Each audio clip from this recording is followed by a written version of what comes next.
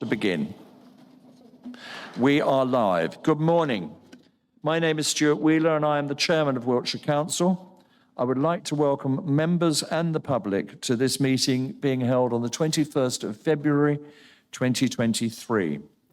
I confirm that this meeting is being recorded and broadcast live to the public, and I refer everyone to the notice included with the summons. First item is apologies. I have currently received apologies from Tony Jackson, Charles McGrath, Andrew Oliver, Sam Pearce-Kearney, and Robert Ewell. Is anybody aware of any? Councillor Thorne. Councillor Nick Etherington. Thank you. Councillor Edwards, any other? Edwards, right, okay. Somebody's got it. Any other known absentees? None. Right, okay. Thank you very much indeed. Moving on. I now move item 2. I move that the minutes of the meetings held on 18th of October as contained in pages 7 to 44 of your summons be confirmed and signed as a true and correct record. Seconded. Thank you very much, James. Are there any objections to the minutes being approved by assent of the meeting? I see no objections. The minutes are therefore approved. Declarations of interest. In a moment, I'm going to ask members if they have any disclosable interest to declare to the meeting. I remind members that this includes disclosable pecuniary interests and other registrable interests as set out in the Code of Conduct. Where a member has such a disclosable interest, they are required to leave the room during discussion or vote on that specific matter.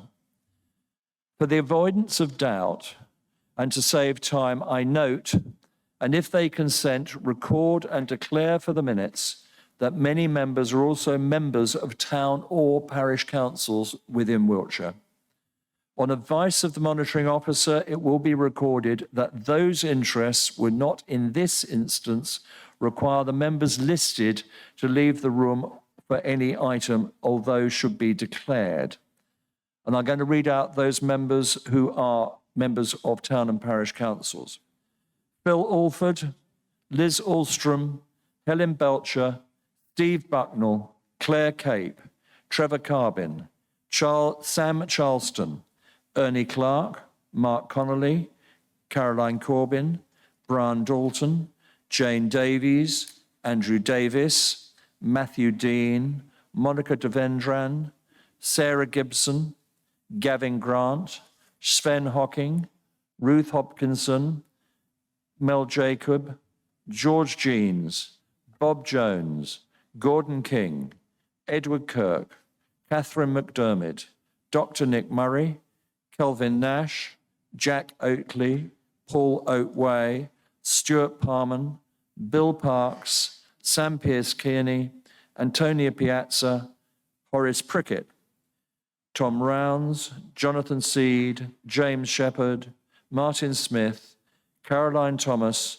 Ian Thorne, Joe Trigg, Tim Trimble, Tony Trotman, Mark Verbinnen, David Vigar, Ian Wallace, Bridget Wayman, Graham Wright, and Robert Ewell.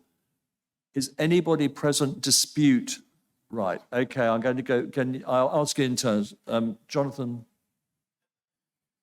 Thank you, Chair. I am a member of Melksham Town Council. Thank you. Could you, yep. Thank you, Chair. I'm a member of Salisbury City Council. Paul Sample, very proud to be a member of Salisbury City Council. A proud member. Paul Sample, thank you. Hang on. Yep. Daniel Cave, Trowbridge Council. Dominic Munns, West Lavington.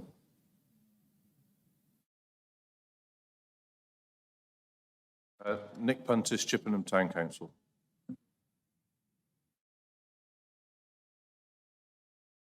Johnny Kidney, Winsley Parish Council.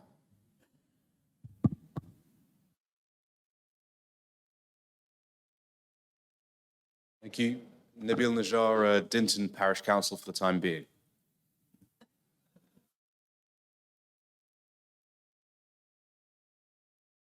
Thank you, Nabil. That seems to be A, amusing and B, controversial.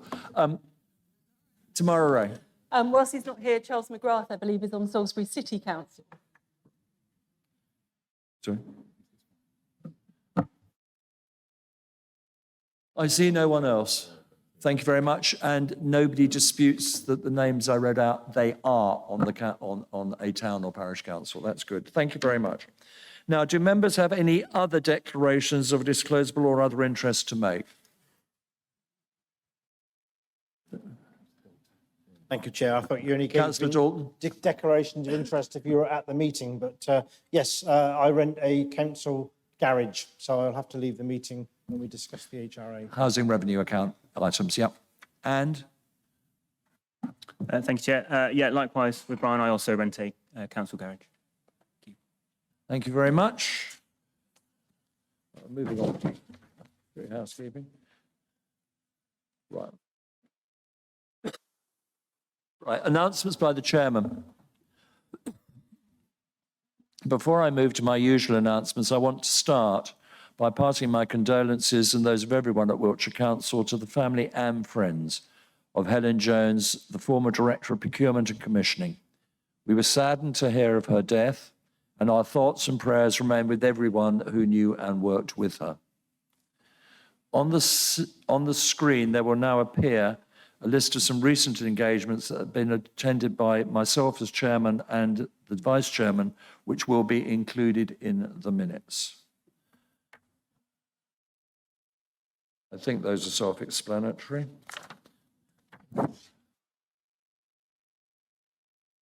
Okay.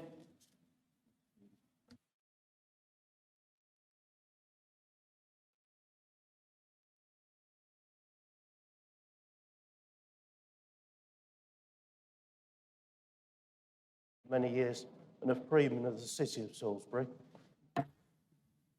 Thank you. I'm happy to do that. Yep, absolutely. Councillor Robert Key, who was a well-known MP, I think it would be fair to say, and a very fine singer, if I remember right. Moving on the screen now, there appears a list of the residents of Wiltshire honoured in the recent New Year's honours list. I would like to extend congratulations to all those who have been honoured, and in particular noting the award to one of our own members. The awards are as follows: CBE, the Countess of Bessborough, who lives in East Winterslow; the OBE, Councillor Helen Belcher; John Churchill; James Hepburn Scott; Rachel Hick; Elizabeth Jackson; Catherine Spencer; Toby Sutton; and Professor Geoffrey Till. The MBE was awarded to David Bickers, Patrick Bradley, Merrill Hayward, and Helen Yeadon, and the BEM to Sarah Brewis, Polly Cox, Nicholas Cross, Barbara King, and Juliet Pearson. Finally, it is with deep sadness that I announce the death of the former chairman of this council, Julian Johnson, shortly before the new year. Councillor Johnson was the member for Downton and Ebble Valley on this council from 2009 to 2017, and he served as chairman of the Standards Committee from 2012 to 2017. Councillor Johnson was also formerly a member on Wiltshire County Council as the member for Downton and Ebble Valley from 2005 to 2009. And then the member for Downton from 1993 to 2005, and he served as chairman of Wiltshire Council 2001 to 2002. I knew Julian well. I always found him a remarkably nice man and a very, very good servant to his constituency. But I would like to ask the leader of the council, who I believe succeeded him in Downton and Ebble Valley, if he would like to say a few words. Yes, thank you, Chairman. Yes, also knew Julian well. I mean, he was a thoroughly decent man, as anyone who ever met him would have readily acknowledged. He stayed on as a member of Wiltshire Council, perhaps beyond the point at which his health suggested he should have done, because he had a huge passion for the New Forest National Park. And it's worth reiterating, for those of you who don't know, we do have a portion of the national park inside Wiltshire. And it was his seat on Wiltshire Council that enabled him to sit on the New Forest National Park Authority, of which he was also chairman for many years. And that was something that really mattered to him, really drove him. And very sad to have heard of his passing. Thank you very much, Richard. Now, moving on, the final nice thing I have to do. Oh, sorry, Ricky, I do apologise. Thank you, Chairman. Can I just say I'm very sad to hear the news of Julian Johnson. I served with him from about 93 onwards. He was passionate about youth and community services. I served with him for over a decade on the activity centre in Wilton Road, which is now space for 5 new council houses. But Julian was a real rolled his sleeves up, got stuck in, supported our youth service. So it was very sad news. He'll be surely missed. He was a true gentleman, in my opinion. And the final pleasant duty I have to perform is to welcome Councillor Charleston to his first full council meeting, as he has recently been elected to the seat of Salisbury St Paul's. Congratulations.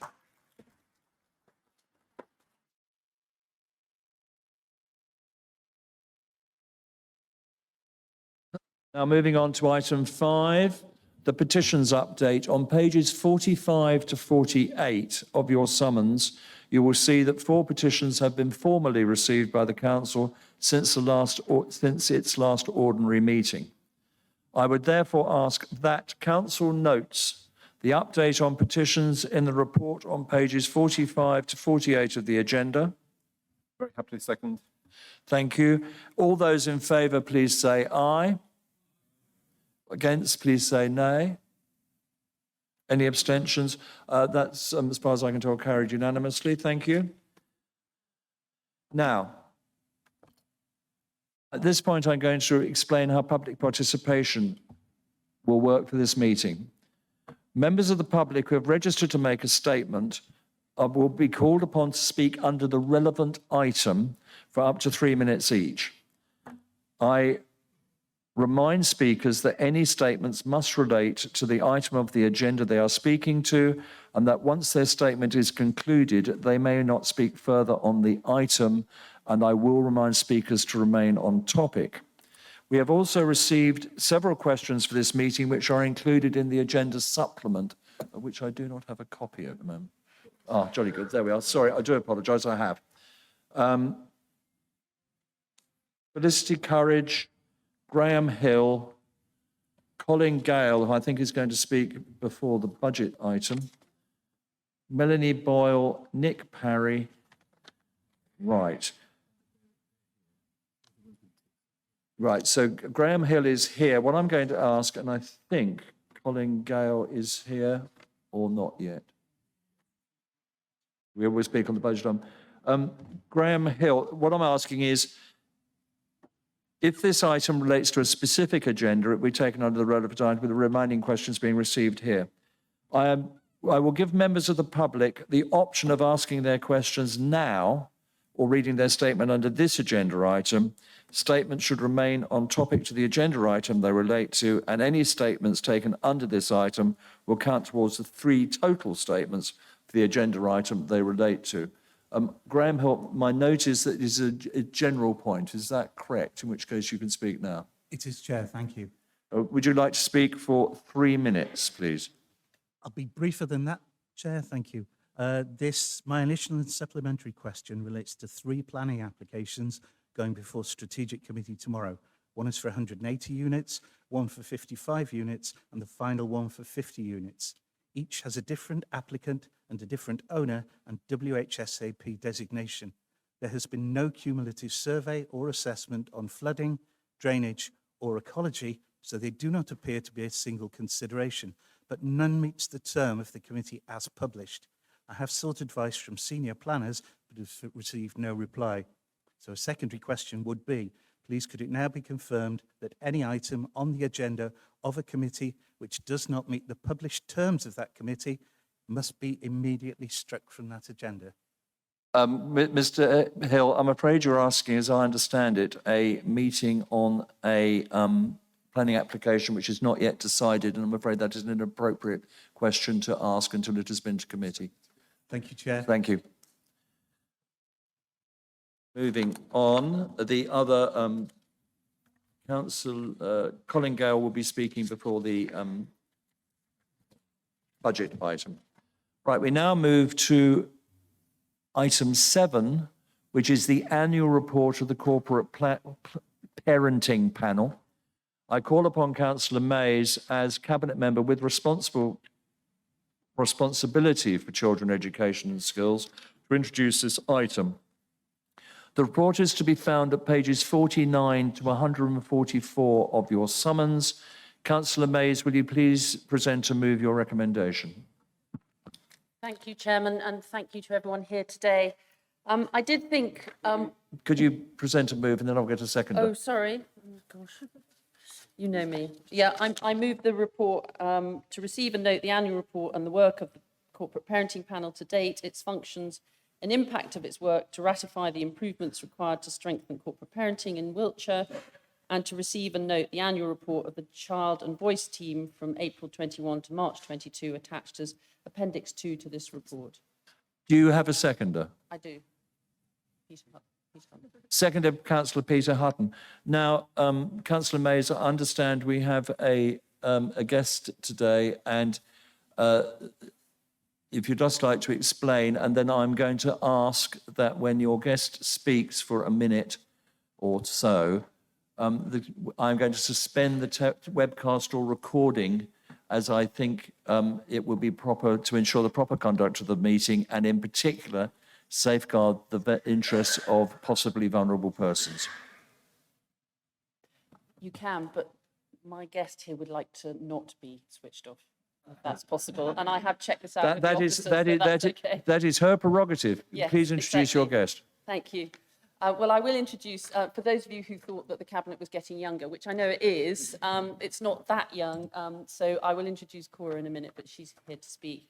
And I would ask, as a request to everyone here for this item, that all our laptops are shut and that we switch our phones off. And it was interesting when I realised that the report was coming to the budget meeting. I thought, oh, this is not a good day, because I know what people's minds are on. But actually, I've changed my mind on that. I think this is actually the best day for this budget, for this paper to come here, because A, we're all here. It's an important meeting. But also it gives us a chance to reflect on our roles as corporate parents. And as we all know, we are all corporate parents in this room. I know I remind you every year or every time I speak, but there is nothing in my mind that we do that's more important than this role. And that's, it is reflected in our business plan as well, where we want to give every child the best start in life to reach their potential. And specifically for the Corporate Parenting Panel, to deliver better outcomes for our children and young people in care when they leave care. Now, this is a service where we have made huge improvements over the last few years, and I really want to thank the Wiltshire Council officers for all the work that they do. The Voice team have absolutely transformed the way that we hear the voice of the children in everything we do, and Cora here will be telling us more about what they've been up to. But the work we do with our young people really helps us to improve the service and their lives. But I'd also like to thank the members of the Corporate Parenting Panel for their continued hard work. They provide valuable direction and support, and they work with our young people and our officers to make a difference. We are all given a strategic objective. There are 7 you will see in the report, and we all have to report in to Lisa and do our work in between meetings, so that it's not just a series of meetings where nothing happens. This is a service where we really do change things. We've also joined in with lots of activities, which Cora will tell you a little bit more about. My horse riding skills and baking skills have improved considerably in the last year. But what is also wonderful about these times when we spend with young people is we really get to hear their stories and hear how we can really improve the service. And just a few changes that we've made in the last year. All care experienced children will now be in band 1 for housing, which puts them quite rightly to the top of the list when they have a housing need. We've also increased the care leavers allowance and moving on allowance from £2,000 to £3,000. Also, some of the members, me included, of the corporate parenting panel lived on the care leavers allowance of £53 for a week, for which we had to buy all our food and everything that we wanted to do for that week. And I can tell you, for me, it was tough. I did it. I skipped a lot of meals. I ate a lot of wonky vegetables and made a lot of soup. But it was really hard, and it stopped me from doing lots of the things that I would naturally do, like an exercise class. And so that really brought to life how far that budget has to go and what we can do. And we've certainly made changes to the support we can now offer our young people. I also want to thank the councillors here who very kindly donated Christmas vouchers. We didn't quite get to our total, but thank you to all of those who did. I know all the children in care who received those vouchers were very grateful. The report lays out the facts and figures, and we are performing well. Our numbers are stable, and our prevention work is reducing the number of children who come into care so that they can remain with our families. Our virtual school do an excellent job in ensuring children reach their full potential. And I think it's a lot of the stories that really kind of highlight what all the hard work that everyone does really has on the impact of people's lives. So I've just got a few here. We've got one child who achieved A star, AA in her A-levels, and this summer is starting an English literature degree at the University of Exeter. Another passed her A-levels and is starting a sociology degree at Westminster University. Another passed his level 2 plumbing course and has started his level 3 course this year, and he's well on his way to being a qualified plumber. And I might make a claim now for their services, because it's very hard to get a good plumber.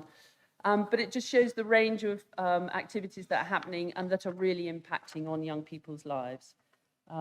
Our placement stability is good, and we've increased the percentage of in-house foster carers, but we need more foster carers. We've got wonderful Mary Champion here, is a fabulous foster carer, but we need more.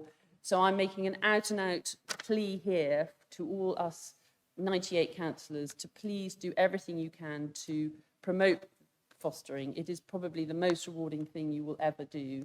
And we all know our communities. We know the right people in our communities who would make good foster carers. So please think on. If all of us produce one foster carer, it would go a long way. So ultimately, we're here to improve children's lives, children in care's life. So I'm now going to hand over to Cora, who's going to update you on what the Children in Care Council have been up to. And when I asked Cora how she managed to get here on a college day, it's because she said she worked so hard last night so that she was free to come here today. So I'm going to hand over to Cora. Brilliant, thank you. I'd like to thank you for taking me here to have this amazing opportunity. I've come here to help you guys understand a young person's point of view. For the Children in Care Council, they have become a big part of my life. I started when I was about 12, maybe 13. I'm now 16 years old. When I was 12, I was terrible. I never had like a stability. Under 12, I moved into care when I was 7 years old. Foster placements. No one could understand me. I just felt so alone. I moved to a residential home when I hit 12. That's when I met Joe and I met Cameron and all the other lovely workers there. And now you may think, oh, well, they've definitely told you to say this. No, Joe told me, he goes, there's a few questions that are going to be asked, but you know what, I think you got this. I was like, you know what, sure. And then I turned out and it's a massive room of loads of people. So give me a minute. But no, so as she has described to you, that we do a load of activities. I do see the activities as an adventure for young people to have. So it's a very nice experience for everyone to get together. Different ages, young ages, my ages. Joe and Cameron have definitely experienced us to make a friendship. You know, they've experienced us to be all together in one. We do PGL trip where we went on holiday for 4 days. We went out to do canoeing, kayaking. 5 of us decided, you know what, you only live once and you do. And I was like, you know what, I really want to jump in this lake. Freezing cold after, but you know what, it was worth it. And we got amazing photos and videos. Obviously, there's a video after that I edited to show you guys the experiences. It's a whole lot easier to describe to back my evidence of it all. But yeah, it's been an amazing experience with Joe and Cameron and every other lady and gentleman that is in and supported me. I'm now in college. I did 14 to 16 course. I passed that. I'm doing another level 1. So it's been a struggle for me when I was younger. Joe and Cameron has experienced on what I have done with friendships, relationships, let alone just in the group. It has experienced me out of the group to meet my relationships, a positive relationship with people, positive friendships. And it's just a big, amazing achievement to be here today. And I hope showing you this video experiences a whole lot of amazing activities that young people do experience for you guys. Thank you.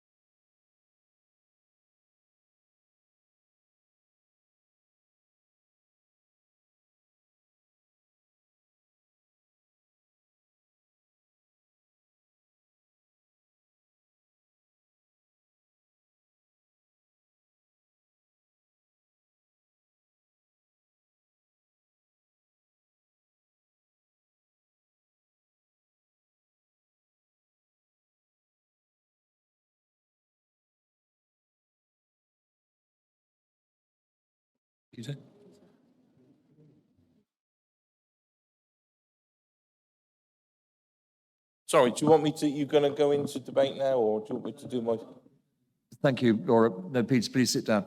I think we're going to go into debate in a minute. We will now hear from group leaders before opening to other members. First of all, Councillor Richard Clewer. Thank you, Chairman. It's always really inspirational when we get this report and see the great work that's going on. It's great to see that positive engagement, those positive results. It's also been very interesting with the assurance visits that we've had. Government keep a very close eye on us in this area, and the feedback we're getting there gives me a great deal of confidence that not only are we on the right track, but that as a council, we're doing this pretty well. I'll say pretty well, because this is an area where we can never stop looking for improvement. Outcomes for too many of the young people across the country, less so in Wiltshire, but still too many, need to be improved and are below the average for our children. And it's really important that we as a council do everything we can as corporate parents in supporting our looked after children to attain the best that they can for their lives. So great, really inspirational, but don't ever take it for granted. We don't ever take the foot off the gas on this one. Thank you very much, Councillor Clewer. Councillor Thorne. Yes, thank you, Chairman. Firstly, thank you very much indeed to Cora. What bravery. You were expecting a small room, half a dozen people to talk to. You turn up today and here is the ranks and masses of Wiltshire Council. So many congratulations. One of the most inspiring speeches I suspect we'll hear through the whole course of the day. Pretty sure about that one. And you know what, I thought it was very interesting, your point about not being switched off in relation to the broadcast. Because I think that's one of the key messages, I think, for and from young people about not being switched off and being listened to. And I'm very aware, I think I was on the corporate parenting panel for a short while, a number of years ago, but still very much recognize all of our responsibilities as corporate parents. It's one of those wonderful, unifying, uniting activities that we can all absolutely understand and recognize, and I think do more to support and help. And I just want to finish by thanking Laura for her fantastic leadership that we've seen over so many years, and also thank the officers who really make this possible, but most importantly, thanking all those young people who come through the system, so many of them who come out as rising stars, whether it's academically or otherwise. And I'll just finish by saying, Laura, at the end of the meeting, if you can pass me the plumber's details too, then we'll all be very happy. But many congratulations, Cora. Thank you, Councillor Thorne. Councillor Clark. Thanks, Chairman. Again, congratulations and thank you very much for the presentation. As far as content goes, Chairman, I don't think I can add anything to what's already been said, so I'll keep it short. Thank you. Thank you, Councillor Clark. And Councillor Rogers. Thank you, Chairman. Can I add my congratulations to Cora for standing up in front of this esteemed body and speaking so eloquently and freely. I think my thanks, as previous, want to go to the staff that deliver this service. Second to none, never ending. Keep up the good work. Thank you, Councillor Rogers. I will now open the item to debate. Those wishing to speak, please indicate. The first I have is Councillor Peter Hutton. Thank you, Chairman. And again, can I thank Cora for attending today's meeting? All of us feel with a bit of jeopardy when we attend this meeting, so thank you for what you're doing. My role as chairman of the corporate parenting panel is a delight. I meet many people like Cora, and as has been said by many members, I meet many of our officers who are completely dedicated to the service, and also our external partners who again contribute throughout the year to the corporate parenting panel. I would also like to personally thank Joe Sutton from the Voice team and Cameron Strawson. Their role is to bring in the voice of our young people. Without them, we would have direction, but we now have specific direction on where we can put our resources. So thank you to both of you for that. The panel continues to strive to improve the service that it offers, but it also recognises the challenges ahead, many of what you've heard of today. But we are there to make sure that the lives of our young people are meaningful and purposeful, and I think we do that. And as Councillor Clure has alluded to, we had the DFE in last year, and they too have recognised the work of the corporate parenting panel and the commitment and dedication of our officers, all of which is to be applauded. And finally, I would personally like to recognise all the many achievements, some you've heard from Corey today, from our variety of young children. And just to say briefly, we are very proud of you all. Thank you. Thank you, Councillor. Now, Councillor Hubbard, please. Thank you, Chair. I'm pleased to report this item has come through scrutiny. I'm not sure why scrutiny we weren't called, but it has come through scrutiny. We did look at it at length, and scrutiny did want to commend the quality of the report this year. There's been a lot of learning that's been taken on board over the last few years about what should be in the report, and we did feel this was a really good report this year that came forward.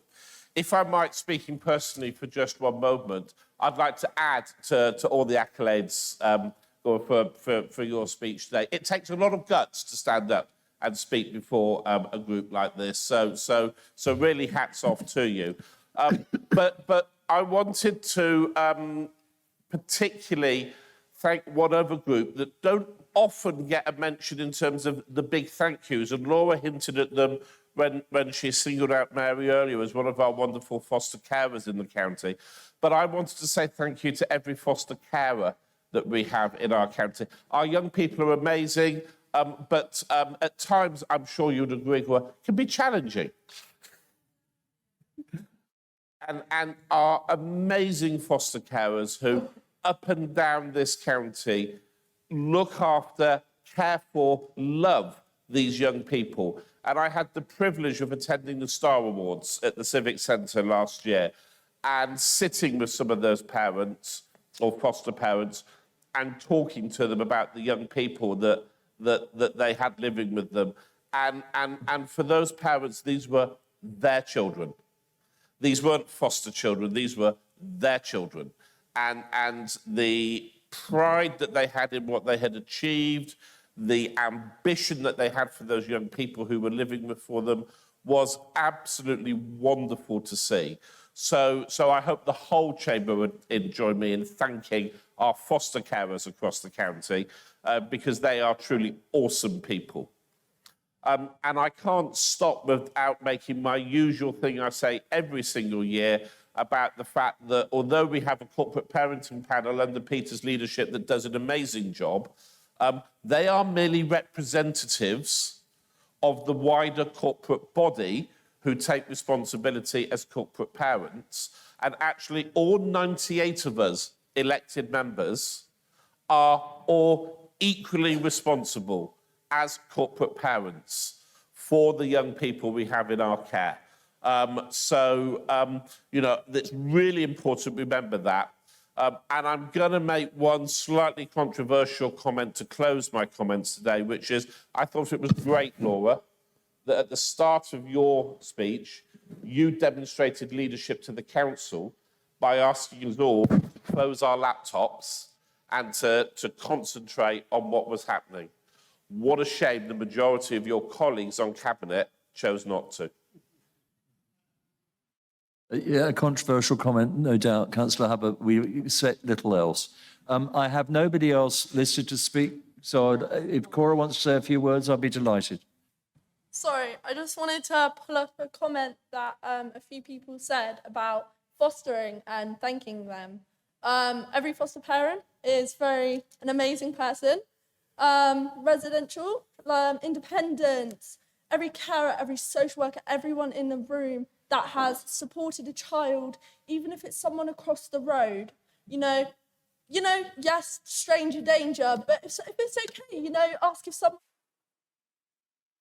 just to be there for that person is an amazing experience. It doesn't matter if you're high management, as long as they're there for you, then that's the main thing. So it's an amazing experience for that. And I do think with all the fostering, I do think that the teenagers don't get fostered as much because of drugs, alcohol, smoking. But let's be real, half of this room, most of you when you were younger did all of that. So I do believe that having more fostering panel amazing, and I just like to say a big thank you for everyone saying that I've just done it. I just like to experience a child's voice, people that are watching, everyone in this room. A child can't experience that. A child can't say what they have in their words. So for me to bring that up and help a child in the future or someone now, that would be amazing. So sorry, I'll let you get back to your guys' meeting, but I just want to say that.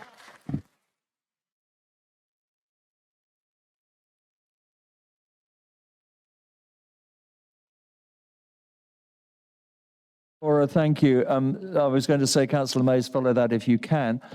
Do you have any comments before we move to the vote? No, well, obviously, I really want to thank Cora, and I knew she'd be good, but I didn't know she'd be that good. So it's hard. But I just want to, reiterate, we are ambitious for every child, and I'm sure you all share that. We need to, set their spirit free, let them really expand, and that's the way it's got to be. That they've got to have every opportunity available to them. So I commend this report, and as per the proposals. Thank you very much, Councillor Mays. Therefore, the council is asked to note this report. All those in favour say aye. Aye. All those against, no. All those abstaining, please indicate. Thank you very much indeed. Now, a member of the public arrived just after the that little session, so I'm actually going to return to item C, a question, and the question was from Felicity Courage. Is Felicity Courage here? Thank you.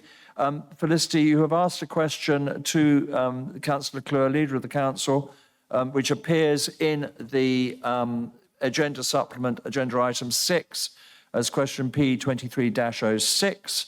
You have received a response. Do you have a supplementary question? I do indeed. So I'm heading up a group of hosts and volunteers to help out our Ukrainian community. So thank you for answering my question about housing. You stated we're reviewing the recent guidance from government, but I can help you with that because the recent guidance from government states that the priority for the funds is to support our Ukrainian guests to overcome barriers to accessing the private rental sector, such as supporting with deposits, rent advances, rent top-ups, etc. There's nothing in their information about building houses. So what I would like to ask is, you have just under 10 million.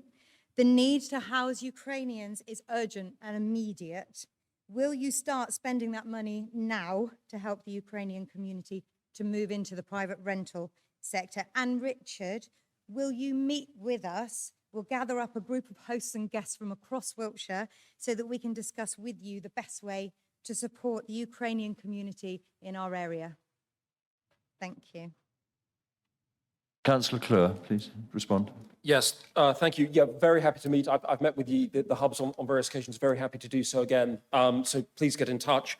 We're not looking at building houses, we're looking through Stone Circle at buying houses to use for Ukrainians. That is in train, and they are working their way through the system at the moment. Some may even have completed by now. It's sort of that close. Government guidance is changing. We are pulling the details together because there are a couple of elements in there where I still need advice. There are elements around acting as a guarantor where I still want to get legal advice on our ability to do that. I'm not sure DLUC have quite understood some of the implications from that legally from a council perspective. I'm anticipating that we will have that resolved inside the next week or so. So there will be, that information will be coming out, let's say a week from now, with a fair wind and sorting out all the legal questions we're still trying to resolve. So a week from now, we'll get some more info. Thank you very much indeed. Moving back to the agenda, we're now going to item 8 on the agenda, and I call upon Councillor Clure, Leader of the Council, to introduce this item. It's the report from the Corporate Peer Challenge, and the report is at pages 145 to 168 of your summons. Councillor Clure, will you please move the recommendation? I move that we note the report. And do you have a seconder? Seconded, Councillor Mays. Councillor Clure, please present your motion. Thank you, Chair. The Corporate Peer Challenge is a process that the Local Government Association carry out for councils. It's designed to provide an independent assessment of how we are and how we're doing. We had a full peer challenge. It was looking at everything. The report that you've got in front of you shows a council that's delivering well, has a clear strategic and operational focus, and a great working relationship between the administration and officers. It's delivering effective services across the board and has a clear plan to transform and improve them. It's sector leading in many ways. Children's services, climate change, housing, governance, our performance and outcome board. Now, you don't need to take my word for that. You can take the words of the independent officers and members from other councils in their report. And these are people who aren't known for pulling their punches when it comes to peer reviews. If you look, for example, at recent reviews of Somerset or Swindon, they all start with the nice headlines, but when you get into the recommendations, they're pretty blunt when they need to be. Wiltshire's Peer Challenge, however, is overwhelmingly positive. And I'm delighted to share some of the highlights with you using the words of the LGA review team. A collaborative, open and transparent organisational culture where challenge is genuinely welcomed between officers and members. A values-led organisation. This one council approach is enabling the council as a whole to work collectively on delivering the outcomes stated in the business plan. Unfettered by traditional service and professional boundaries, a truly positive organisational culture pervades all levels of the council, where collaboration and challenge do appear to be genuinely welcomed and encouraged. The council has impressive organisational governance. There's clarity around roles and responsibilities, and member-officer relationships are strong and productive. Effective governance is seen as an enabler for the delivery of business plan objectives, and the Council should be commended for the improvements it's made in this area. Scrutiny is well resourced, and members feel they're able to challenge and influence the policy agenda. The business plan is visibly providing organisational direction and quite clearly owned by members. It has well-articulated aims and activities, and members and officers are conversant in how performance will be managed. The Council's work to mitigate and adapt to the impacts of climate change is impressive, with many activities that would be considered exceptional in other organisations being seen as very much as the day job. Wiltshire Council is excelling in work to address climate change. The team saw and heard work in this area that they feel the wider sector would benefit from and would encourage the Council to be more proactive in sharing best practice regionally and nationally. There's a lot to be learned from the approach they're taken. Bear in mind, these aren't my words, they're their words. There are many improvement success stories within the Council, not least within children's services. Learning from this improvement journey is now improving transformation in adult services. Nowhere is a focus on improving outcomes for some of the most vulnerable in the community more evident than in children's services in Wiltshire Council. The focus is very much on driving service improvements from residents. Area boards provide a structured forum for elected members. Grants are now clearly aligned to the business plan. Area boards could have a more clearly defined role as conveners of partners from all sectors at the local level. I think that's a fair point and one we should build on. Stone Circle is maturing well with sound governance in place.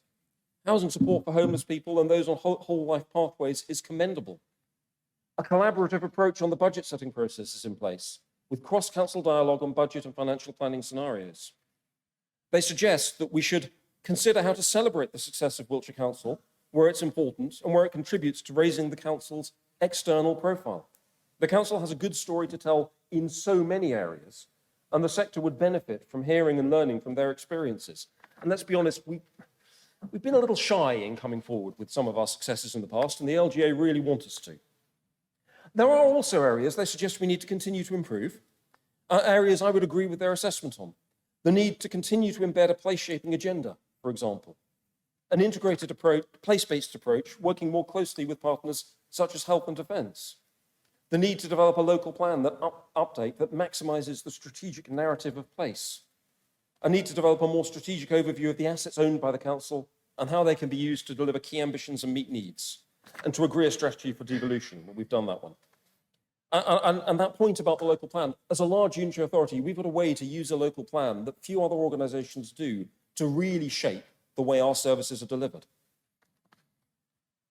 And to sum up their responses, again, back to their words, the stable basis should now allow the Chief Executive and Leader to continue to adopt a more proactive and outwardly looking approach, locally, regionally, and nationally.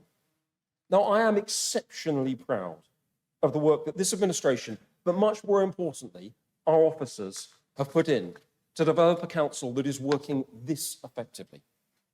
It's a testament to a great deal of collaborative working and trust between members and officers. We're not just seen by our peers as delivering well, but as working in ways the rest of local government should learn from and emulate, a ringing endorsement. So I want to say thank you to my cabinet, to portfolio holders, to scrutiny, but most importantly, to all of our officers and particularly the senior leadership team, and to congratulate all of you on the work you've put in over the last few years to deliver the high-performing council reflected in this report. Councillor Clure, thank you very much indeed. I now call on other group leaders, and before I will open the debate, first of all, Councillor Thorne. Thank you very much indeed, Chair, and I echo quite a lot of what Richard said, I think. And it's a real test and a challenge to invite others to view us as a local authority. I think that the panel, both in terms of members and indeed of officers, was impressive. And I think given the enormous stress and challenge faced by our officers at every single level across the administration and indeed across the council, that this is a tremendous feather in their cap. So I'm very happy, as the agenda requires us to do so, to note the report, and I congratulate every single member, every single employee of this council for everything that they do to make Wiltshire a better place. Thank you, Chairman. Thank you very much. Thank you very much indeed, Councillor Thorne. Councillor Clark. Nothing to add. Thank you, Councillor Clark. Councillor Rogers. Thank you, Chairman. Obviously want to welcome the report, and it's a good report. I can say that both Ernie and I took part in the consultation. We told them the good, the bad and the ugly from our point of view. Totally honest. We felt that our opinions had been taken into account, and that's reflected in the report. So I think there's everything to look forward to if you continue to work in an open and transparent way. Councillor Rogers, thank you very much indeed. I'm now happy to open the item to debate. Any of those wishing to speak, please indicate. The first I have is Councillor Mays. Councillor Mays. Thank you. Well, in children's services, we're used to being inspected, and so for us, it was less of a challenge than it perhaps was for other departments. But I'm particularly proud of the report and the way they analysed our service here in children's services. We have made significant improvements over the years, but what was interesting for me was particularly the finance director, who was Oxfordshire County Council, was very impressed by the way we had managed our finances in children's services. And that was very much due to our prevention work, which is really beginning to have a hold now. And I think that is another reason why, as a service, we continue to improve. So I fully endorse this report, and I'm particularly proud of the work of our staff in children's services. Councillor Mays, thank you very much indeed. I have no one else indicating they wish to speak, so I will close the debate, but ask Councillor Clure, does he have any?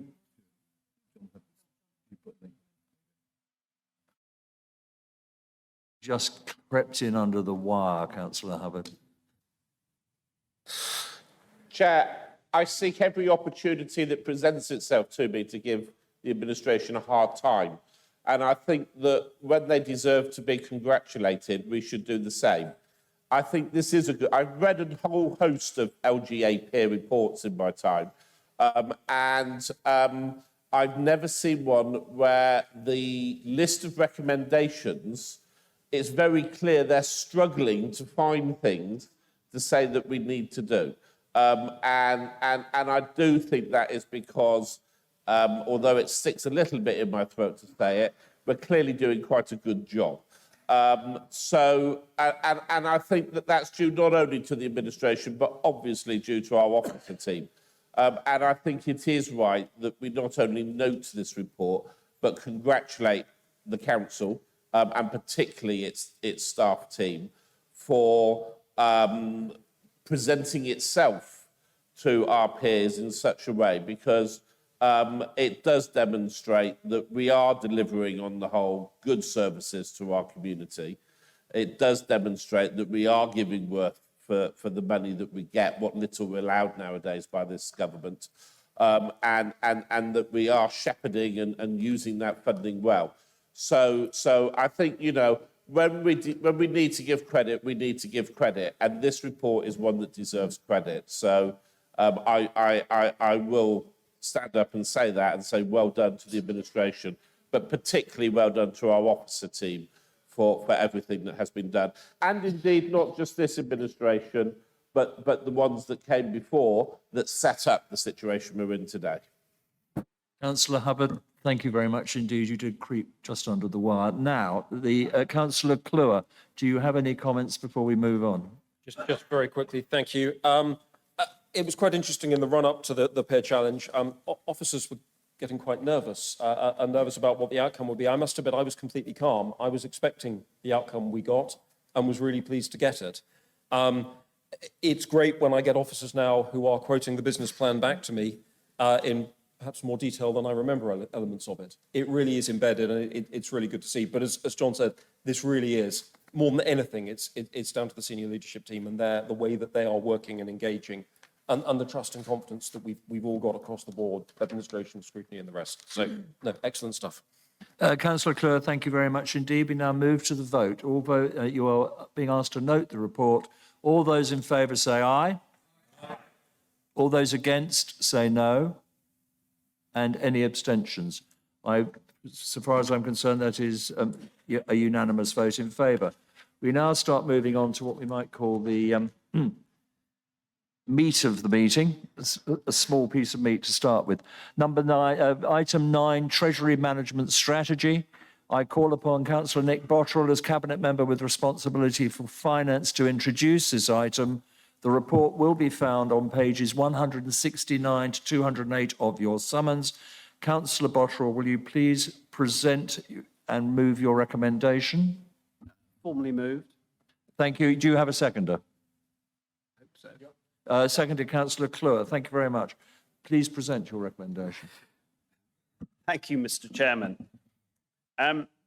I was told during the various meetings that at which we discussed these things, cabinet and things, that there was usually very little interest in the Treasury management strategy, and I think that's a great pity. Because if the revenue spending of the council is the fuel which powers the organisation, then surely the analogy with the balance sheet is that it's the engine itself, the nuts and bolts. And if the engine fails, the organisation can't function.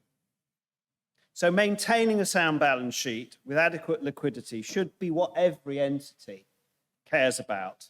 And as a council, we are no different. With one major exception, a very major exception. We are, of course, the stewards of public money. So we have huge sums on both sides of our balance sheet as a huge organisation. And there's therefore a need for rigour.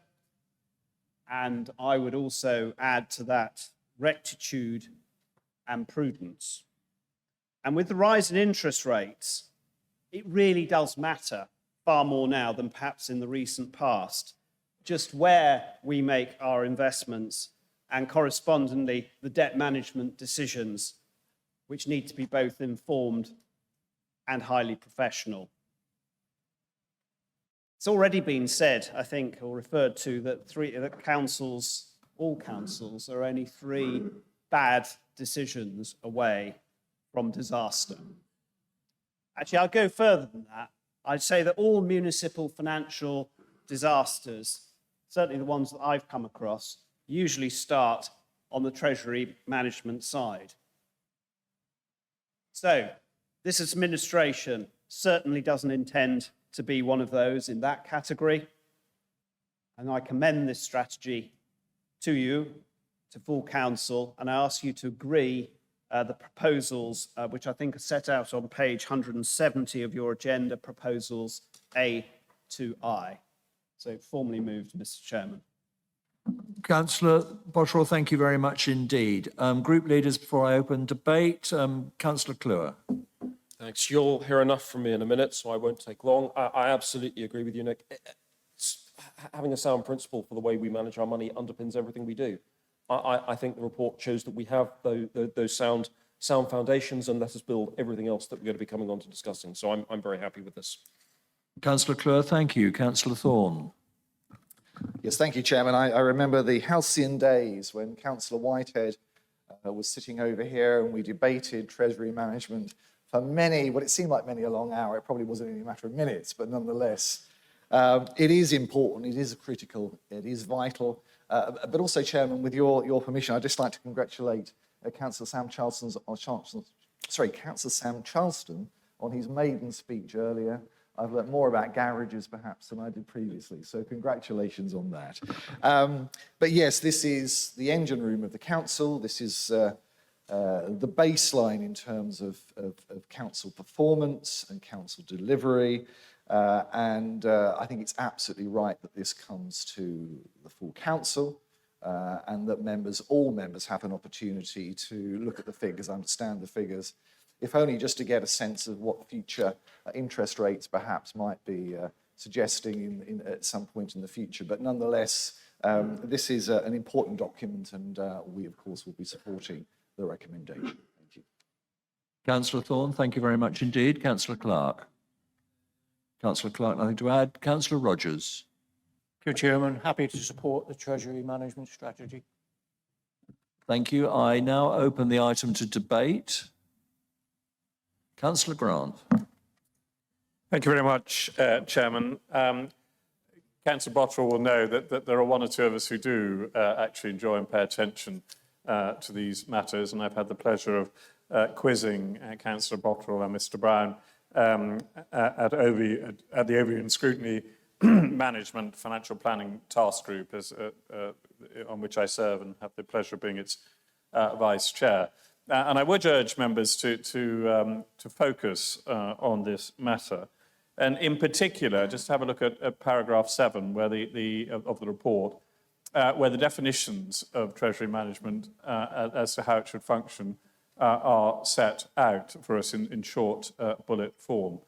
And in particular, I welcome the rigour that our finance team have brought to this area of work. And indeed, the fact that the documentation that scrutiny now receives is clear, crisp, and understandable even to those of us who are not technically qualified in this regard.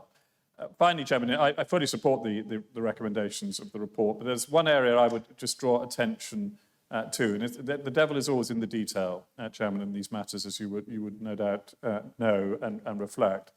And that is that there is an interrelationship here between the capital budgets of our council and our capacity to fulfil those annual capital budgets and the borrowing requirements of the council. Those capital budgets often split into two different camps.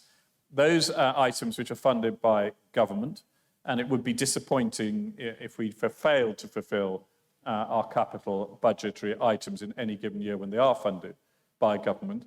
But the impact upon this council of such a failure is perhaps a degree of embarrassment and frustration in not making those capital items real. But the financial implications of it are relatively few and their impact minimal. However, there is a second category here, which are those capital items where borrowings are made by this council, and for the most part that's through the Public Works Loans Board. And as Councillor Bottrell knows, as Mr Brown knows, as others who've looked at this area know, the failure to fulfil those capital has implications for this council. They may not be in the actual financial year where the capital budget is present, but they are in the subsequent financial year. And Mr Brown, and through you, Chairman, I thank the Cabinet member, have agreed that going forward, in terms of our capital budget scrutiny, those items will be highlighted as to which category they actually sit in. So I am delighted that we have in Councillor Bottrell, as we had in Councillor Church and in my old sparring partner, who no doubt will be back at it again later on today over there. We have cabinet members that actually are taking a keen interest in this area, and I'm absolutely delighted with the calibre of the officers that we have in our finance team, who are enabling that scrutiny, that advice to be good and that scrutiny to happen. Thank you, Chairman. Thank you very much, Councillor Grant. I have no other member looking. Do I now? Oh, sorry, I do apologise. Councillor Whitehead. Thank you, Chair. One of my disappointments in the report, and I wouldn't like to suggest that Councillor Thorne hasn't read it in the same detail I did, because I wouldn't suggest such a thing.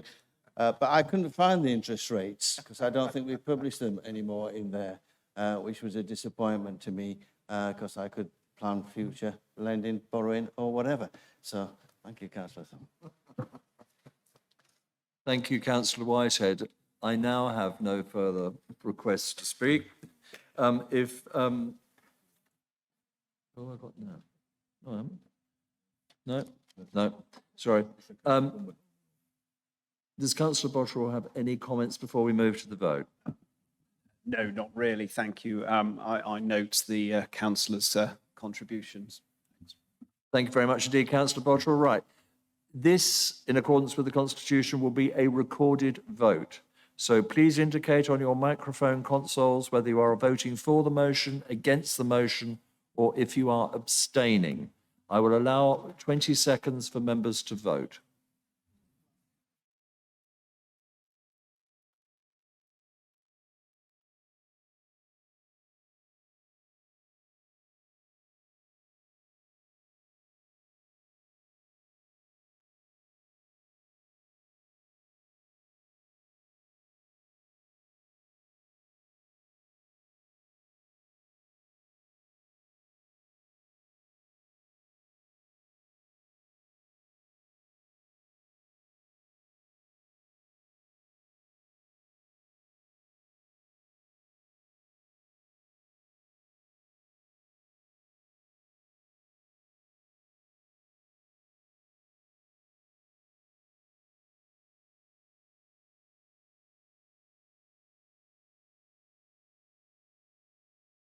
What I show is 486, against none, abstain none, so that is unanimous. And all members just make sure they are logged in. And what I would say is I believe I'm right in saying your screen will be flashing if you are not logged in. If anybody's not logged in, please raise a hand and somebody will come and help you. Now, we move without doubt to the main course of today's business. Item 10, the budget for 23-24 and the medium-term financial strategy 23-24. Right, before I'm going to do a little bit of housekeeping. Before I ask the leader to introduce this item, I will draw attention to the various items and papers circulated in connection with Council's consideration of this item. The items listed on the summons front sheet as items 10A to F. That is 10A, Budget 23-24 and the Medium-Term Financial Strategy 23-24, 25 and 26. This is the report of the Chief Executive and accompanying budget papers approved by Cabinet on 31 January 23 and appear in pages 211 to 360 of your papers. Item 10B is the extract of minutes of Cabinet held on 31st of January 23, pages 361 to 366. 10C, we have the proposed amendments to the budget. The proposed amendments to the budget are from Councillor Ricky Rogers, Amendment A, and Councillors Gavin Grant and Ian Thorne, Amendments B to E, which appear on pages 367 to 386.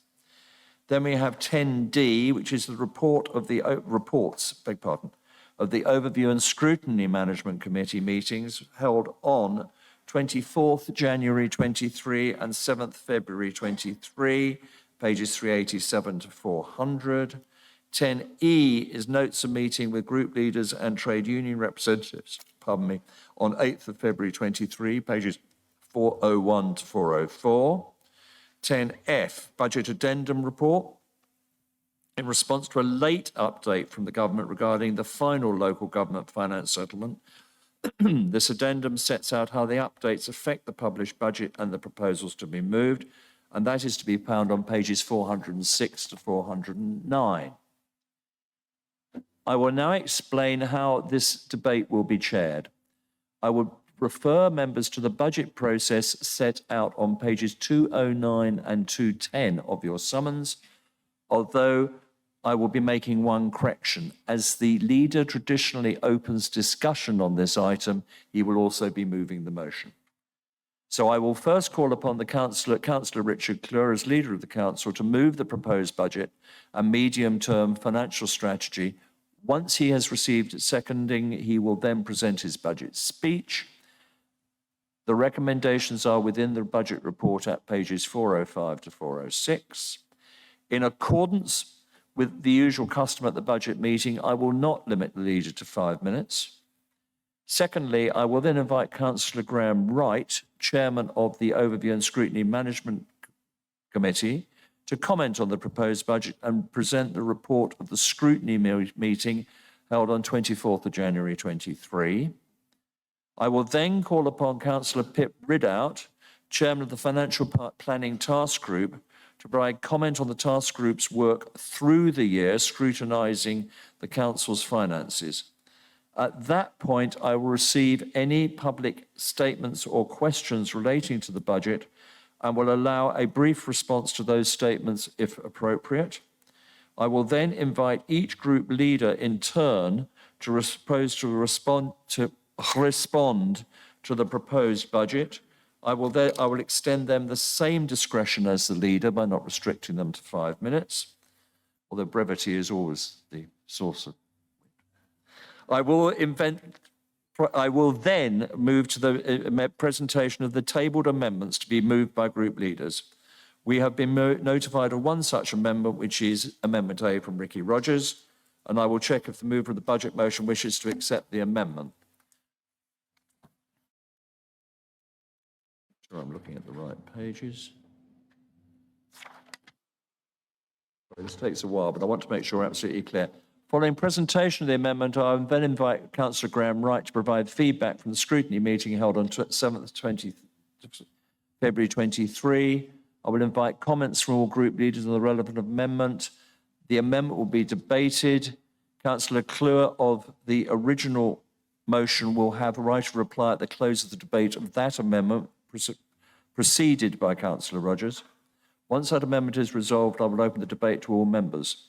And then we will go likewise. I'll call on Councillor Grant to move Amendment B. Same process will be followed. After that amendment is resolved, I will return to Councillor Grant to move Amendment C, and then in turn Amendments D and E. Once all amendments have been dealt with, we then return to the main business and continue with debate on the budget. No notice has been provided of any other amendments that will be moved, and no other amendments will have been through the established overview and scrutiny process. I would add, actually, when I invite Councillor Graham Wright to provide feedback from the scrutiny meeting held on 7th of February 23, I will ask him if he wishes to comment on each amendment in turn, or whether he will supply almost what I would call a blanket statement on all 5 amendments, which might save a little bit of time. Okay. No other amendments have been through the established overview and scrutiny process. Any such amendment moved will therefore not have been assessed by statutory officers, and I will need to adjourn this meeting to enable those amendments to be properly considered and advice provided. Finally, all votes on the budget are recorded votes. Thank you for your patience. We will now begin the item.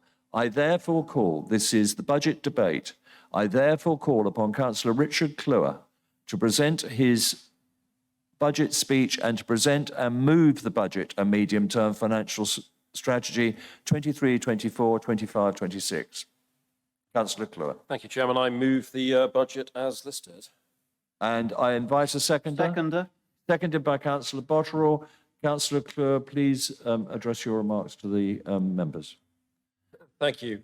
Before I come on to the budget speech, I've been asked to just draw attention to the changes that have come out at the very last minute as a result of the additional part of the government settlement, the £502,000 that was only approved on the 7th of February. It increases the net budget requirement to now, rounding up, 466 million. I would draw members' attention to pages 405, 406 in the summons about how we are proposing to use that funding, with the removal of 150,000 draw from reserves to fund the delay in the implementation of the Visit Wiltshire saving from 23-24 to 24-25, and the rest of that funding of £352,000 being moved into the business plan priority reserve. So if members need to want to look at any of that, those are the relevant sections. So, the budget. Well, may you live in interesting times. A traditional Chinese curse, and one that has far more resonance with us now than we would like. The invasion of Ukraine by Putin, on the back of the recovery from COVID, has placed public finances and public services under a level of strain never before felt. Inflation has hit us all, residents, businesses, and Wiltshire Council alike. And the challenge of delivering our services cannot be underestimated. And I think it's also worth noting, as we sit in the chamber, as I stand, looking at some of the other changes we've seen in the country in the last year. We have the portrait of Her Majesty still on the wall. We're waiting for the new official portrait of His Majesty. But that's been a massive change as well over the course of the last year. Before talking through the detail of the budget, I wanted to note the work that's been done over the last year by government, the council and this administration to support our residents through the cost of living crisis. I won't go into every point, but I'll highlight some of them, because I think it's really important to note the amount of work that's been going on. We've improved the efficiency of the 100 least energy efficient council houses through the Green Homes Grant.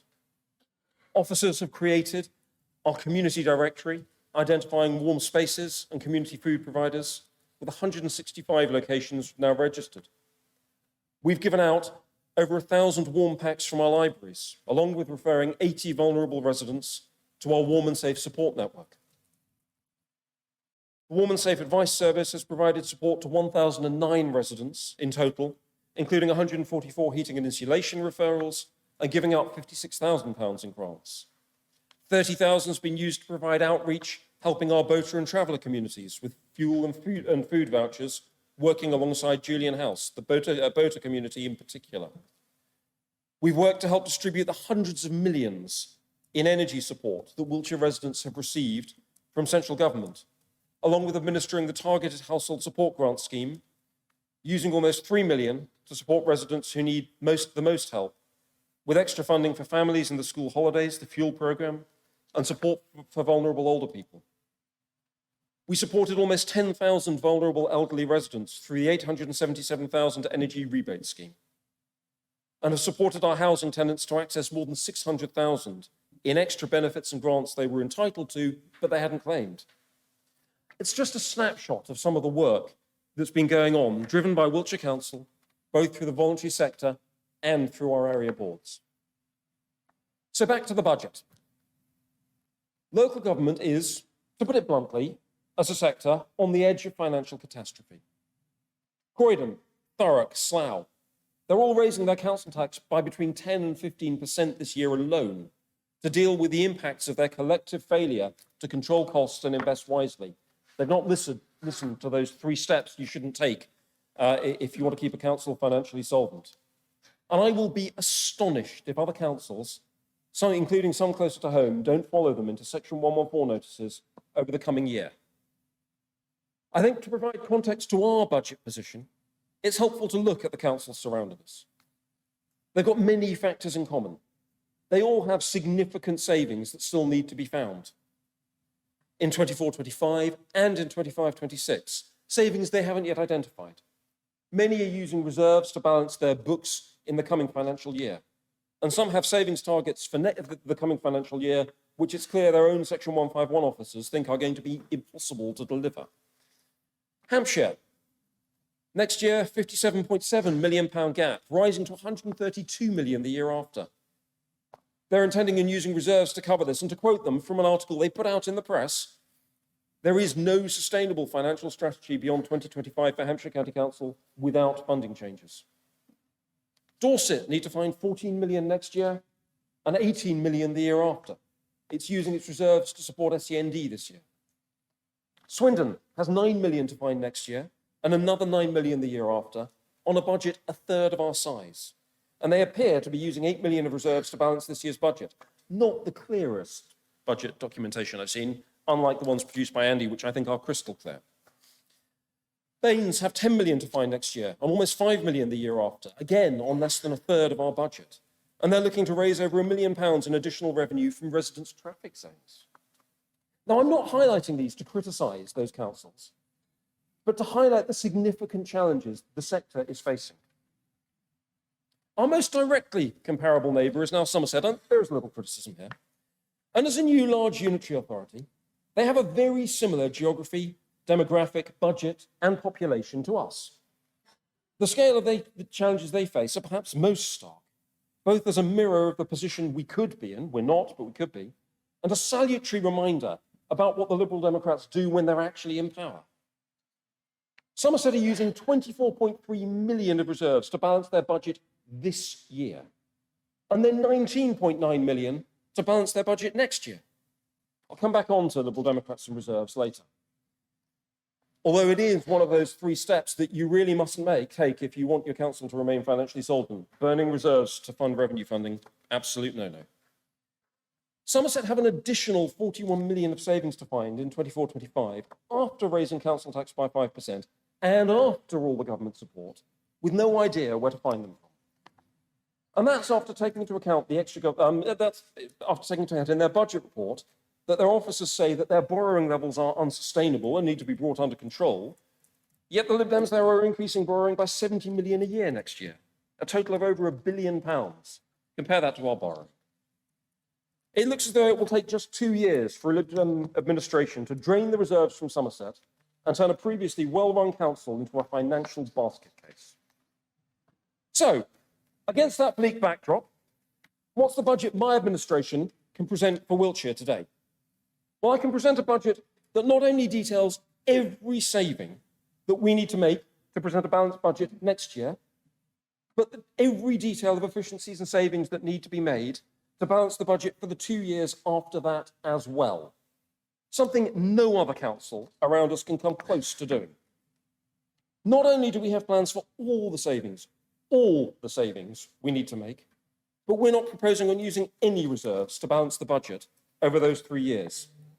And instead, because of the responsible and financially rigorous approach Wiltshire Conservatives have taken, we're able to release 13.1 million of reserves to invest in further preventative work. Laura's already mentioned preventative work. I'll be coming back to it.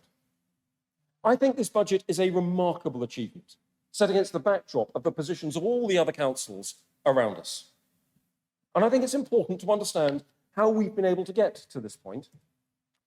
It starts with a manifesto on which we were elected in 2021, a manifesto that was not packed with undeliverable and unfunded promises. And I have to be honest, I stopped with the Lib Dem manifesto when I got to about 300 million, adding up the promises they were making. But it was a serious and measured approach to the challenges Wiltshire faces and the ways that we can tackle them. There are commitments in there on fly tipping, preventative investment on highways and supporting our high streets, and I'll come back to them later. So the council business plan, and it's a document I do carry around with me everywhere, it is absolutely critical to our ability to deliver on a budget, was then developed from the manifesto, with Cabinet and officers working really closely together. Now, we've heard how successful the business plan is from the LGA peer review. The business plan is visibly providing organisational direction and quite clearly owned by members. Everything we do as an organisation, everything is geared around the business plan, and it drives everything we spend money on. It also provides the evidence base that we use to make sure whenever we're spending money, we're doing it in a way that's based on real evidence and will provide significant benefit. In order to control our budget, we've taken an extremely rigorous approach to the way in which we spend money. Looked at the savings and efficiencies we need to make, and that has resulted, particularly last year, in some tough decisions that aren't always popular. That prudent approach, however, ensuring we live within our means and focus our activity where it's most needed, means that we've controlled our costs. We've not seen them escalate out of control. We're also, as an administration and council, completely focused on tackling the long-term systemic problems facing the county of Wiltshire. It is far too tempting in politics to look to short-term gimmicks, to pretend you can solve problems in a short time scale. You only have to look at Westminster and the desire to solve the country's problems with a new policy and a single set of proposals. But it's also far too prevalent, I think, in many of our neighbouring councils, and it is not our approach. We're looking to actually address our long-term problems, invest in solutions, tackle them. Now, good financial management and good government tend to be pretty boring, actually. And in that regard, I am delighted to say that despite the challenges that we face, in many ways, this is a pretty boring budget. It's in control. Now, nowhere is this work more evident than our work in climate change, where our approach doesn't revolve around grand statements and saying, yes, we'll change the world with no idea how to do it, but on long-term plans that have resulted in us being recognised as true leaders in the area inside local government, and more importantly, have saved this council millions of pounds. At the heart of our business plan are 4 guiding themes: prevention, improving social mobility, understanding communities, and working together with partners. The focus on prevention in particular has been critical to the way Wiltshire Council now works and the direction of our budget. Most councils are now facing significant cost increases to their placements for children's services. The work that Wiltshire Council's put in putting resourcing into early intervention, addressing problems as or before they arise, has resulted in us significantly limiting the pressure, the expensive interventions and placements that other councils are now seeing in children's services. And as a result, our placement costs are increasing very slowly, and our children's services budget is under control, unlike any other council I am aware of. The face this year is extremely challenging. Not mince words around that. We've got cost pressures amounting to £69 million on the services we provide. Now, that's partly driven by increasing demand and the changing demographics of Wiltshire as our county's population ages, averagely ages. We're all aging all the time, but the average age in Wiltshire is also going up. But mostly by the impact of inflation on the services the council provides, including the impact of a higher than anticipated pay increase for staff this year. Our budget last year was set at 417 million. Today, we're proposing a budget of 466 million, rising to 480 million in 24-25 and 491 million in 25-26. Some of that extra funding will come from the very welcome support we've had from central government, particularly around adult social care. But we're also proposing to increase council tax this year by a total of 4.99%, split between 2% adult social care and 2.99% council tax. That equates to an extra £1.57 per week on a typical Band D property. We have to use Band D property, it's the criteria where everything is based on. In 24-25, we're confident that based on current forecasts, if nothing gets significantly worse in the global situation, that we can hold that increase to 4%. We'd be allowed 5%, but we're confident with 4%. And in 25-26, it can be limited to 2%.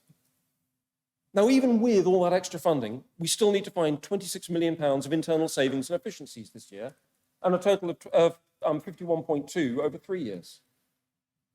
I mention that because I want to be clear, raising council tax isn't something we do lightly, but we are legally required to balance our budget.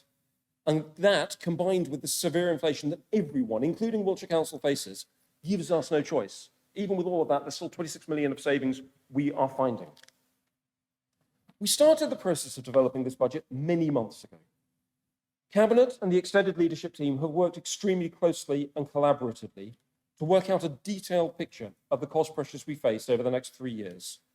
And more importantly, the savings that could theoretically be delivered in each area. There've been no hidden agendas, there's been no political games, smoke and mirrors. Everything has been out on the table. And I have to give huge credit to the officers team there. They've put things on the table they clearly found extremely uncomfortable to suggest, on the risk that, particularly when we didn't know what support we get from government, we may have to take some of those options. I'm really glad we haven't had to. Cabinet was then briefed on all those options, and more importantly, we discussed and challenged them with officers to test how viable they were and what the wider impacts would be, including political impacts, and made sure that both officers and members understood each other's rationale around decisions. In particular, we all put a huge amount of work in to understand the implications of any changes across all parts of the council. It's the first time we truly looked at budget setting in a way that left the silos of people and place behind. And as a result, many ideas that seemed sensible in one department, it turned out would have caused difficulties in other departments, and so were discarded. This collaborative way of working has, in my opinion, been extremely successful. And again, I want to thank the extended leadership team and my cabinet for all the effort they've put into this process. And the end result of it is that over the next 3 years, we don't have to cut any of our preventative work. We can leave open all of our libraries, all of our leisure centres, all of our household recycling centres, including Calm. Last year, we were looking at whether we may need to close that. We don't need to.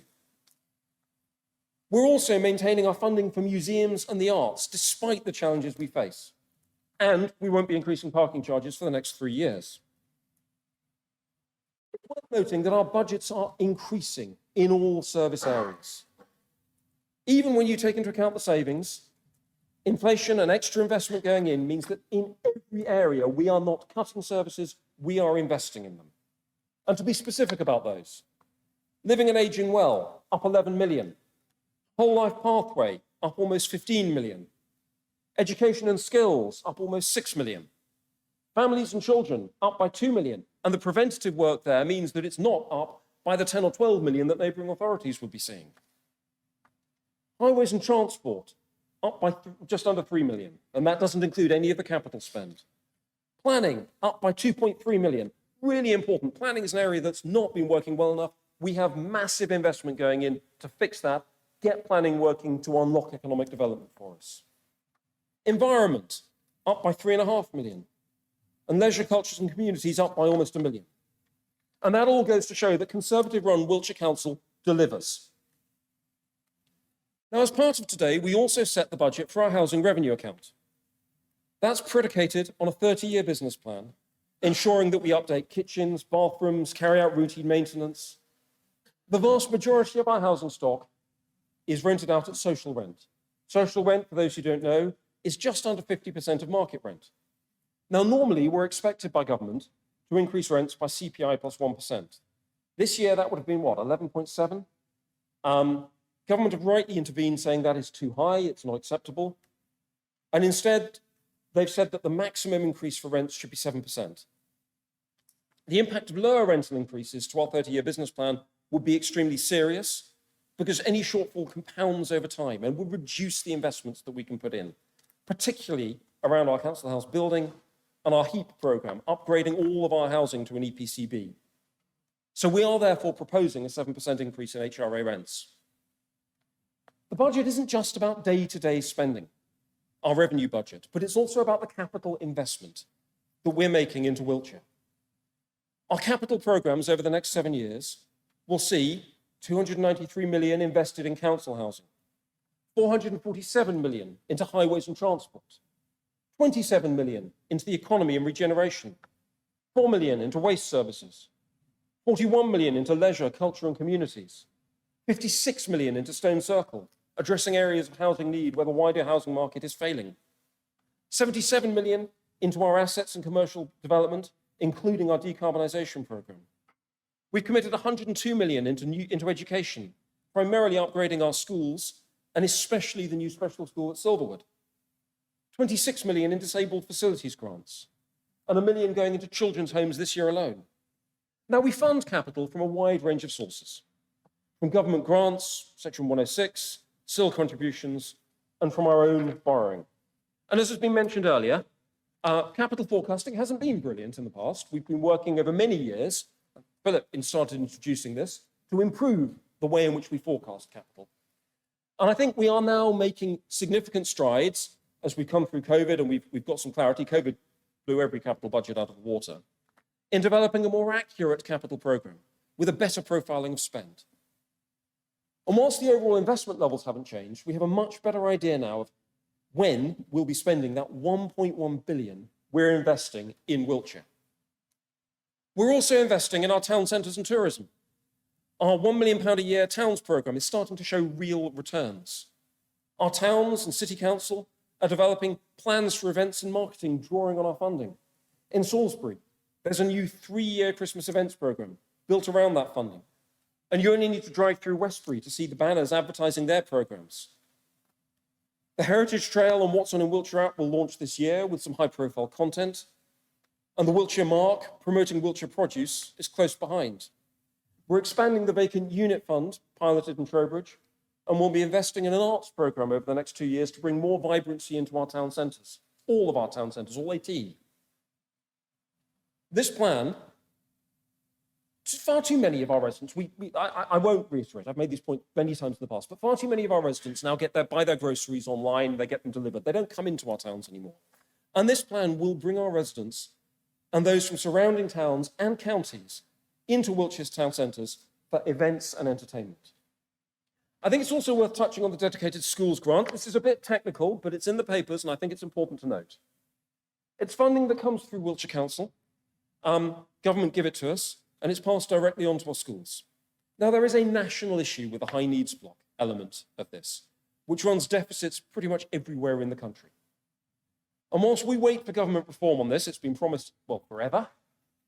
It's still promised in the future. Technically, that deficit sits on our books. And there's an accountancy waiver that government put through, because otherwise every council in the country would, theoretically speaking, end up bankrupt or close to bankrupt. Government have extended this waiver. Normally, they've been doing it on a year-by-year basis. They've now extended it for 3 years. So we don't need to worry about whether that will be extended next year or the year beyond. We've got time, and they've assured us in that time they're going to address this problem. Let's hope they do. Reserves. Prudence underpins everything we do. Tight financial control and proper understanding of the reserves we need, along with an understanding of when they can be released, is critical to the financial success we can demonstrate today. We're increasing our general reserves by £7 million this year, bringing them up to a level that our 151 officer considers prudent.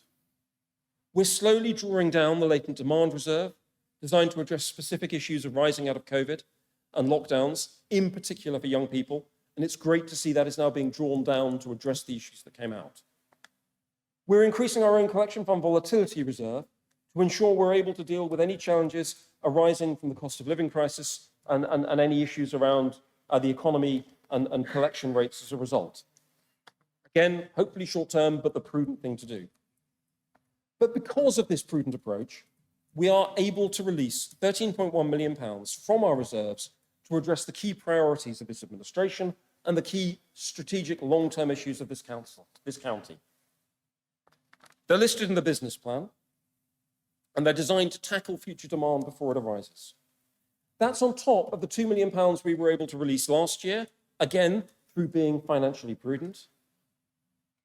And investments so far have gone into a campaign to reduce fly tipping, which has seen a 30% reduction in fly tipping county-wide.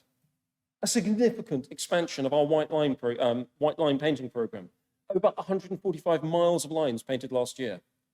In extra gully cleaning, which has seen 1,000 extra gullies emptied in the last 3-4 months, with 120 tons of silt and muck removed from them. We've invested more funding into our parish stewards, enabling them to have more equipment and be able to deal with larger problems. So the extra 13.1 million I propose to use as follows. 10 million will be leveraged, borrowed against, and then used to finance the acquisition of housing in Wiltshire to prevent the use of bed and breakfast for temporary accommodation, something we have avoided since the creation of Wiltshire Council, but it's now on the rise. We have 16 people right now in bed and breakfast accommodation who are homeless. That doesn't mean they're rough sleepers. It means they've lost their house, that we're looking to house them, but at the moment, we don't have the temporary accommodation for them. And that is extremely expensive. Right now, 30,000 a month. That's only growing. So by investing money in addressing more temporary accommodation, we can not only take that cost out, but we can at the end up with an asset for the county as a whole.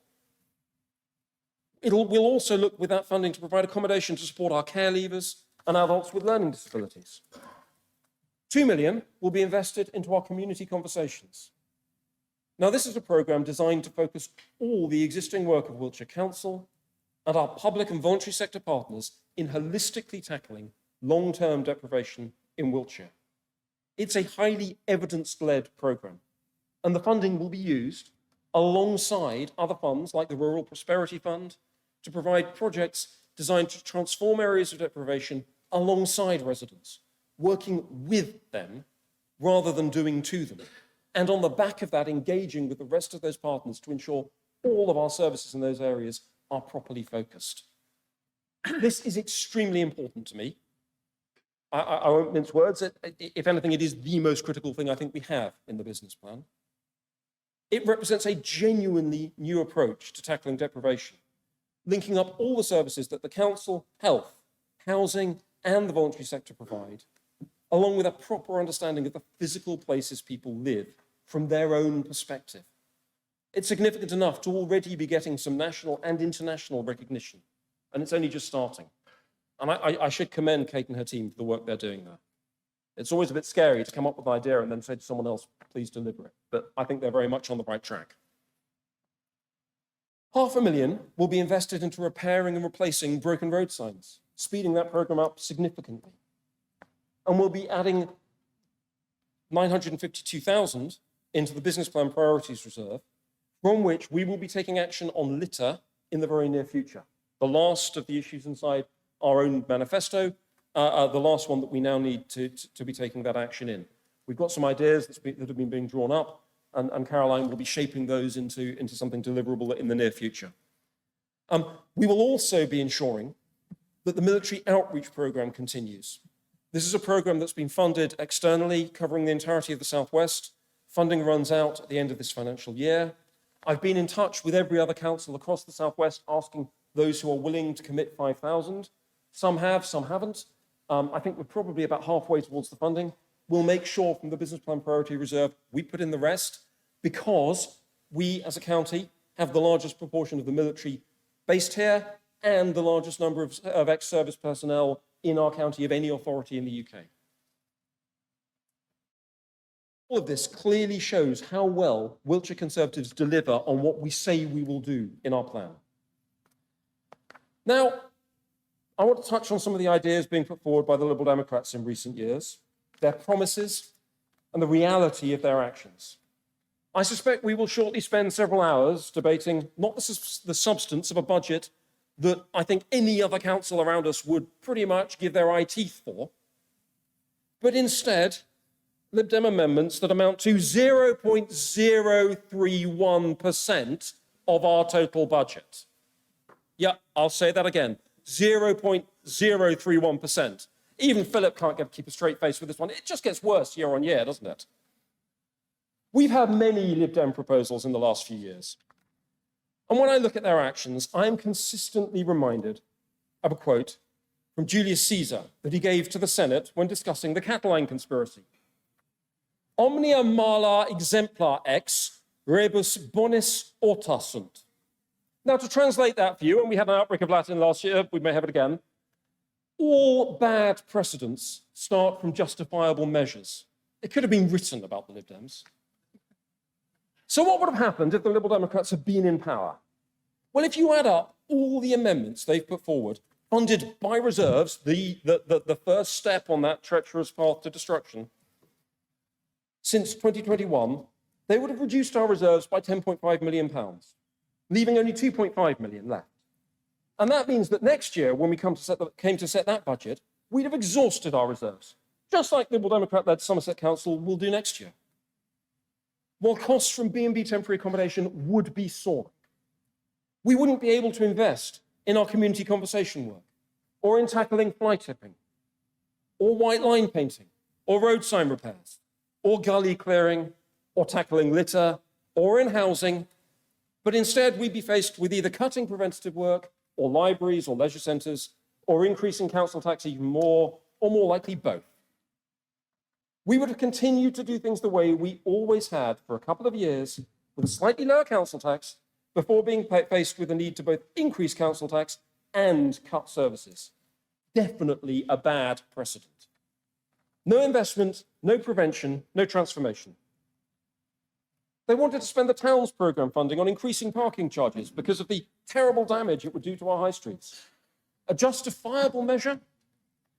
Well, the evidence is that town centre footfall grew significantly last year, as did car parking usage, as did car parking revenue. Even on Sundays, with the introduction of car parking charges, town centre footfall increased slightly. So at the price of a programme of investment designed on an evidence base to create long-term change in attracting people into our town centres, our towns programme, the Liberal Democrats would simply have left things as they are, despite the fact the evidence shows they would have been wrong. No vision and no aspiration for Wiltshire. Now, I suppose we could just consider all of that as proposals that they never expected to be implemented. I mean, after all, they're just promises put forward as amendments. So what happens when the Liberal Democrats get into power? Now, fortunately for Wiltshire Council, we haven't had the opportunity to experience that. I very much doubt it. But we have glimpsed what they want to do in the way they want to fund their amendments today. Despite campaigning in 2021 election to stop greenfield developments, they want to build 215 more houses. Yeah, you've heard that correctly.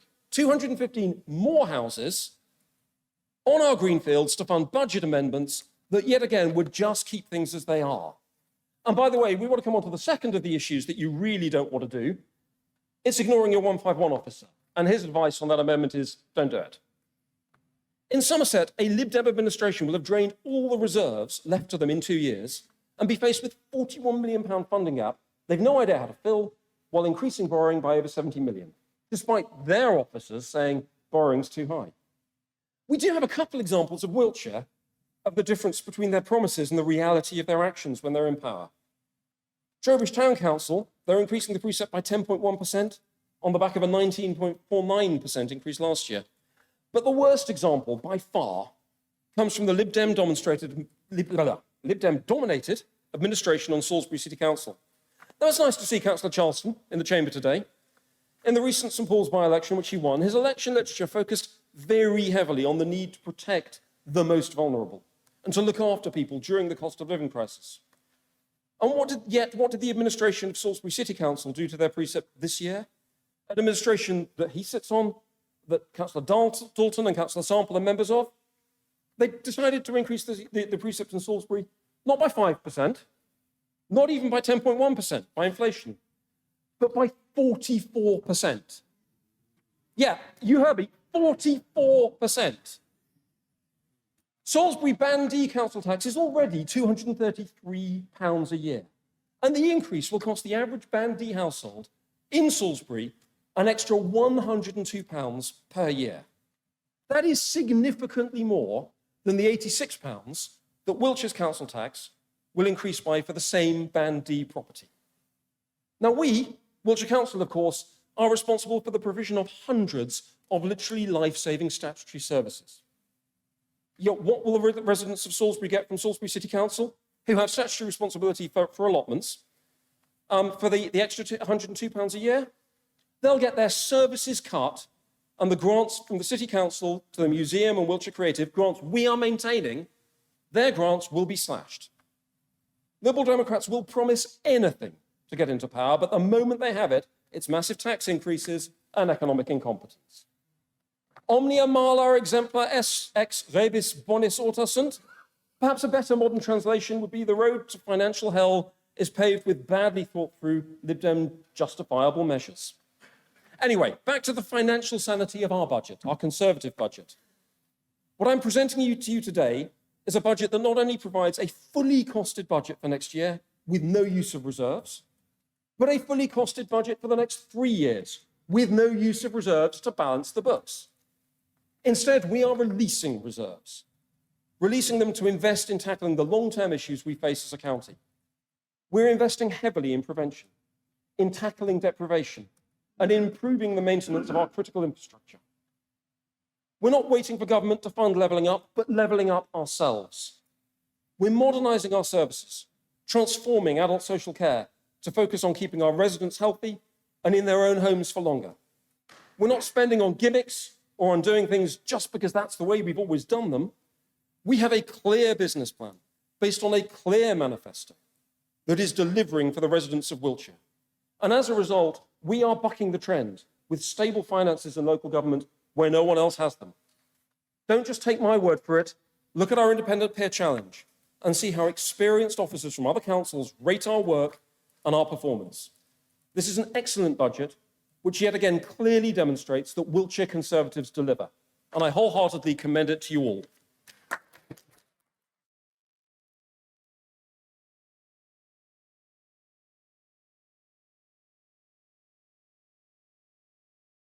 Thank you, Councillor Clure. I now turn to Councillor Graham Wright, Chairman of Overview and Scrutiny Management, to comment on the budget.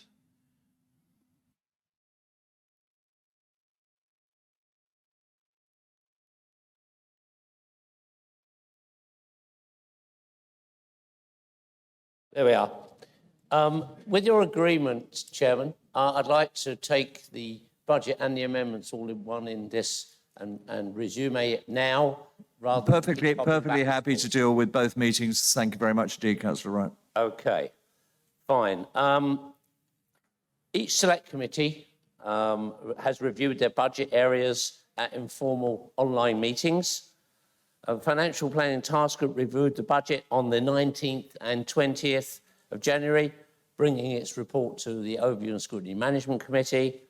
On the 24th of January, the Overview and Scrutiny Management Committee reviewed the budget in depth with the benefit of the Financial Planning Task Group's report, all the questions submitted by the Select Committee members and detailed answers provided by officers and Cabinet. On the 7th of February, OSMC also reviewed the budget amendments submitted for scrutiny by Councillor Rogers, Thorne and Grant. OSMC submitted reports on both debates to Cabinet and to full Council. They are included in our papers today. I'd like to thank all the Select Committee members who submitted the questions. It was really valuable scrutiny. Thanks to officers and the Cabinet for their engagement. Thanks to Councillor Rogers, Thorne and Grant for bringing their proposals to OSMC, and thanks to the Financial Planning Task Group for the detailed work throughout the year. We will continue to follow the recommendations of the financial scrutiny training provided by members by the Centres of Governance and Scrutiny in December, which will focus on the strategic level looking forward rather than line-by-line scrutiny. In summary, we had a more robust scrutiny process than ever before this year, and we will consider any amendments or changes for next year, but so far all the feedback has been positive. Thank you, Chairman. Councillor Wright, thank you very much indeed. And I turn to Councillor Pip Ridout as Chairman of the Financial Planning Task Group to comment. Thank you, Chair. I was not expecting to comment at this meeting as I understood it was all to be done by the Chair of ONS. However, I am able to give assurance that budget scrutiny has been extensive and thorough. It began with the meeting for all members, followed by the Financial Planning Task Group the next day, and then the budget was studied in detail, as Councillor Wright has said, by the 3 separate scrutiny committees, Health, Environment and Children's, who submitted numerous questions, some 40 to 50, to Finance on all aspects in their remit. And then we all reported our questions to ONS, who drew it all together. And you've just heard Councillor Wright's report. I could bore you with all the numerous inquiries and clarifications and answers from scrutiny as a whole, but we would still be here for even more hours than we may be. Therefore, I can just give you the assurance that as Chair of Financial Planning Task Group, you should all be satisfied with the very rigorous scrutiny done for this budget. And as a personal thank you, I would like to mention the Finance Director and his team who gave so much time to us in answering all our questions. Thank you, Chair. Councillor Ridout, thank you very much. And I know you have not been well, and thank you very much indeed for attending this meeting and being able to give your report. Now, we come actually to public participation. There is one a statement and 2 questions which appear on pages 7 and 8 of your agenda supplement, and they are from Colin Gale, who is the Councillor Colin Gale, who's the Chairman of Rushall Parish Council. In this instance, after Colin has made his address the meeting, I will actually ask Councillor Ashley O'Neill if he has any response, because the questions and statements have actually been addressed to him, although they are relate to the budget. So, Councillor Gale. Thank you, Chair. I've read the response to my statement, excuse me, statement and questions on Town and Parish Council 4-year election cycle costs, and I have the following statement and questions. Overall, the 3 main issues with this proposal are consultation, democracy, and election charges.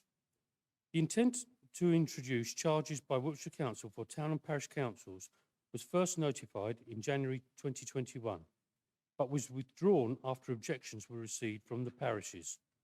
Subsequently, there has been no attempt by Wiltshire Council to consult with Town and Parish Councils, despite the obvious forum of the area boards.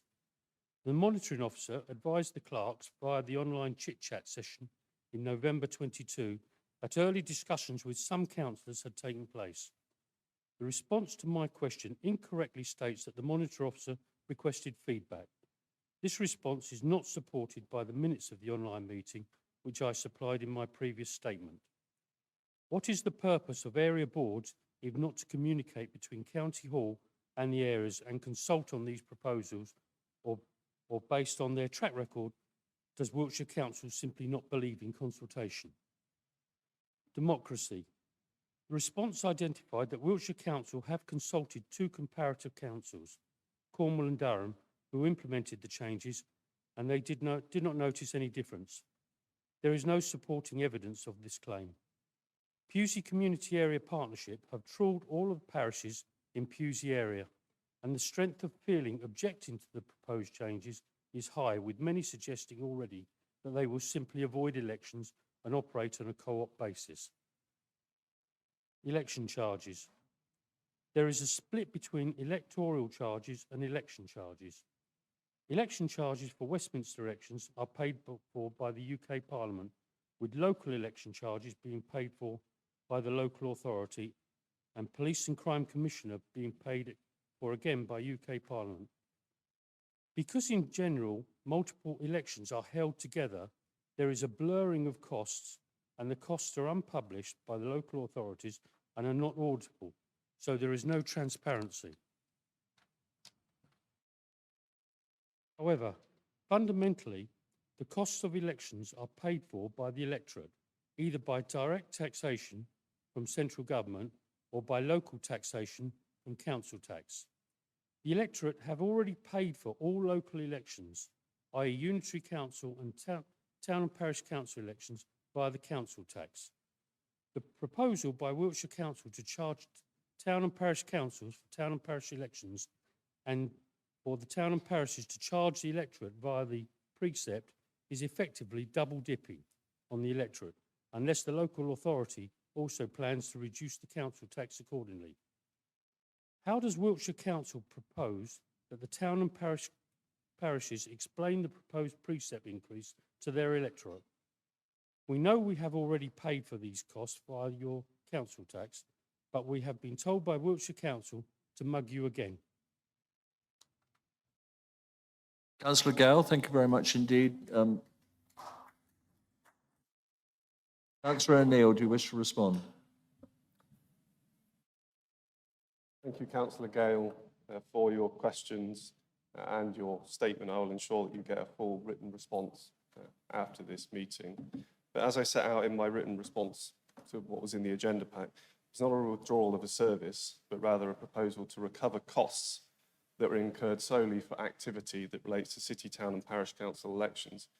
Up until now, Wiltshire Council has actually been absorbing these costs, and we think this proposal is reasonable and does bring us in line with other councils that recover costs for activity, where they're required to run elections for councils have their own precepting ability. In your statements in the agenda pack, you said that it wasn't clear what the cost would be for Rushall Parish Council, which I believe is the parish council that you are chairman of.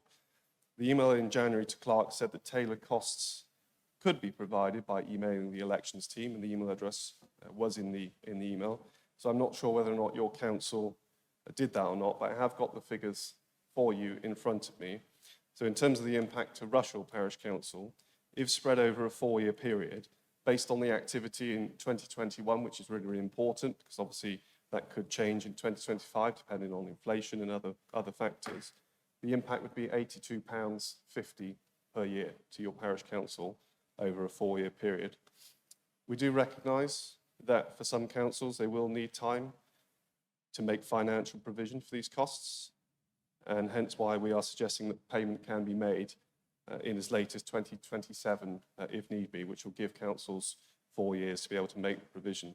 I just want to pick up on your point about consultation. In terms of consultation, there is no requirement to do so, and the legislation gives only a binary decision to either recover costs or not recover costs. And so the recommendation has been made to council to recover those costs from May 2025 based on our medium-term financial strategy, and that is a decision that we've made by full council today. Thank you, Councillor O'Neill. Thank you, Councillor Gale. Right, we are now moving back to the budget debate, and we have heard from the Leader of the Council. I will now hear from the other group leaders on the proposed budget. Firstly, Councillor Thorne. Yes, thank you very much indeed, Chairman, and congratulations on your chairing so far, which is exemplary as always, and good morning. Why only so far?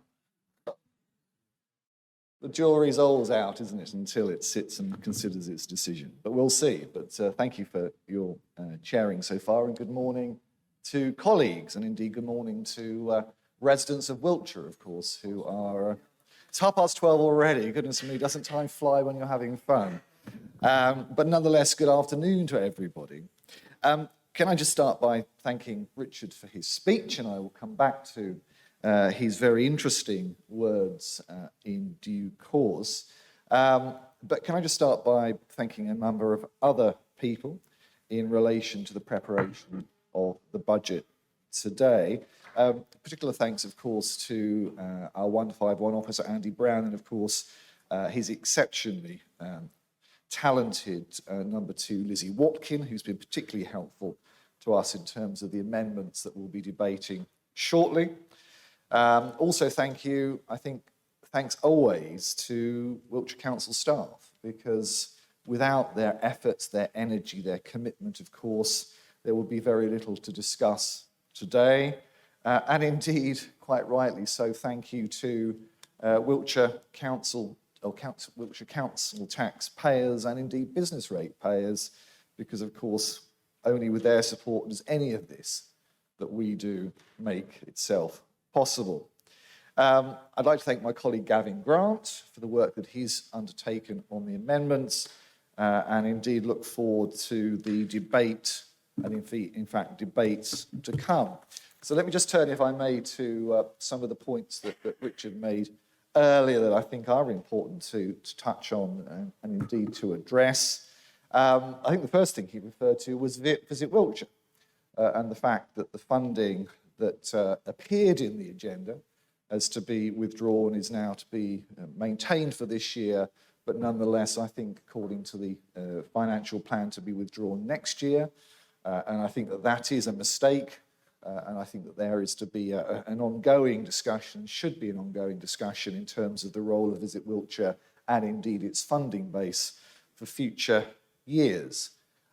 Richard then turned quite rightly, I think, to the efforts undertaken by Wiltshire Council in relation to the cost of living crisis. And I've said many times, I think at the last Cabinet meeting, that the work that Wiltshire Council has undertaken in terms of the work that officers have undertaken, but indeed the leadership provided by Richard and others, I think has been exceptionally good and exceptionally important.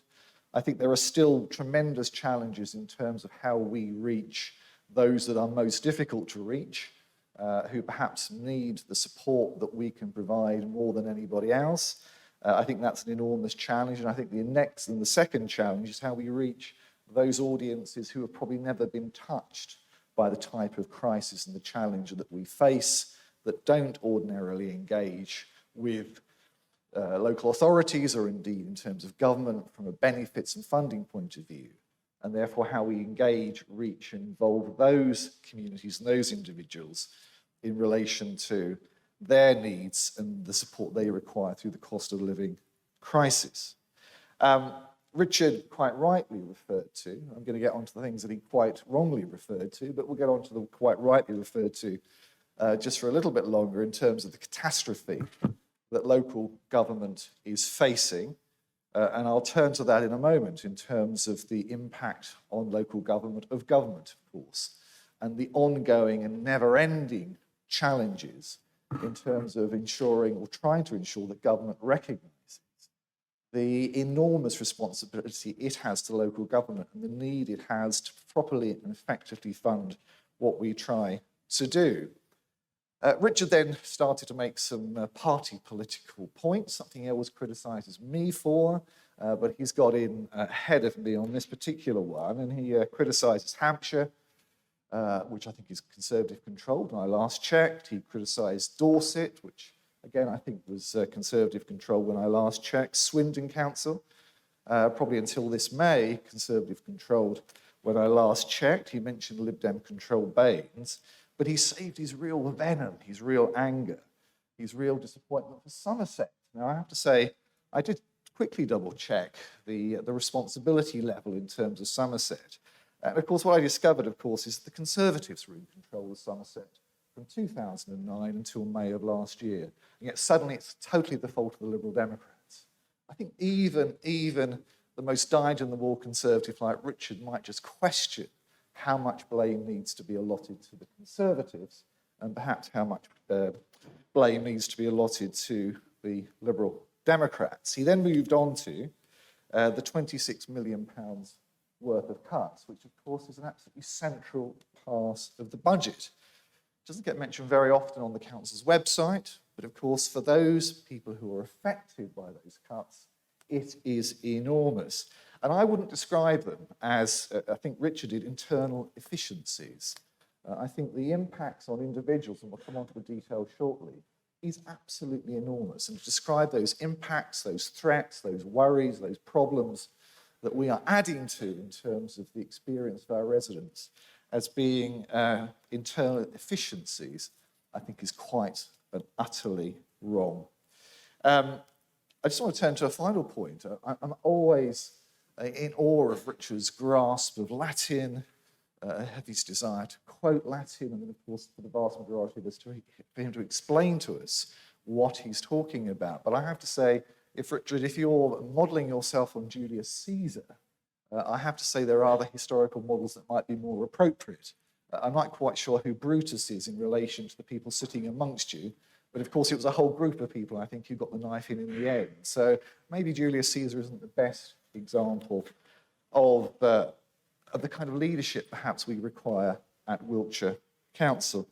And my final point is, because I was expecting it, of course, was the attack, the challenge, the charge on my colleagues and friends, and indeed others that run Trowbridge Council and indeed run Salisbury City Council.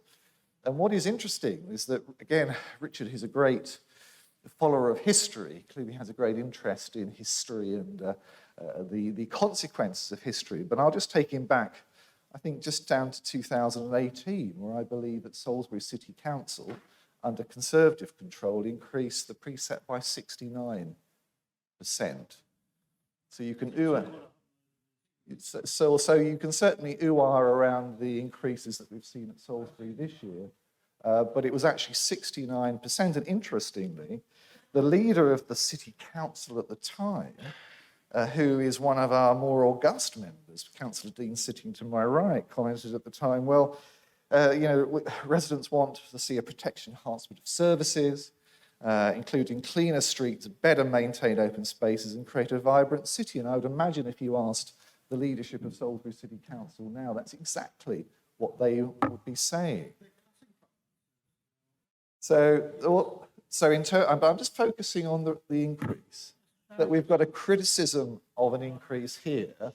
We have a 69% increase when, of course, and it's not a criticism of you, Councillor Dean, it's just a reflection that one needs to understand the nature of history, that there was a 69% increase in 2018. 69, and my colleagues from Salisbury are confirming that. So I just think that, again, when one's looking to make cheap political points, it's probably helpful to get some of the facts right, I would suggest. Let me turn to the budget itself. And I have to say, I think I probably say this every year when I comment on the budget, that this is an extraordinarily difficult task. And it was an extraordinarily difficult task when I commented as Lib Dem group leader in 2007 or 2018 when I took the leadership, and it still is today. So I don't underestimate for a moment the enormous challenges that we collectively face. I don't underestimate the difficult decisions taken by Cabinet, and I certainly don't underestimate the extraordinary balancing act that needs to be delivered every single time we produce a budget. And I congratulate those who have achieved what has been achieved. We have by law a requirement to set a balanced budget. The exponential increase in relation to the costs of adult social care, and again, I'll touch back onto this shortly, are almost, in my judgment, insurmountable in terms of the long-term funding needs, without government being more engaged, more involved, and frankly, putting their hands in their pocket. You know, I've been a councillor. Many of you have been a councillor for much longer than I've been a councillor on different local authorities, about 16 years. A rural district council in Essex, a London borough, and then 2 parts of this particular council. And I have to say, you know, local authorities, local government used to be, perhaps still to some extent still is, but used to be the envy of the world. Ambitious, dynamic, responding to challenges and needs in our communities, and of course building monuments to local government. And of course we're standing in one of those monuments. It was completed in 1940, extraordinary place. So creating monuments that reflected the power, the ability and the dynamism of local government. And of course the fundamental challenge of this budget, perhaps the elephant in the room, of course, is the unwillingness of government to allow local authorities to do the job they're charged to do, led by politicians at Westminster. I have to say, and I say this, attempting to say this across politics, that have probably got less experience than you and I to even run a whelk stall. So we are constantly battling the challenges of a government and governments that wish us to deliver services without providing us with the opportunity to do so. I think it's the House of Commons Library that makes clear that the spending power of local government has reduced by 29% over the last 12 or so years. 29% at a time when demands and challenges exponentially increase.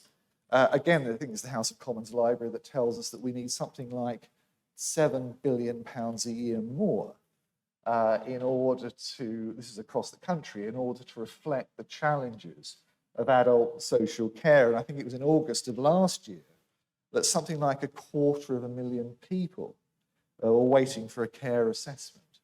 Now, that's not a criticism of local government. That's a recognition of the enormous challenges we face, and in my judgment, the inability of this government, and indeed previous governments, to recognise the challenge and support us when it's required.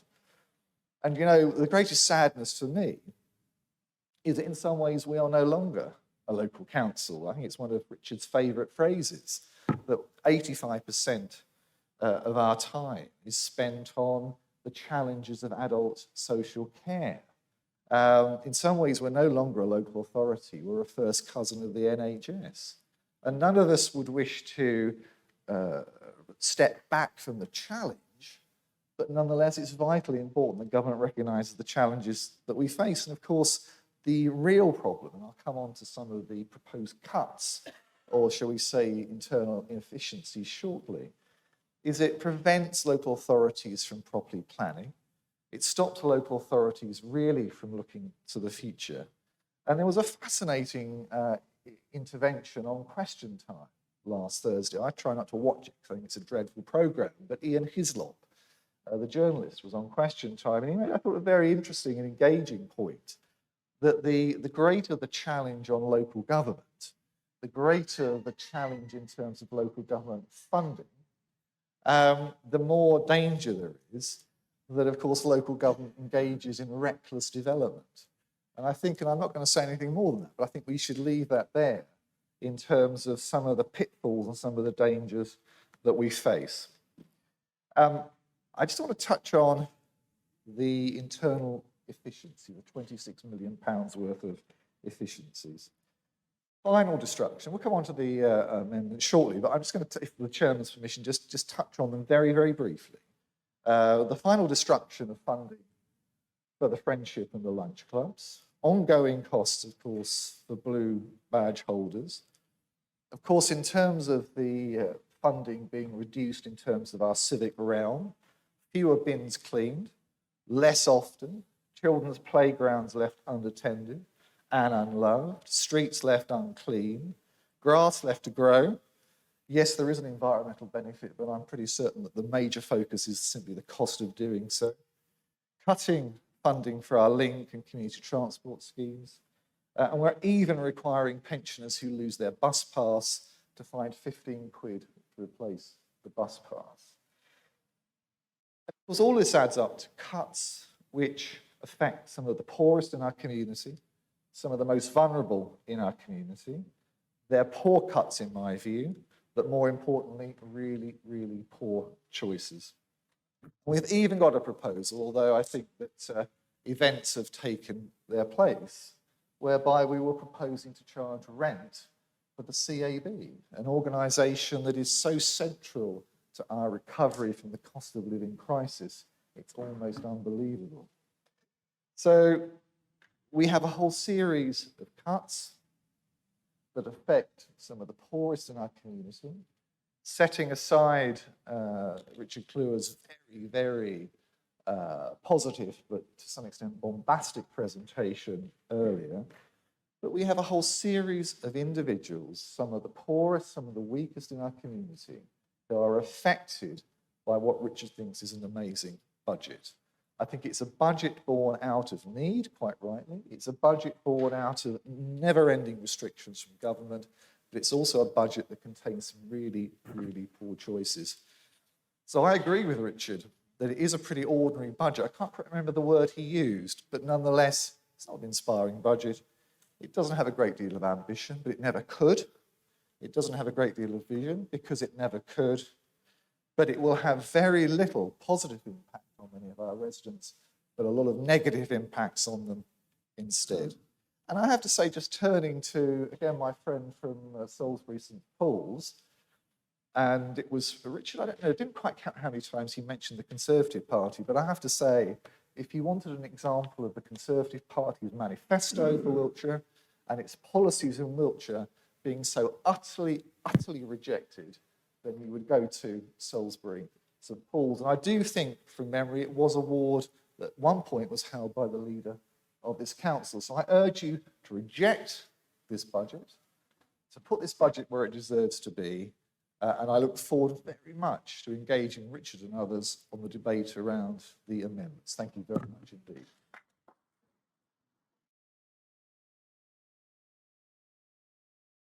Councillor Thorne, thank you very much indeed. Councillor Clark. Thank you, Chairman. You did say earlier that brevity was sort of the beauty of this, and I can assure you this speech is going to be a lot briefer than the previous two. I think it's good. Thank you. I think it's probably fair to say that as Piggy's in the middle, the Independents will sit here this afternoon and watch the ping-pong game between the two major groups of the authority, and we'll see where we go. Could I just point out that looking on Google, there are 32 authorities that are controlled or led by the Independents, and I hope that neither of our group leaders will find one of those to have a moan about this afternoon. But anyway, good luck to everybody, and we'll see how it goes. Thanks, Chairman. Councillor Clark, thank you for that delightfully brief summary. Councillor Rogers. I'm going to be brief, Chairman, and try to be nice because I've got an amendment coming up soon. You know, I think I firstly need to congratulate Richard on that presentation. You lost me a little bit in the middle, but to keep on points, you know, you're absolutely spot on in your presentation and all the papers, £1.57 per week. You know, absolute, that was the message you got across. It's a shame in that report it didn't point out the impact of that 7% rising council house rents, which we'll come to later, because that is, you know, a below the belt punch compared to the £1.57. You lost me a little bit with the message on other local authorities. You mentioned Salisbury in particular, you know, 44%. You know, that. Let's be open and honest about things. That's a £2 a week increase. That's what it is, you know. So let's either stick to figures, not use spin in a percentage amount when it suits the political agenda. Let's just be honest and upfront. I think one disappointment for me in 30 years of walking through that door normally is that we've got an industrial dispute starting at last year's budget setting, still ongoing. I've never known that in all of the time I've been a member of Wiltshire County Council or Wiltshire Council. And I'd urge us as the employer and the trade union, GMB, you know, get back around the table. Let's resolve this industrial dispute, which is affecting morale and securing job vacancies. You know, I think we need to put all our efforts into resolving that dispute. I want to be complimentary, you know. Sometimes you've just got to give credit where credit's due. Under Richard's leadership, managed a very difficult financial year in a very good way, albeit with a bit of help from central government and a one-off grant, but you've managed the finances and we've got to give credit for that.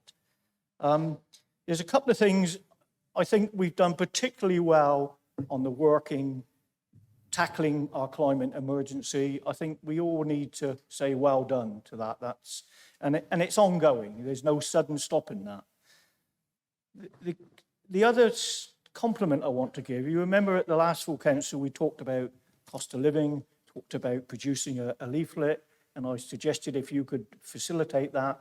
I was out delivering that 2 weeks ago to some of my, the poorest part of my community, and it was well received, you know, that helpline of information. So thank you for that. Thank you for finding the resources so that we could go and deliver that to people who may need that outline. Another, you know, real positive initiative.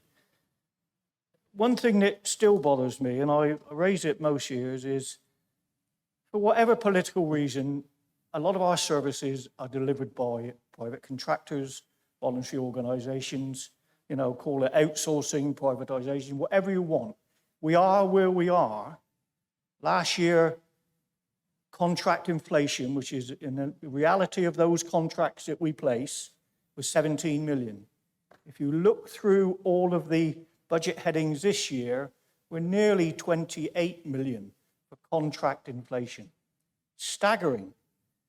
Apart from one budget heading, planning. Because we do it in-house, there's no contract inflation.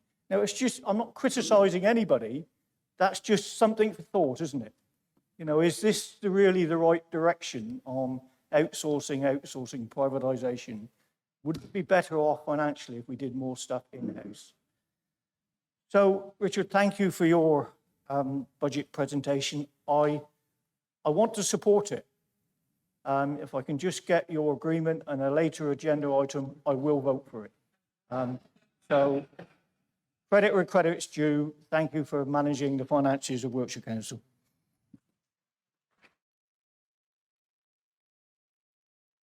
Councillor Rogers, thank you very much. That sounded like an offer. I'm going, as it is 5 to 1, I'm going to actually now break for an hour for lunch, and then we will come back and start. Actually, we're going to start with Councillor Rogers' amendment A. Okay, so we'll be back here, and I'll be generous. We will start again at 2 prompt.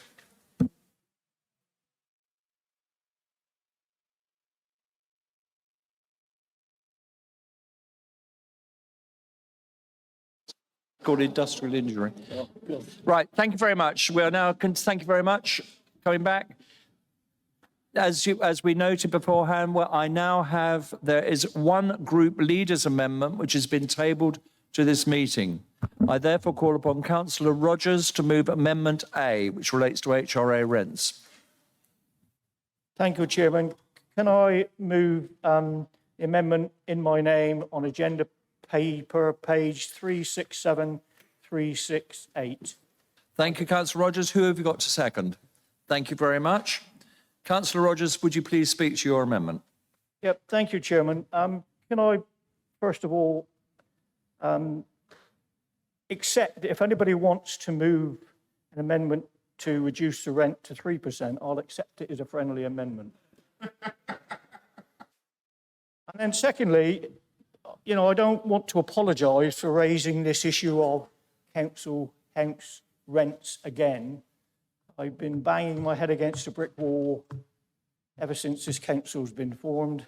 And the reality this year is that council house rents are going to go up by 7% as the proposal. My amendment is just to ease that pressure on, and I use, you know, a political phrase, hard-working families, because that's what people in our council houses are. They're hard-working families. Is to ease that pressure, ease that financial pressure from 7% to 5%. Now, normally it's a formula which is worked out through the Department of Local Government and Communities, use all sorts of RPIs and indices, plus 1%, and that's what they tell local authorities and housing associations. That's your increase. And we tend to just rubber stamp that because we can't do anything else. This year, because the way the economy has crashed and the way that inflation is going, the way that profiteering is absolutely gone out of control, even the government said we can't use those indices because it will be such a burden on social dwelling rents. So this year, they've given local authorities and housing associations a little bit of breathing space and said, look, you can model 3%, 5% and 7%. They later came back with a cap of 7%. And what's tended to happen is that most housing associations and indeed most councils have said, we'll stick to the 7%. They've raised their rents by the 7% cap. The nearest authority to us, our neighbour, Swindon, have decided to raise theirs by 5%. Now, you have to look at, you know, I thought, as I said in my speech, you know, this £1.57 council tax increase, and then your parish precept, whatever it is, these council tenants are going to pay that anyway. This is money on top of that. And you look at the impact of that 7% increase. And again, council rents are in different bands, from a flat to a masonette to a house, depending how many bedrooms. So, you know, when we set our council tax at Band E, there's a figure. So if I look at a 3-bed family home in my area, you know, predominantly our council houses are in the south of the county. For one of the older properties in my ward, who currently pay £109 a week rent, and there's a newer property built just 10 years ago of £137 a week. You know, just think of the impact of that 7% on top of their council tax that those struggling families who live predominantly from hand to mouth, from week to week, from month to month, are going to have to struggle with. You know, in most cases, that's going to be between £8 and £10 a week extra on top of their council tax. And basically what I'm asking for, you know, we've got a really well-run housing management section. We've got a well-run housing board. And I think we're a good landlord. I think we're a good landlord. What I would have liked to have seen, and it's right in hindsight, is that when we had that opportunity for 3, 5 or 7, that we went out and consulted our tenants and got a view back from them rather than just the members on the housing board. And the members on the housing board, there was no animosity, there was no argument, you know, I know everything was done in good faith. They looked at all the options were modelled, what it did to the future investment, and we had a vote and it was 5 votes to 3, as the paper says. You know, I accept that. But then I get feedback from my community, here of the Residents Association, saying, please raise this issue of a 7% council rent increase and ask for it to be reconsidered. From John, who said, I've had a 2% pay rise. Please reconsider this 7% council house rent increase. From Donna, saying, please look out for our tenants. We seem to be forgotten. And then from Kaz, who said, my husband has had a 2% pay rise. We're going to struggle with the proposed 7% council house rent increase. So I'm not here to make political points. Haven't got a political career in front of me. You know, I'm on the way down and on the way out. So I'm asking you, you have the ability. You are responsible through the housing board for our council houses and our tenants. You have the ability today to soften the blow on those who can least afford it. You have the ability, you collective members. Now, if you see in the report, you know, the impact, you know, because all things have an impact, we can all come up with amendments, all might sound great. What's the impact? The impact is there be 519,000 less going into the HRA reserves. It won't affect all the exciting, progressive developments that we've got installed, the green retrofits. It won't affect any of that. It will just reduce the amount that the HRA holds in reserves. And if you look at, for instance, I had a quick look at Southampton, which is the nearest authority to where I am in Salisbury. They've got 3 times the housing stock that we have. They keep a reserve of 2 million. That's in their standing order. They don't go below 2 million in their HRA.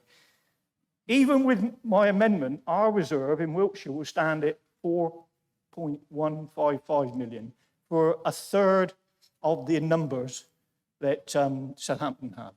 So from my perspective, I think this is collecting money from people who can least afford it to sit in reserves, and I'm asking you to show compassion. The reserve doesn't need it. Please think of those who are at the bottom end of the social ladder who are struggling to pay the full rent. Thank you, Chairman. Councillor Rogers, thank you very much indeed. Councillor Clue, without commenting at length, can you confirm if you wish to accept the amendment as a friendly amendment? I'm afraid I can't accept it as a friendly amendment. Thank you very much. Councillor Wright, I think you've already commented on the scrutiny issues. Thank you very much indeed. So I now invite comments from other... We had a seconder. Yeah, we got a seconder. I now invite comments from other group leaders on the proposed Amendment A. Councillor Clue. Thank you. I've got a great deal of sympathy with what you're saying, Ricky, but there are a number of reasons why I can't accept that as a friendly amendment. I'll run through some of them. I'll let Phil perhaps go into a little more detail in a minute. I think things I would point out. Firstly, we've got a housing board that is deliberately set up so that no one group can dominate. It's 3 councillors, 3 tenants and 3 independent members.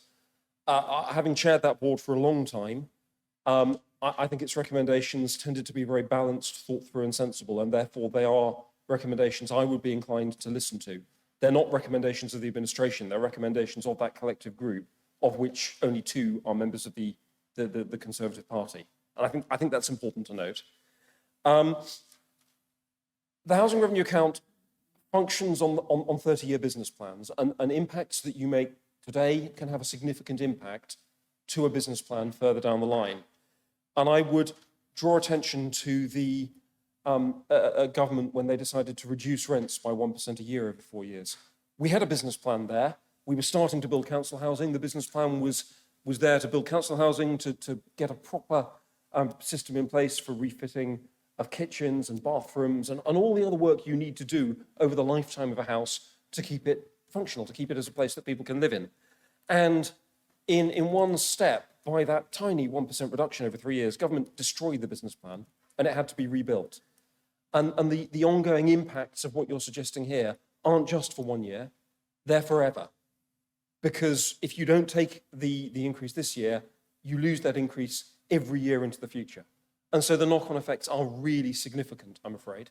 Phil will give me the numbers. It's somewhere between 15 and 17 million. I'll let Phil run through the detail. So I'm afraid that's why I can't, because it shreds a business plan that is designed to make properties cheaper to run for our tenants, to build more, to provide more council housing, and to provide a better service for those people we're looking after. Thank you, Councillor Clue. Councillor Thorne. Thank you, Chairman. Well, I sat and listened to, I thought, a very helpful discussion at overview and scrutiny when we looked at, we didn't, but when the committee looked at the amendment. And there were a number of issues raised by members of the committee. The first one was it fair that we should only raise our rent by 5% compared to, it would appear, just about everybody else raising it by 7%. And it just seems to me, thinking about that since the discussion, and reflecting on something that Baroness Jane Scott said a lot, and I think quite rightly so, the Chairman's nodding in deference, quite rightly so, to Baroness Scott, and that was Wiltshire is different. Wiltshire is different in so many ways, and I agreed with her then, and if she was saying it now, I'd agree with her now. And so I don't think the fact that we are proposing, or rather Ricky's proposing the 5% increase and everybody else is proposing 7%, is necessarily a bad thing. In fact, one could argue we're different, maybe it's a good thing. I think the second point that was raised from my memory at overview and scrutiny was the concern that it would affect the repairs budget, that we wouldn't get any repairs done. I don't see any evidence to suggest that is the case either. And I have to say, I don't say this very often, I think Ricky is right. Has a nice ring to it, really, doesn't it? Ricky is right. Maybe a T-shirt opportunity at some point. But I think Ricky is right, that here is an opportunity for Wiltshire to do something for its residents who rent from it, where it has some control. Here is an opportunity to reflect on the cost of living crisis that Richard quite rightly raised and spoke at length about earlier today. Here are a group of people, generalizing, so I will apologize in advance, who may be individuals who have less opportunity, less reserves themselves to protect themselves from the kind of crisis that many of us, if not all of us, are facing. And so I have to conclude that I think Ricky is right. I support the amendment, and I hope others will support it too. Thank you, Chairman. Councillor Thorne, thank you very much indeed. Councillor Clark is not here. Councillor Wright. Thank you.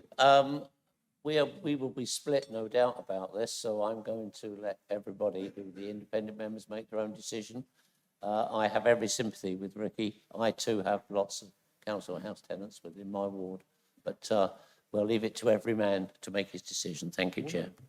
Thank you very much, Councillor Wright. I now move to debate on Amendment A. All those who wish to speak in relation to Amendment A only, please press your activation button now. And I will start.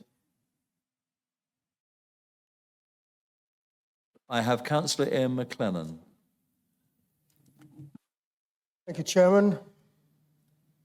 In addition, it should be noted that around 2/3 of HRA tenants are in receipt of housing benefit to meet in full or in part the cost of rent. Housing benefit will be increased by 10.1% from April 2023. Therefore, the majority of tenants will actually be covered from April 2023, even with a 7% increase in rents. It is only the remaining third of tenants, that's probably about 1,800, who will be directly affected by the amendment. So I then looked on thinking, well, what are we going to do for that third? But that was the end.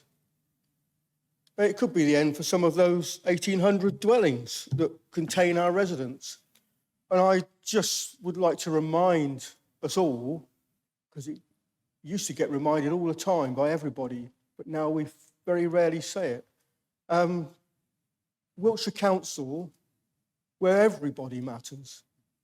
So are we going to say 2/3 are okay, so 1/3 not, to hell with them? Or are we actually going to do something for just £500,000? And as Jane Scott would always say, as she's been mentioned once already, the Baroness would say, we're £1 billion business. So if we're £1 billion business, and as Ricky has already said, this £500,000 is out of a reserve that it will go in during the year, and our reserve stands at more than twice that of Southampton, who've got 3 times the houses, then surely there is enough compassion amongst us all to just do this little bit. If not, what sort of people are we? Thank you. Councillor McLennan, thank you very much indeed. I call Councillor Alford. Thank you. Okay, now, first of all, I just want to say we totally understand exactly where you're coming from, Rick. I mean, the Housing Board did not make this decision lightly. It was a painful decision. We are aware of the consequences that it will have. And I know colleague Ian picked up on the point that universal credit is going up by 10.1%. The housing benefit element within that is going up by 7%. And the reason why it's going up by 7%, and it was consulted on by the government, is in order to reduce, it is because that was the intention, to cap the increases at 7%. So that's why that's fed through the system. So that the housing benefit element of universal credit does take into account this potential rise. But just to develop it a bit more, I know that Ian Thorne incidentally mentioned that the maintenance programme won't suffer. No, it won't. The maintenance programme won't suffer because it's statutory spend. The suffering will come in the the discretionary spend. So it's the HEAP programme, the Council House Build programme. Some of that maintenance, whilst it will take place, will have to be reprofiled. It won't be a new kitchen every 8 years or 9 years as needed. It may have to be extended beyond that. So we'll have to push through the life of these maintenance programmes in order to accommodate this deficit. So going back to talking about what the difference between a 5% and a 7% is.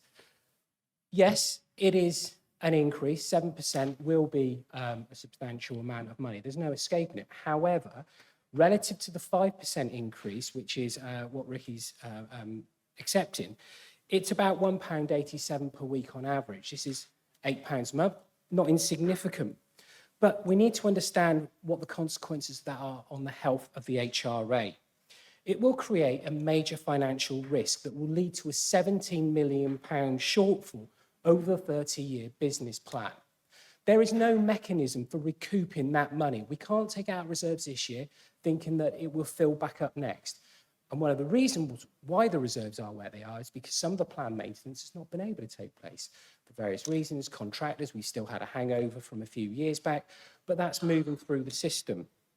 So that £500,000 now becomes 17 million with no ability to recoup that loss.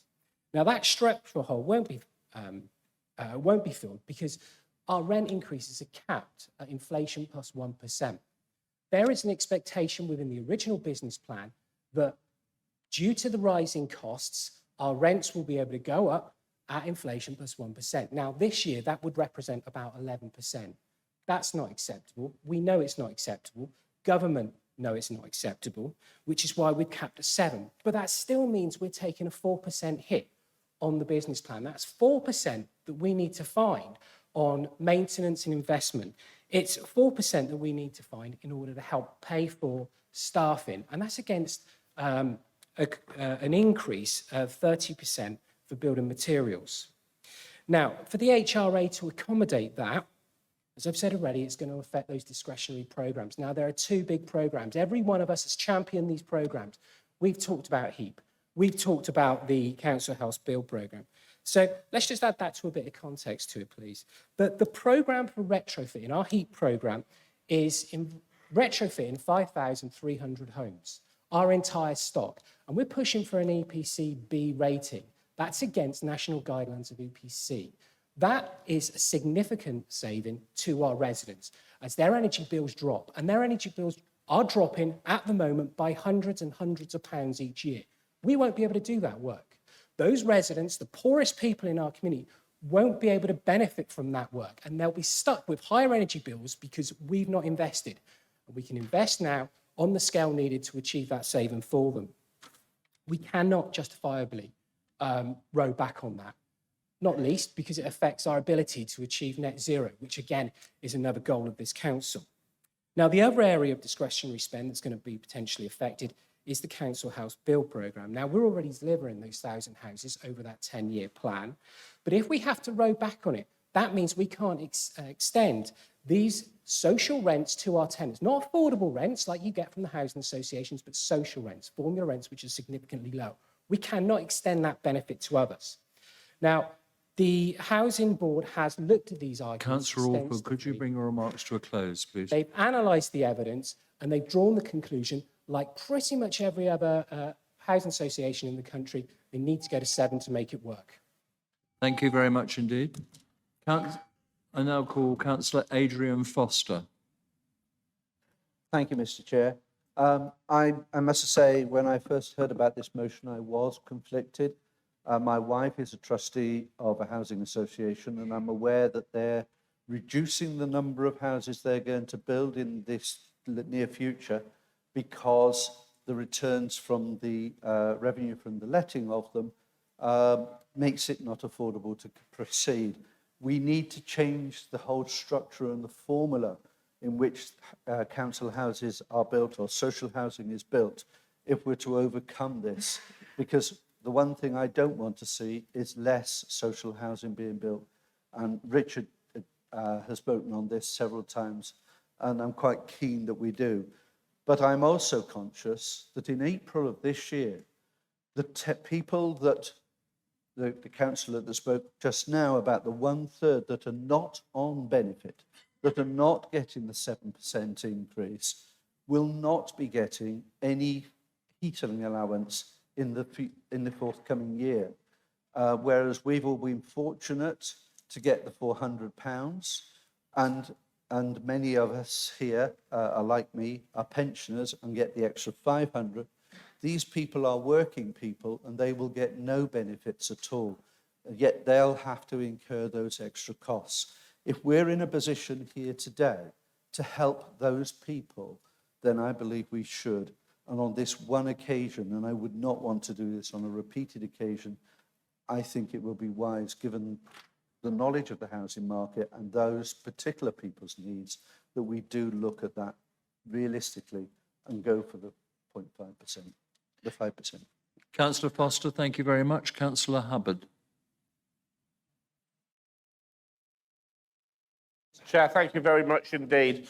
I have to admit to have been really torn on this. When we took it through scrutiny, I asked a number of questions of Ian, talking about the residents who live, certainly in my ward in Melksham, where none of them have the benefit of being in a Wiltshire council home. They're all in social housing associations. And the predominant one in Melksham still being Selwood. I used to be a director of Selwood and I understand the pressures they have. My residents will all be paying 7%. I asked questions relating to interest rises and the pressures on mortgages and the increase that people who certainly are starting in home ownership are having in mortgages, and the frightening number of mortgages that are coming to the end of fixed rates at the moment, and people are going to be facing potentially 25% increases in their mortgage repayments. And I then thought about private rents and the increases that there are on private rents. Now, as some colleagues know, I'm a bit of one for doing research on things and going away and looking numbers up. So that's exactly what I did. And even before we started this debate today, I was still saying to Ricky, are you sure, are you sure, are you sure? And then I saw what the average increase in private rents has been in the UK and in the Southwest over the last 12 months. And that's 4.2%. So those actually in private rent, probably for one of the first times in a while, are being, and that's figures off of the official body who do it. I've taken it straight off the government website. 4.2%. So actually, as I see it, the motion before us, or the amendment before us today, is to say, can we bring our council tax rise more in line with what the private sector is doing? And that actually speaks to me. Because I think that if the evidence that we've got is that private rental residents, and we've all got private rental residents in our wards, are being expected to pay a 4.5% increase, 4.5 is the rate in the Southwest, 4.2 nationally, then surely that's what we should be asking of our residents. So I've actually had a turnaround on this, and I've really looked at it. I've listened to the arguments. I've looked at the evidence, and the evidence says this is what our private rental people will be paying. And if that's what our private rental people will be paying, I think that's fair what we ask our council tax tenants to pay. So actually, I am going to support your amendment, Ricky, because I think the evidence demonstrates that that's the fair thing to do for our residents. Thank you very much, Councillor Hubbard. I now call Councillor Carolyn Corbyn. Thank you. How did Wiltshire Council housing revenue account manage when George Osborne actually introduced a freeze a few years ago? It didn't do anything. It didn't make any difference. Nobody suffered. The third of the population of housing tenants that will suffer the most are the ones that are probably working. They've got kids. They're already accessing food banks, so why give them more pressure? £1.18 barely buys 4 pints of milk. So I'd rather they fed their kids, because hungry tummies don't make good for people that sit in an education setting. So I urge everybody to vote for the 5%. No more. There's no need. Councillor Corbyn, thank you very much indeed. I now call Councillor Matthew Dean. Chairman, what a depressing debate. As ever, the real issues haven't been touched at all. The reality is that if you live in Wiltshire Council council accommodation, you enjoy a lower rent per square foot than anyone in the private sector and anyone in the affordable housing sector. For historical reasons, my residents don't get the benefit of living in council accommodation. They are reliant on principally one housing association. That housing association is 15 to 20% more expensive in terms of its rents. And at times, the customer service to those residents is absolutely appalling. Many of my residents aren't eligible even for affordable housing, and they are dependent on living in private rented accommodation.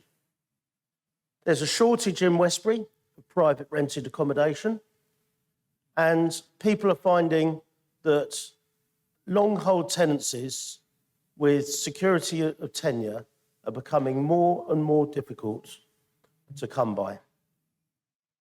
The reality is that the very poorest of people that live in council accommodation have their rents paid by the housing benefit element of universal credit.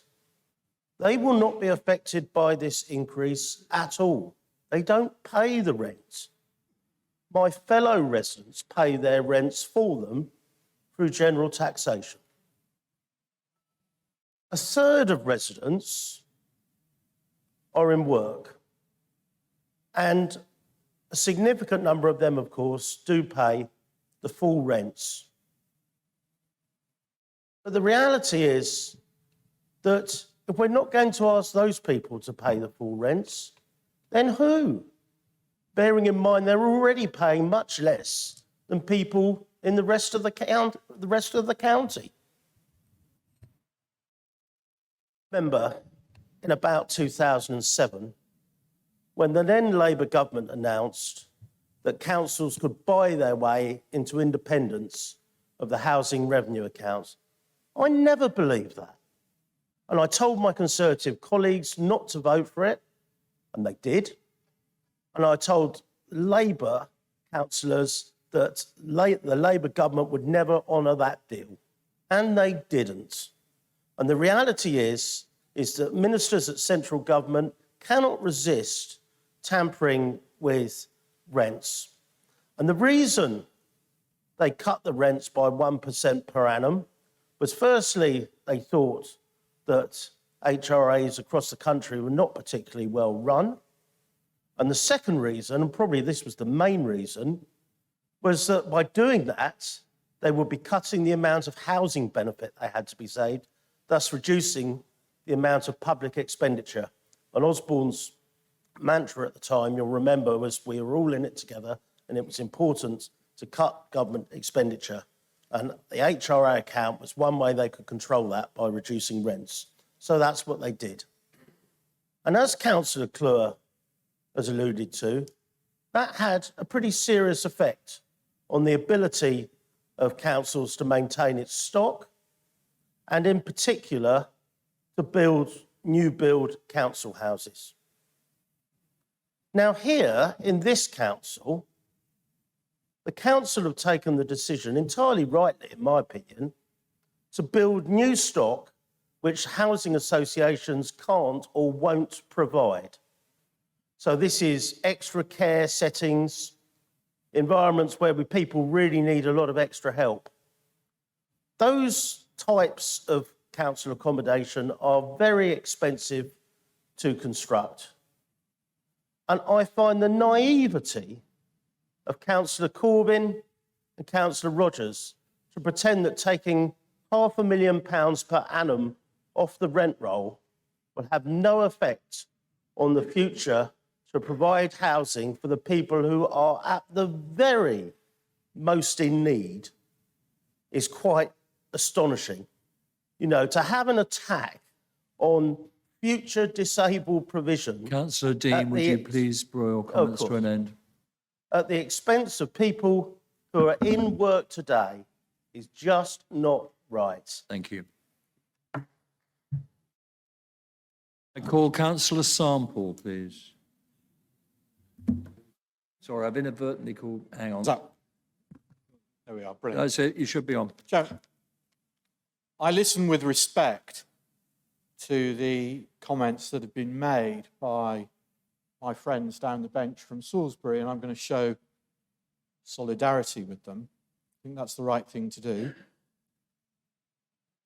About 10 years ago, when Wiltshire Council merged with the districts, Wiltshire inherited from Salisbury District Council some of the best and finest council housing stock that's ever been built.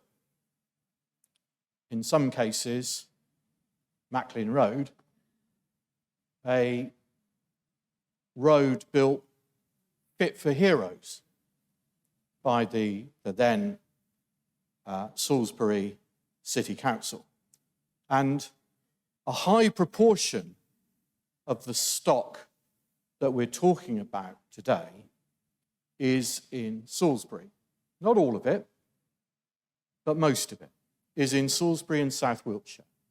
And they remain well supported, well maintained, good council houses for people on relatively low income. Working people, but on relatively low incomes.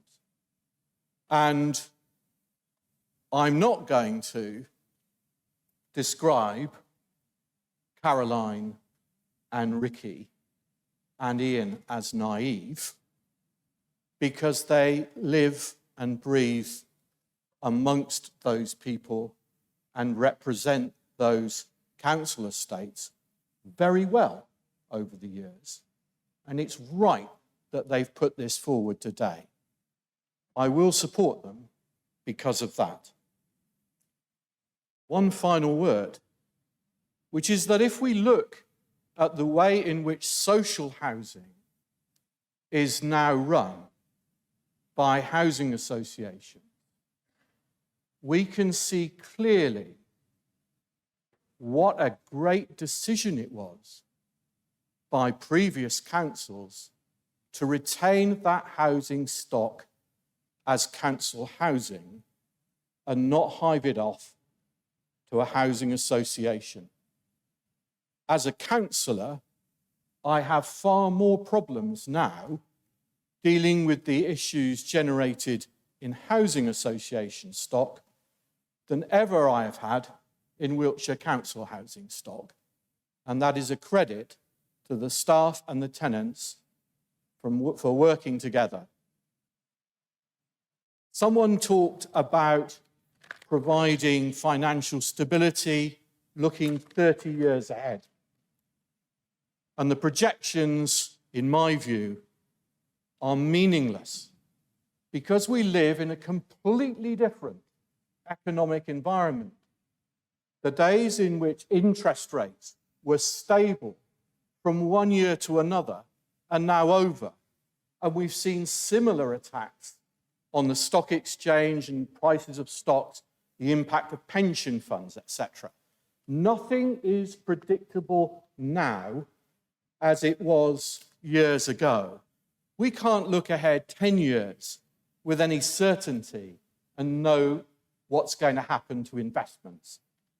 But we are faced today with a worldwide economic crisis, people living from day to day, hand to mouth, in food banks.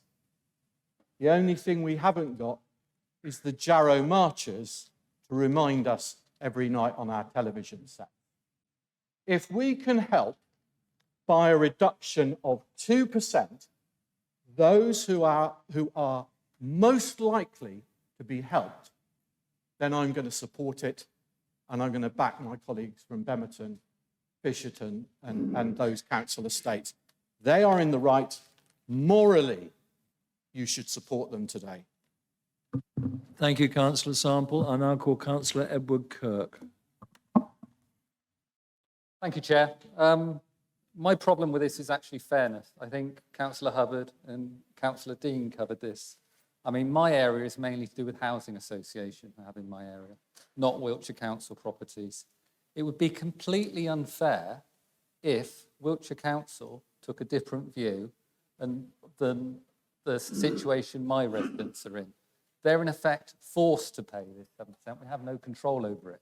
So until we have the control to act fairly across Wiltshire Council properties for those in social housing and need our support, I cannot see how this can work. And the fact it's unfair is enough. But sorry, Ricky, I just can't support it unless there was a way of bringing it across the whole sector. Thank you, Chair. Thank you, Councillor Kirk. Councillor Simon Jacobs. Thank you very much, Chair. I just need to take Councillor Hubbard up on a point with his stats at 4.6%, you said, in the private sector. I have to take him up on that because in the private sector, there is no security of tenure at all. So at any moment, a private landlord, when he wants to put his rent up, he can issue a Section 21 notice. The tenant has 2 months to get out. He tenants out. He then advertises his property for rent again at a price, a rent of maybe 10 to 25% more than the previous tenant was paying. So let's be very clear here. 4.6%, whatever it was, in the private sector is completely and utterly erroneous. These are the facts, I'm afraid. And it's a tragedy, but those are the facts. Councillor... No. Not.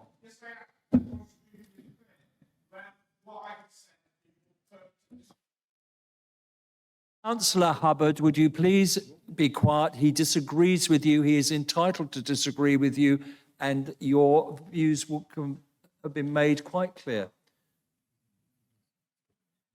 I don't think you've been misunderstood. I'm now calling Councillor Hocking. Thank you. Thank you, Chair. This is a tricky one, isn't it? So who would not want to be caring and compassionate, and who would not want to consider the low-income families, the people on food banks and all that sort of stuff? And this is heading down the track of Conservative Wiltshire Council don't care about these people, because that's just the way the nature of this debate is going. But I wanted to step it back a little bit from the macroeconomics and the geopolitics that Councillor Sample was talking about, and bring it back to a very, very local issue.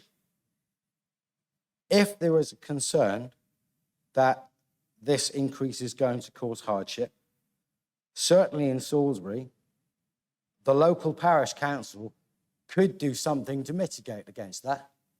It could call an emergency meeting of the city council, demand an emergency budget, review the 44% increase in their precept, demand that that 44% becomes 5%, and then the money, there would be a few things to cut and a few things to look at, but that extra amount of money being foisted upon people through their parish precept would not need to happen. And that money would mitigate the difference between the 5 and 7% that we're talking about today. So if my friends opposite wish to be caring and compassionate and want to look after the most vulnerable and those using food banks, they could do it if they so wanted. And it is a little bit rich to come and pour this onto Wiltshire councillors saying, you terrible Tories, when actually there is a way around it if they choose to take it up. Thank you. Councillor Hocking, thank you very much. Councillor Philip Whitehead. Thank you, Chair. Just 3 points to raise. The first one, with all respect, Councillor Foster, you said, to quote you, if this was on a repeated occasion, you wouldn't want to do it. Can I just point out that you're repeating this every single year from now on? Because the percentage change will be continued and accumulate year after year after year forever. so it is on a repeated occasion. One of the biggest problems, and I'll declare now that I'm a director of a housing association, Selwood, non-exec director. So, and I'll do that just so for complete clarity, it is already declared. Biggest problems facing most housing associations, apart from remaining viable in the UK, is to get its housing stock up to EPC level 3C by 2030. This is a huge difficulty and a massive investment, and will put more money back into the pockets of poor people than anything else that is done, by far, because the biggest impact on these people is the cost of energy. If we do anything to take away from that work, and I know that Wiltshire Council are doing it to EPCB, not EPCC, which I congratulate them on, because housing associations are only going to as far as EPCC. Anything and any lack of investment that decreases that takes money from our residents, every single one of them. Why every one of them? 100%, not 25 as was quoted. 100% of the residents, because it's money they pay out to heating companies. This only affects 25% of our residents. 75% do not get affected because they get it paid in benefit.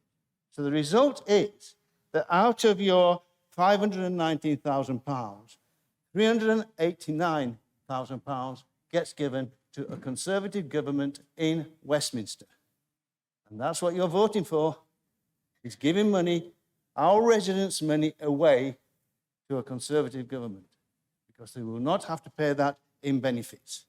So those are the 3 points. 1, it's forever.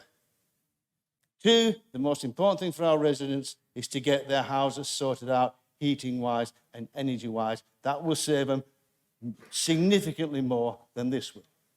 And thirdly, I don't like giving any money away from Wiltshire residents to the government. Thank you. Thank you. Thank you. Thank you, Councillor Whitehead. Councillor Jonathan Seed. Thank you, Chair. This budget represents sound financial planning and sound financial management. Sadly, this amendment does not.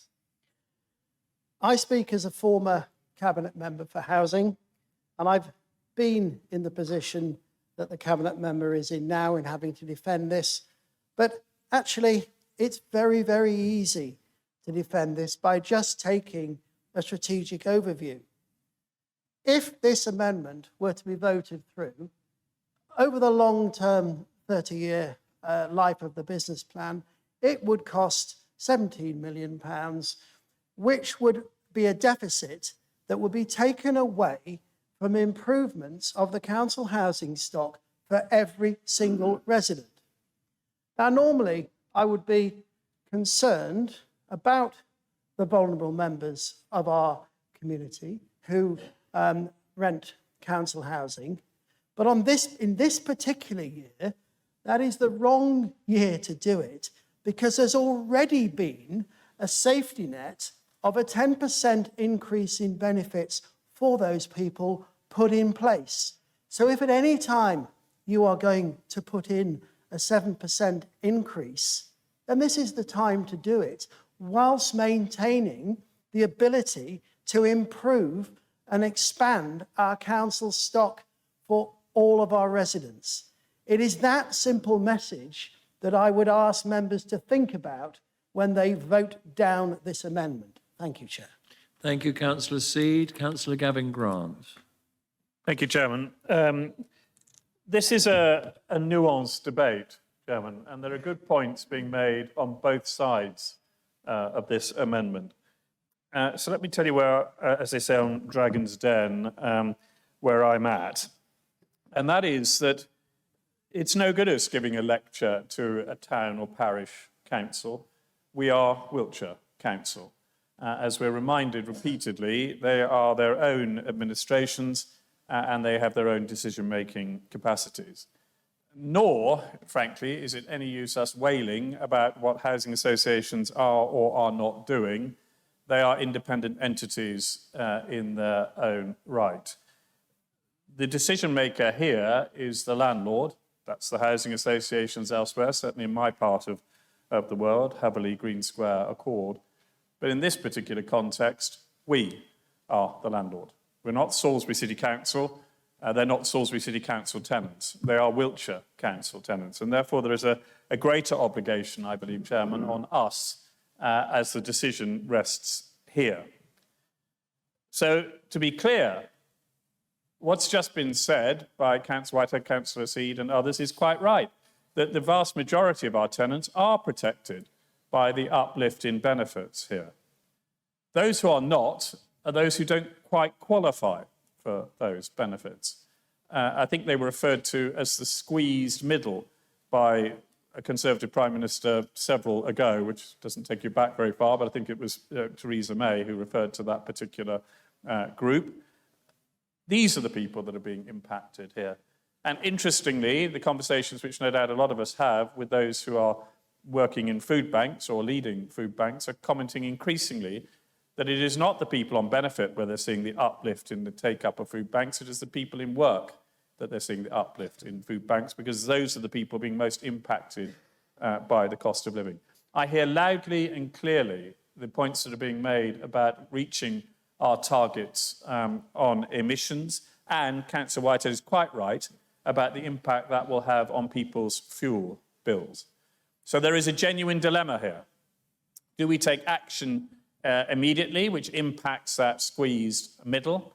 Or do we say, well, that's tough at the moment, but hopefully it will get better, and the poorest are being protected here by benefits, and the long-term gain is significant? The poorest are indeed being protected by benefits. The long-term gain is indeed significant. But on balance, Chairman, I don't believe in this year of all years we can be saying to that squeezed middle, we will push this up by an extra couple of percent. So my vote will be for the amendment. Thank you. Thank you, Councillor Grant. Councillor Botterill.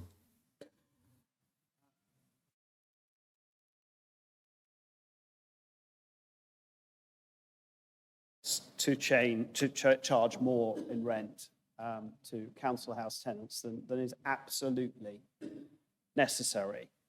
And I'm sure that goes for the Housing Board members as well as everybody in this room. Let me share with you my experience on this, which is that for 22 years I was a councillor of a London authority which had at that time something like 18,000 homes. Around 20% of all the residents in the borough lived in one of those homes. And in the good old days, or the bad old days, setting the rent was actually a bigger set-piece performance than setting what was then the domestic rates or poll tax or the council tax as it became, because it affected so many people directly. And for years, decades, both political parties, Labour and Conservatives, had fought over trying to charge people less rent each year than was recommended. But of course, we ended up with some of the lowest rents in London and some of the worst estates in London as well, because there is a cost. And the cost is that if you have no money in your housing revenue account and your reserves are used up, or you don't have any reserves, and you never do all those modernisations that are necessary, every year, bit by bit, your stock becomes less and less viable and less fit for purpose. And that's what happens. So people end up living in far worse properties 20, 30 years down the line than they would have done had there been a more sensible approach to rent setting. So I'm not going to support this amendment. I'm going to support the Housing Board because they're the closest to this. They know what's required. We've heard from Councillor Alford how it will prejudice the investment programme if this rent increase doesn't go through. And I think we have to listen to these people. Yes, of course I don't want to charge people more money. I started out by saying that. But if we don't, we will end up with all those people, whether on housing benefit or not, being that little bit worse year after year after year. Thank you, Councillor Botterill. That concludes the debate. Councillor Rogers, as movement of this amendment, do you have any final comments before the leader makes his final comments? Thank you. Thank you, Chairman. It's pretty obvious that the housing revenue account is a complicated issue, always has been. You know, we've drummed up this figure that we're going to suddenly lose 17 million. We're not at the start of the 30-year business plan. We're part way through it. Okay, so I don't know where the 17 million comes from. The other issue is this is a one-year option, right? Where we have from the government a bit of flexibility. That won't happen next year, we hope, if inflation is under control. We'll be back to having a figure and a formula dictated back down to us plus 1%. So this is not a continuous 519,000 next year, because we don't know what the figure will be next year. We don't know what the percentage will be given and imposed upon us next year. That's the reality. We're talking about 2,800 council house rent payers. That's what we've got on our books, 2,800 who pay the full rent. What I'm asking for is a bit of compassion to those people who are struggling to make ends meet. We could have, remember I used to argue about it and say no one listens? But George Osborne did, didn't he? Suddenly, he listened about 5 years ago and said, you can't keep putting social dwelling rents up at the rate you are to catch up with the private sector. And we had a 2-year freeze, you remember, a 0% increase. Did our investment program crash? Did all the work stop? No, we've still got over 4 million in reserves. This reduction will not stop any of the planned retrofit, making house warmer. It won't affect any of that. That will continue. The biggest problem within the housing revenue account is the fact we have got 100+ empty council houses waiting for change of tenancy work. And you ask, why? Is it money? No, that's not money, because we cannot recruit tradesmen on local government paying conditions when the private sector is paying far more. That's the dilemma we're in. This issue is not about money. It's about showing a bit of compassion and then waiting for the blow, whichever government sets down to us next year, on what the increase will be percentage-wise next year. You know, I'd ask you, show a bit of compassion and think of those who can least afford to pay. Councillor Rogers, thank you very much indeed. Councillor Cluer, do you have any comments? Yes, thank you, Chair. I think a few things to cover. Ricky, I do understand the argument. I really do. The work we have done on setting up our council housing to be sustainable, to have long-term plans, it's been a major piece of my life for goodness knows how long, 8 years, and even more than that now. But part of the thing I've learned there, in fact, the one thing I've learned, and it's something I've applied to the council as a whole, is you must have a long-term plan, and you've got to work to it. Our 30-year plan isn't a 30-year plan that ends. It's a constant rolling 30-year plan to keep the maintenance going in, to keep the stock at a good condition, to keep building more stock, because that way we give our tenants decent homes and good places to live. And no fault of Salisbury District Council, I sat on it for a while. At that point, government was messing the system badly, the investment wasn't going in, and the stock was deteriorating because we didn't have a plan.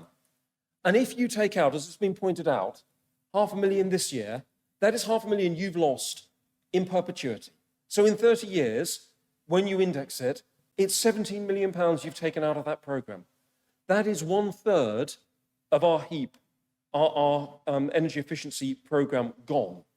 That takes us from a B to a C and a bit. So you've wiped out that programme in that one action. However well-intentioned, you've taken out the resource that we've got to deal with it. You mentioned voids. Yeah, we need more money to pay staff. We know we do. We're trying to bring on apprentices.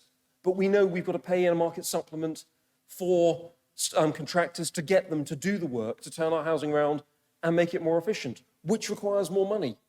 It means we've got to pay them more. So if we take out rent, we can't do that. This is part of a much bigger picture than simply 1 year and it would make it better. That's a short-term approach that, yes, it would help for this year, but it would shred the long-term sustainability. Now, we've talked about Osborne's little stunt and his minus 1%. That absolutely wrecked the business plan. I'm acutely aware. I just got it set up and working. We just started building council houses. Jonathan was cabinet member at the time. We've been working it through. And suddenly, we had to reshape the entire thing and extend the length of everything because the repayment lengths for everything, because we suddenly were losing tens of millions of pounds because of that 1% reduction over the course of the business plan. We've deliberately set the HRA up now to deal with 2 government shocks because, as you say, they will give us another one. But we've deliberately done it to be able to deal with 2. We'd impose one ourselves if we did this. We'd really open ourselves up to massive vulnerability for those tenants. And Philip's been saying about the money they save. When we started the HEAP programme, and again, Philip was in charge there, and I remember discussions with him, that HEAP programme would have saved people between £400 and £500 a year on their heating. That was pre-cost of living crazy energy prices. It will be much more than that now. And that will save every tenant, not just the ones that don't happen to get housing benefit. It'll save the ones on housing benefit, the ones who really are struggling as well. So shredding that programme, we can't do. We can't do that. You talk about the third that's left, the 1,800. Many of them are retired and their pensions have gone up by 10.1%. So it's not as simple as saying these people aren't getting the increases. There will be some in there, and I've had some contact me, I know many of our tenants, saying that yes, they've had small pay increases, and I do have sympathy, but it's a small number of people. And if we took this step to try and help them, we'd hurt an awful lot more people in the process. We've got a business plan. We've got to stick to it because it delivers so much efficiency and saving and so much more social rent, affordable housing that we need in every one of our villages and every one of our towns, because the housing association, honestly, so I would accept it, are too focused on their own commercial ends to do it. So I would urge you all to vote against this amendment. It may sound great, it may sound sympathetic, but it will actually hurt the people it's trying to help. Thank you very much, Councillor Clure. Councillors, we will now move to the vote. This will be a recorded vote using your finger pads. You have 20 seconds to vote. Thank you.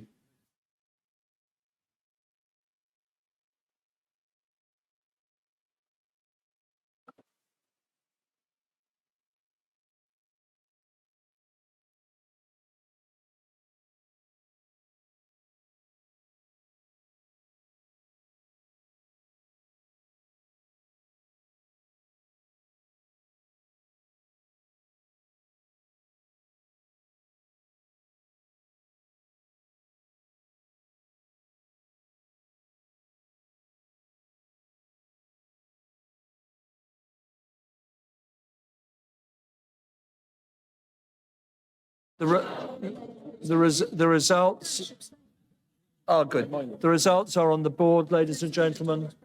For the amendment 29, against 51, 3 abstentions. Therefore, that amendment is not carried.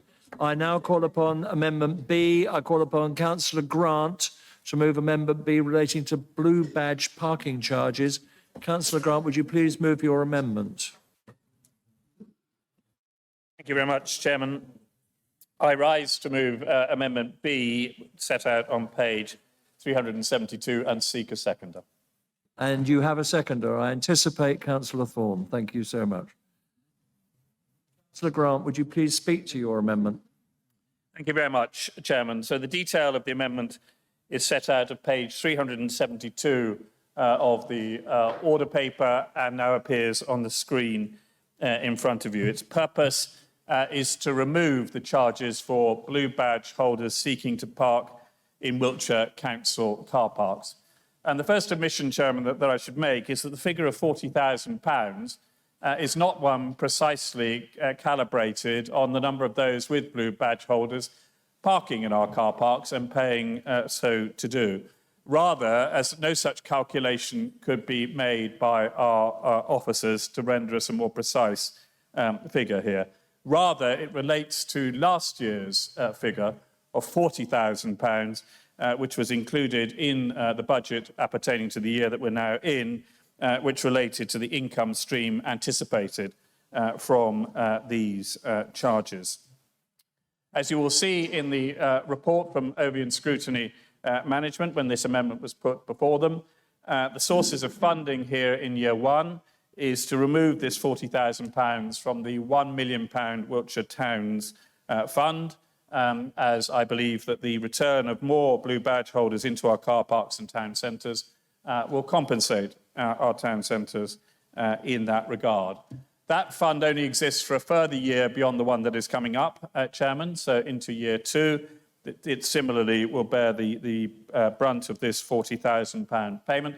And then in the third year of the medium-term financial strategy, the proposal is that this £40,000 is found by an increase in the number of Band D houses built in that period.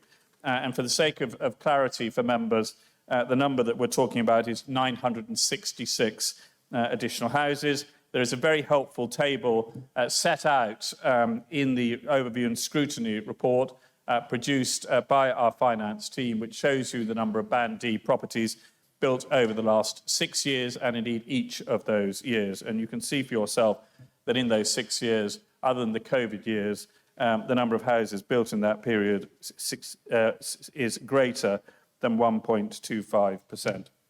So those are the bones of the amendment, Chairman. The argument here is the appropriateness of this charge. It is a very modest amount in our overall budget, but I suspect it has generated an enormous amount of heat and angst from the residents of Wiltshire.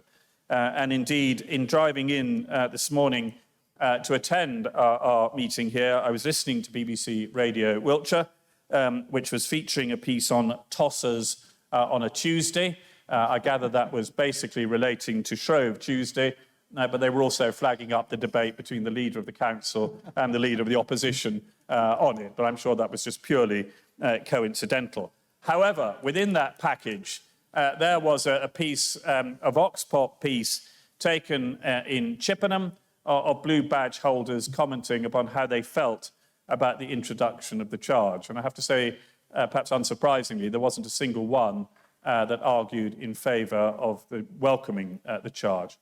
In this room, when we had a cabinet meeting, the leader of the council talked about his experience of attending a meeting in Salisbury, and he noted that there were some present who did not feel any angst about the charge, and these people were blue badge holders, but there were others, again, who were angry about the introduction of this charge. And I think that anger is anchored in two things. Firstly, that blue badge holders pay for the privilege of that blue badge. It's a £10 charge. And secondly, that many of those people, perhaps not all, but many of those people are impacted by greater expenses in their own life. And indeed, the leader of our council, in the context of the use by blue badge holders in our car parks, has recognised that by the granting of an additional free hour. Well, candidly, colleagues, that's a good gesture, Richard, to make, and I applaud you for so doing it. But frankly, I believe that the right decision for us to take is to waive the charge altogether. The statistical evidence is overwhelming. Richard, you've argued that these issues should be based in proof and evidence, and you're right so to do. The evidence is overwhelming that disabled people have a higher cost of living than those who do not have disabilities. Their heating bills are higher. Often their food bills are higher because they do not have the range of mobility to go and, quote, shop around. Quite often even getting to the door if they've shopped online is a greater difficulty. They tend to be in their homes more, hence those heating and lighting bills being a greater expense. I believe that there is an opportunity here for this council to come together to honestly acknowledge that the imposition of this charge, whilst it may well have been for everybody else, as has been said repeatedly so far in this chamber, Wiltshire is different.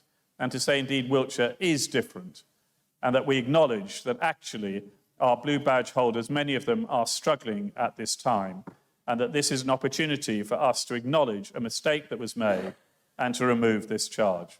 I so move this amendment. Thank you, Chairman. Councillor Grant, thank you very much. Councillor Clure, would you be prepared to accept this member's friendly amendment? No, I wouldn't. Thank you. Councillor Wright, I believe you already commented on... You there? He's gone. Right. Councillor Wright did comment earlier as overviewing scrutiny. I now invite comments from group leaders on the proposed amendment B. Firstly, Councillor Clure, please. Thank you again. I will comment briefly here and perhaps save more significant comments for summing up. We had this debate a year ago, and we rehearsed all the arguments there. Again, I'll let Caroline look into the details, but I think there are a couple of critical points I will raise now and then perhaps come in on detail at the end. This recommendation goes against the recommendation of our 151 officer. That's one of those three steps you want to take to put your council into penury, is start ignoring the 151 officer's recommendations. You do so at your peril. I'd note that Baines, a Lib Dem run council, do charge for blue badges exactly the same way we do. I'll come in on evidence later, but I think the most telling point here for me was actually that discussion I had with the Salisbury Disability Group. CARES, you don't want to mess with CARES, do you? No. And the points they were making were that the issues they felt were critical were not about charging, it was about the extra time and the extra length and difficulty of moving around with those mobility issues. I'll let Caroline go through the detail. I'll come back in at the end if I need to. Thank you very much. Councillor Thorne. Yes, thank you, Chairman. I'm very happy to support the amendment. Richard is absolutely right. This was discussed last year. I have to say I've been maybe not surprised, but nonetheless slightly shocked by the number of residents that have made contact with me. In fact, made contact with me since the, not that I listened to the radio this morning, but the pancake tossing incident on the radio this morning. There are major concerns. There are many people who are suffering, whose lives have been impacted by this charge. Again, I think there was a discussion last time about the number of people driving Mercedes with blue badges. It reminds me a little bit of a debate we had a few years ago about the youth service and why wasn't it the case that the pony club couldn't cover all the needs that young people had in our county. Similar sort of reference, I think. So my view is this, that there are a very large number of people with blue badges whose lives are tough enough as it is. That we are making their lives that little bit tougher. I note from, I think it's paragraph 9, that in relation to the risk that comes from guesstimating car parking charges, in fact, the 151 officer refers to the fact that our risk is reduced by virtue of the fact there is less income that will be required from this particular initiative. And I'd also suggest Richard Clure's kind of alarmist view about the view of the 151 officer, that of course it was Richard Clure himself who said earlier that these are piffling sums of money. And in fact, I think if you added up all 4 of our amendments, it's the equivalent of a single hour of Wiltshire Council's trading or income or expenditure in a year. So we're not talking about a proposal that in any way is going to bring this council to its knees. We're talking about a very, very modest proposal that would actually improve the lives of very many people in this county whose lives are tough enough as it is. Thank you, Chairman. Thank you very much indeed. Councillor Thorne, Councillor Wright. No comment. Thank you very much indeed. Councillor Rogers. Yeah, thank you, Chairman. I voted against the introduction of the blue badge charge last year. This seems to me to be a sensible way to fund it this year, which is not going to bankrupt the council. So I will listen to the debate, but I'm minded to support the amendment. Thank you very much, Councillor Rogers. Therefore, we will move to debate. Any of those wishing to speak in relation to this amendment only, please press your button. The first I have up is Councillor Dr. Brown-Matthew. Thank you very much indeed, Chair. I've got an elderly resident in my ward by the name of Sybil Wilson, who's allowed me to mention her case today. She is elderly, she's disabled. One of her big problems is actually being able to try and get to the machine because she is so disabled. I've heard some talk that there will be new machines costing something in the region of £400,000 across the county. Well, that's 10 years worth of, if one looks at the £40,000 that's been proposed in this amendment. It seems to me a complete no-brainer. Keep the old machines and let people with blue badges park for free. Thank you. Thank you very much indeed. I have Councillor Ruth Hopkinson. Thank you, Chair. Councillor Kluwer acknowledges that the problem with this particular policy is not so much the money, it's about the mobility of people being able to get their tickets. It took him to physically see that problem and to hear from people directly. The rest of us who are in daily communication with such people were told right from the start this is what the problem would be. The machines, as Councillor Matthews says, a lot of the machines are inaccessible. Under the previous system, blue badge holders, that didn't actually matter because they didn't have to go to them. They do now. And the other point I'd make is this saving or this increased revenue to the council, whichever way you want to put it, is £40,000. When you consider what the overall budget, which we have been, of this council is, we are talking about disadvantaging a minority of people in order to save £40,000. I think that is just petty, and I'm really quite embarrassed to be part of a council that actually thinks that that is an appropriate way to behave towards the disabled. Thank you very much, Councillor Hopkinson. I call Councillor Dominic Munns. Thank you, Chair. If I stood here and proposed giving everyone in Wiltshire claiming universal credit a blue badge, you'd be scratching your heads and wondering if I'd gone mad. Because in what way does someone requiring financial support qualify them for disabled parking? The logic is equally flawed the other way around. Why would a wheelchair user automatically qualify for financial support towards parking? We already have two separate mechanisms for assessing someone's support on the financial basis and in terms of disabilities. And we risk offending blue badge holders by hinting that they cannot afford to pay for parking. And likewise, we create issues for able-bodied residents who can't afford parking and see blue badge holders being subsidised. We have blue badge holders with millions in the bank. We have able-bodied residents with pennies in the bank. The Equality and Human Rights Commission states that equality is about ensuring that every individual has an equal opportunity to make the most of their lives. Blue badge holders have said that they often need 15 minutes sometimes to get out of their car, prepare for their journey through a town, getting equipment out of the car. It takes me 15 seconds. So therefore, my parking fee is a lot further for me than it does for a blue badge holder. That is something that needs to be addressed. Councillor Grant mentioned the additional financial burden which is often placed on disabled residents, and I have no grounds to disagree with him.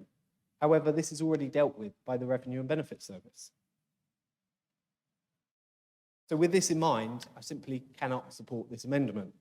And might I also add more widely that the focus of this budget on early intervention across children's services and education is to be applauded. It reflects a long-term vision for the improvement of lives of children and young people across Wiltshire. And I found it very sad that Councillor Thorne said before lunch that this budget lacks ambition. On the contrary, it's designed to champion ambition, preemptive early strikes rather than problem solving when issues arise down the line. So unlike Councillor Thorne, I believe this budget improves the lives of Wiltshire residents, particularly our children and young people. Thank you. Thank you. Thank you, Councillor Munns. Councillor Kirk, please. Edward Kirk. There he is.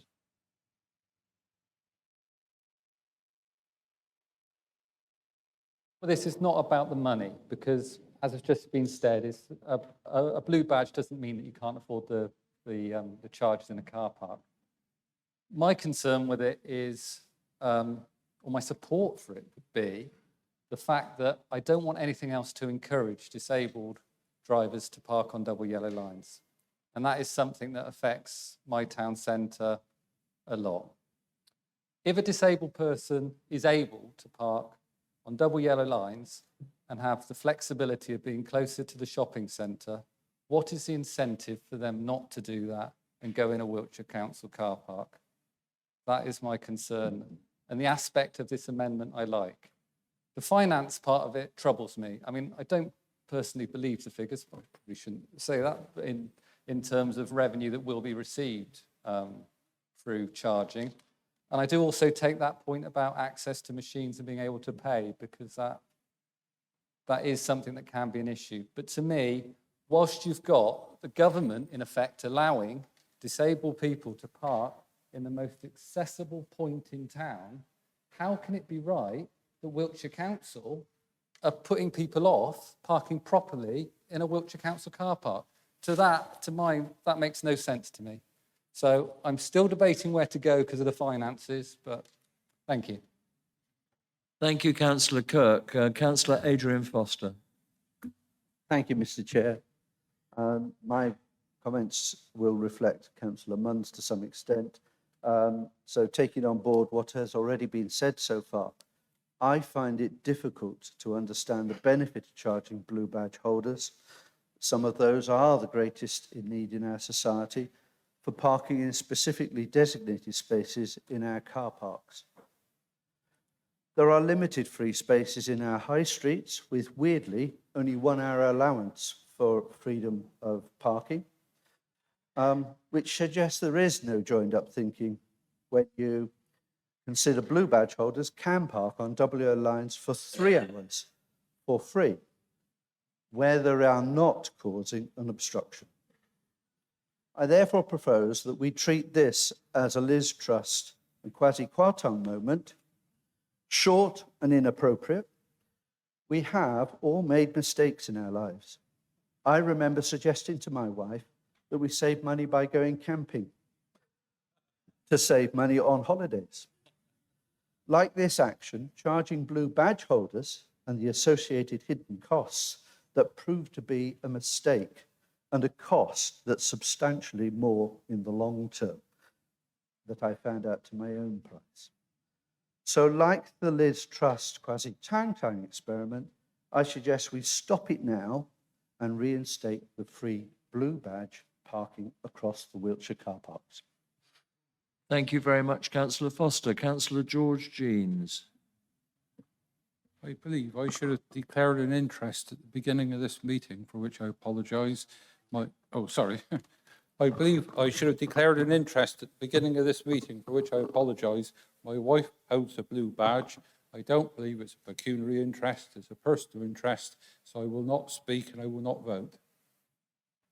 Councillor Jeans, thank you very much indeed. I now call Councillor Gordon King. Thank you very much, Mr. Chairman. I won't say too much or repeat what other people have said, except for to let Council know that this subject, more than any other in this year within my division, has landed in my mailbox repeatedly.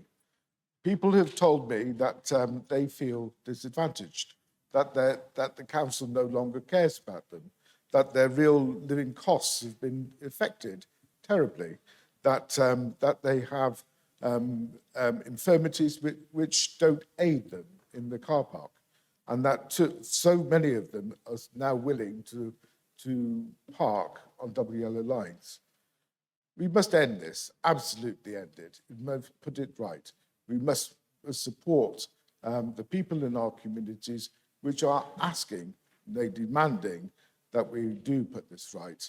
And I hope Council will and act compassionately. Thank you very much, Councillor King. Councillor Mark McClelland.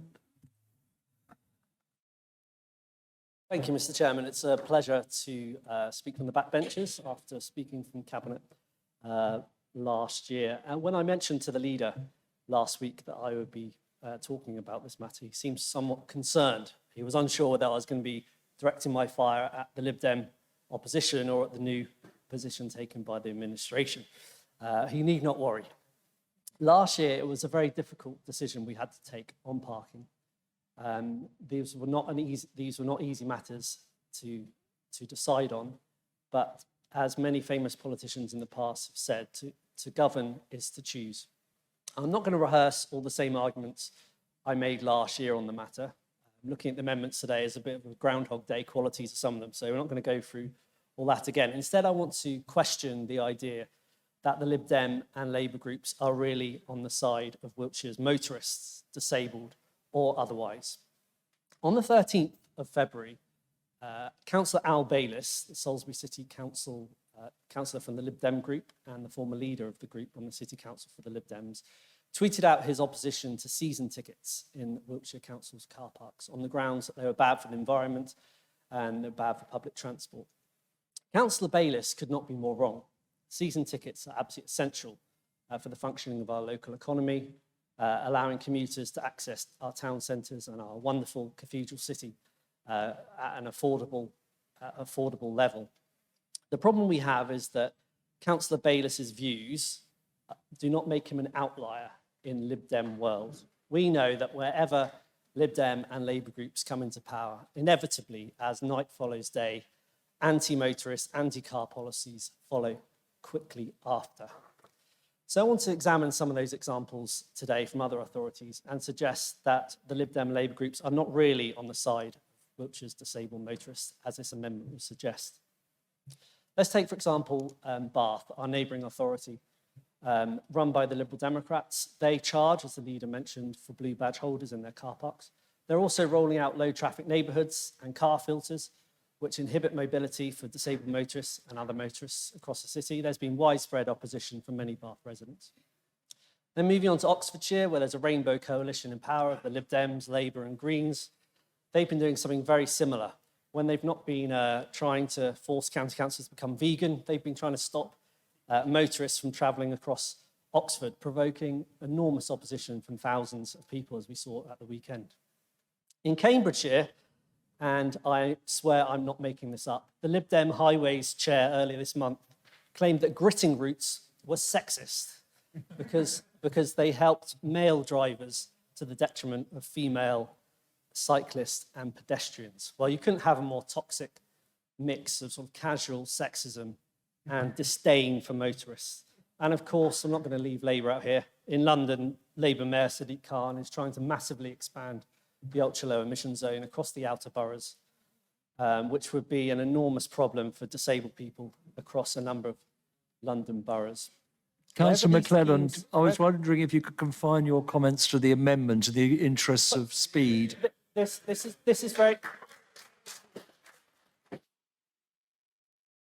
is very relevant to the amendment because this is about the attitude of those tabling the amendment towards disabled drivers. Quiet, please. Thank you. Councillor McClelland, Wherever these schemes are introduced, there is vehement opposition from disabled groups. And I would suggest that if any of the parties opposite were ever to gain power here, we would see a similar situation where the county's disabled motorists would also be strongly opposed. So I very strongly urge all my fellow councillors to oppose the Liberal Democrat amendment on this measure. The budget presented is well calibrated. It leaves the council on a firm financial footing. And we need strong, firm management of the economy and our policies, not kind of virtue signalling and faux concern for disabled drivers. Thank you. Thank you. Councillor Sample.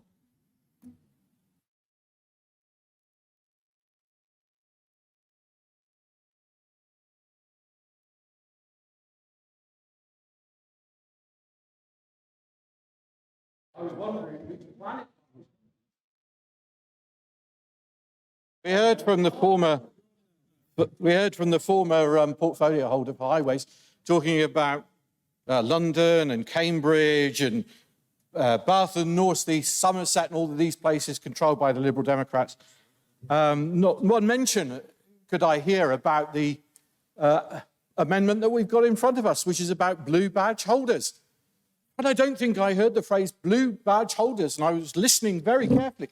Don't think I heard it once in his speech. So I think the speech we've just heard might be destined for later on in the meeting, perhaps, on another amendment. I don't know. He may not have had letters from residents about this issue. He may not have been reading the local newspapers or listening to local radio. He may not have been getting the emails, which I've had, including some yesterday and again a telephone number and a text is this morning at about 8 o'clock, in which disabled people are trying to get the message across that this is something that they are seriously concerned and worried about, and which they want the council to turn its back on today. A group of people who is a small group. We're not talking about tens of thousands of people here. We're talking about a relatively small group of people who find it really hard to get around. If they're using their wheelchairs, often they have the added problem of having potholes to the extent that they can't get about their towns and cities and villages in Salisbury and South Wiltshire because, you know, they are using wheelchairs and they can't get over those rough, badly maintained pavements and potholes. They are people who have real difficulty getting out of their vehicles and therefore require more time in order to do that. None of that seems to be recognised. And it's such a small amount of money in the general scheme of things. You know, here we are, 100 of us, and we've taken 25 minutes so far to discuss an amendment that concerns so few people. And the only thing that I can imagine is that the Conservatives have tried to sit round and work out what is the one policy that will really upset and irritate a group of people who are politically unrepresented in this chamber. Look around. Yeah? Where are the people with disabilities in the chamber? Where are they on the council? Why is it that they're not engaging with the political process? It's because of decisions exactly like this, which you're going to push through with your block vote. I despair, quite frankly, that you have the political stupidity to support something like that and give us a golden opportunity to campaign on an issue of unfairness and immorality. Several times people have stand up today and said things about the Liberal Democrats, what they're doing Councillor elsewhere in Sample, the would country. you please address your remarks to the amendment? Chairman, certainly I will. I've sat here many times, Mr. Chairman, and heard the same thing being said by people who thought they were invulnerable. You'll find out in 2 years' time. Thank you. Councillor Zoe Kluwer.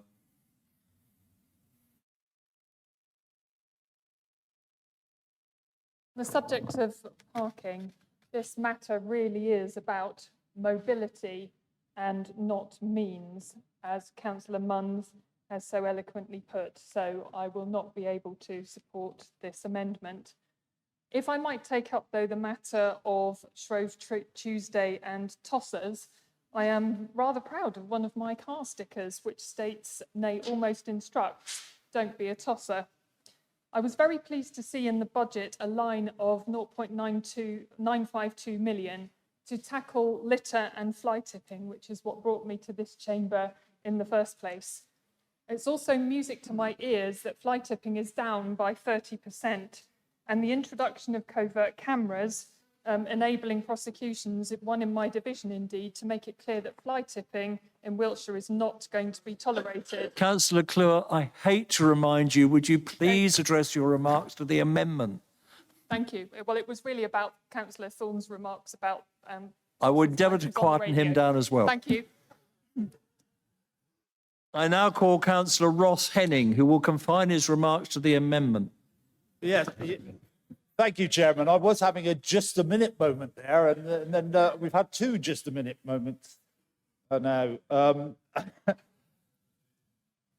I ask, I hope you don't think it's rude, but does anybody in the chamber have a blue badge? Well, we all park for free, of course. Then.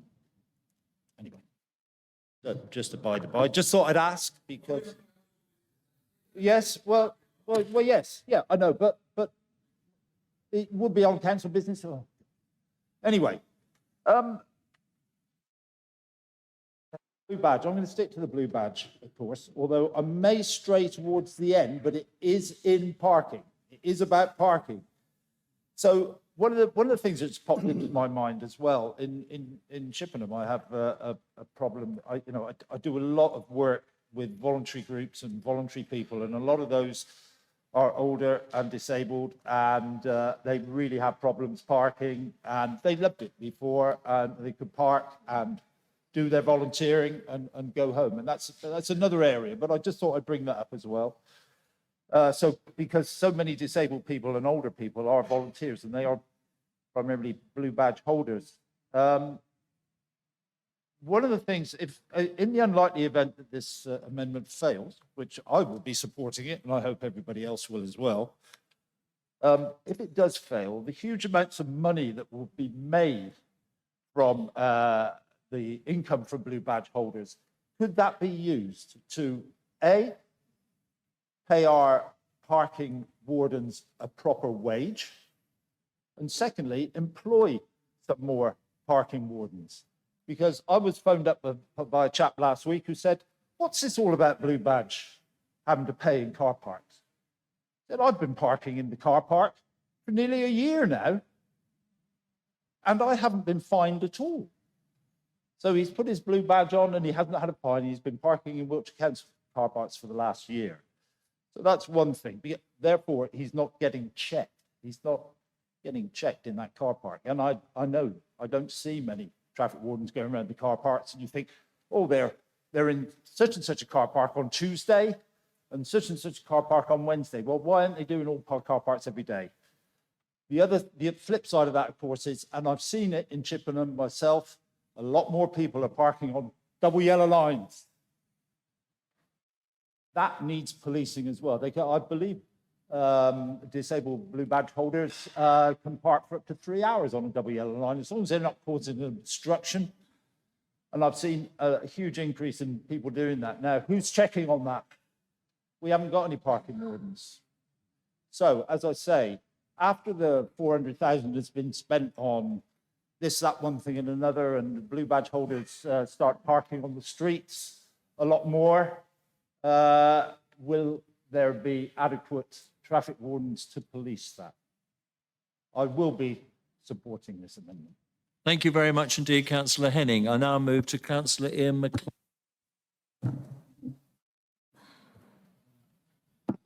Chairman, we have a council here that has a policy that's going to bring in revenue of £40,000 from people with a blue badge. So who are the people with a blue badge?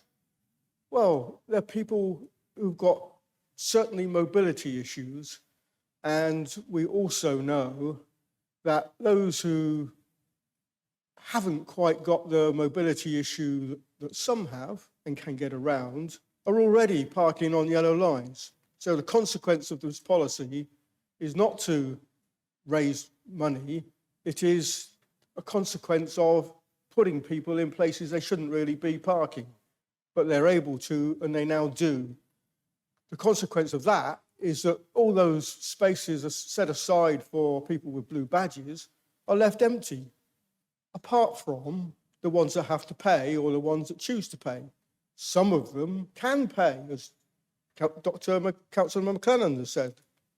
And those people probably don't worry at all. They just say, oh, well, that's fair enough. It's been good up to now, but at least I can park in a nice car park space here with a space or several that side and a space or several that side empty, so it doesn't matter, it's all good. I won't get my car door bumped. But the others that still park in those spaces can't afford them. And we know they can't afford them because the government say and tell us that the consequences of all of the hard times that have been going on and the energy costs have been directly borne by those people.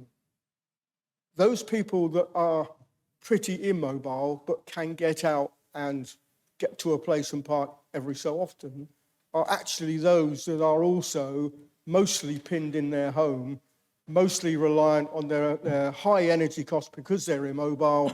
Their energy costs are much higher to keep them warm and get about their business, and they often have extra machinery at home that keeps them going. So for £40,000 in our £1 billion business, it's a pretty crass thing to do for the sake of a few can pay, a few can go on yellow lines and cause havoc, but the remaining few, well, tough luck on them, in the same way it was tough luck on the third of those in a council house that have now got to probably go to a food bank and try and get something else to help them get through the week, whereas before they held their head high and were an ordinary working person doing well. So just think again about not only who you're really affecting by this, and you're not affecting the ones that can pay, but you're affecting the rest of us who have to try and get round the yellow line people who are only there because you've blocked them out of the other place, like the councillor over there said. So give it some thought and don't vote for a party, vote for your conscience, vote with the amendment. Thank you, Councillor McLennan. Councillor Whitehead, please. Thank you, Chair. I'll just point out to Councillor Semple that not all disabled people are visibly disabled. And I find it offensive to say that. Sorry, there are lots of disabled people that are not visibly disabled, and we should all be aware of that at all times. The Blue Badge Act came out in 1971. Okay? The papers are still on the government website. Came out in 1971, and it's about mobility. For those councillors here, one of them, Councillor Kirk, people just spoke over there about it. The whole point was about parking on street, on double yellow lines for people with severe mobility issues. There were no car parking spots in car parks at the time. They came several years afterwards from councils like ourselves who started putting them in near the exits.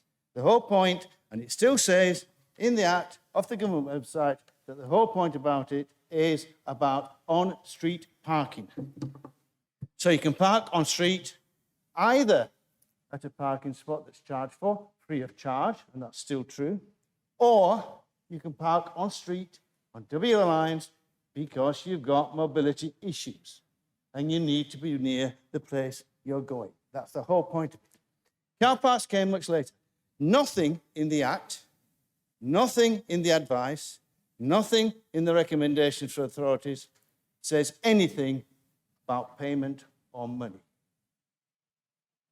That's in the Support Act, which is a financial support for anybody who is disabled or suffering with mobility issues, get supported financially. That's in that Act. In this Act, it just talks about being able to park on street. Councils provide parking spots near to exits and near to shops to help that convenience. There's no requirement, never ever has been, for those to be free. There's no reason why they cannot pay the same as the rest of us do in the car park. I disagree with Councillor Kirk. If someone is disabled, they should be able to park as near to a shop as they possibly can. And if that's on double yellow lines, providing it's not creating an obstruction, that is fine. And I would support that forever. So this is not about money. This is about blue badge holders and supporting them and supporting their movement. Many of which have got lots of money, many of which have not got lots of money. But don't confuse a Mobility Act with a Finance Act. Thank you. Thank you, Councillor Whitehead. Councillor Sarah. Thank you, Councillor Sarah Gibson. Good afternoon. Thank you, Chair. We've thought a lot about the emotive side of this, but to me there's a very, very practical issue that perhaps we're overlooking in the possible saving of £40,000. Firstly, if you charge people to use a service which they don't have to use because we've already established they can quite legally park on double yellow lines, the supposed saving of £40,000 is probably considerably less. Because let's face it, they're not going to be paying if they don't have to. It's human nature, unfortunately. The other issue that really concerns me quite strongly, looking at the comments that I have had locally and having visited the car parks that are near me, is the physical impossibility of a partially physically able person to actually be able to use these. Either we're expecting them to use an existing meter that is on a high curb because it's usually in a place that's designed to be safe from errant vehicles, so they're protected by high curbs in order to stop them being hit by moving vehicles. That makes them almost impossible for anyone with serious mobility issues to access them. The other problem with them is that if we do move over to the expensive new system, most of the disabled people that we're talking about with the blue badges unfortunately tend to be elderly, and therefore the using of an app on their phone or trying to cope with new technology is not always easy. And I can see us falling into the trap of having put in place a measure that we are then constantly trying to defend when people are unable to actually use it. We're going to be faced with people who are being fined for not paying simply because they felt unable to cope with the system. And for a very, very small saving, I think it's going to cause us far more publicity issues and stress to members of the public and officer time in dealing with the concerns. And I think that's something that we should take very seriously. Thank you. Thank you very much indeed, Councillor Gibson. Councillor Jane Davies. Thank you, Chair. I am going to address the issue, I assure you, Chair. But first of all, I need to provide some context because one of the spoken but also unspoken threads going through the amendment today is that we are somehow uncaring. And I absolutely refute that. You will all know from our budgets that we spend £38 in every 100 on looking after adult vulnerable people. Our whole life pathway, £96 million. Our living and ageing well, £83 million. All of our practice has prevention and early intervention running through it like lettering in a stick of rock. It is one of our guiding principles. It's in the business plan, and it is in our actions daily and the actions of officers who affect this work for us. All that we do aims to promote... Councillor Davies, I'm very sorry. Can you please confine your remarks to the amendment? I did explain I was providing context. So we are debating the amendment. And would you please confine your remarks to the amendment? Okay, I'm confining my comments to comments within the other comments on the amendment, and I will finish. I will, and you will see the link. Thank you. You quite put me off my trail now, which isn't helpful in terms of time. The point is that we do everything we can for people to maintain, regain independence, have community connection, and to support their carers. There's a huge amount of money that goes into this. It has been made very clear, particularly by Philip Whitehead, but also some of my colleagues on the opposition at our side, that this is about mobility. I believe that the issues of mobility have been addressed by the extra hour that has already been granted. Thank you, Chair. Thank you very much indeed, Councillor Davies. Councillor Sam Charleston. And I'm going to be absolutely ruthless with anybody who does not confine their remarks to the amendment. Thank you, Chair.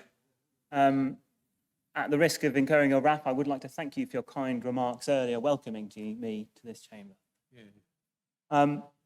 As others have said, I've had plenty of communications, plenty of emails from people, blue badge holders, asking me to speak on this, asking me about this issue.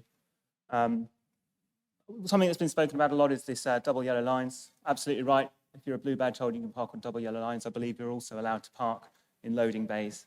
The practicalities of that are not great. If I'm a blue badge holder, if I'm a severely mobility disabled blue badge holder and I park in a loading bay and I come back and my car's been blocked in by someone loading, if I park on a double yellow line and I find someone's come in and blocked my access, these are issues that if I am severely mobility disabled, we have to take into account. They have to take into account.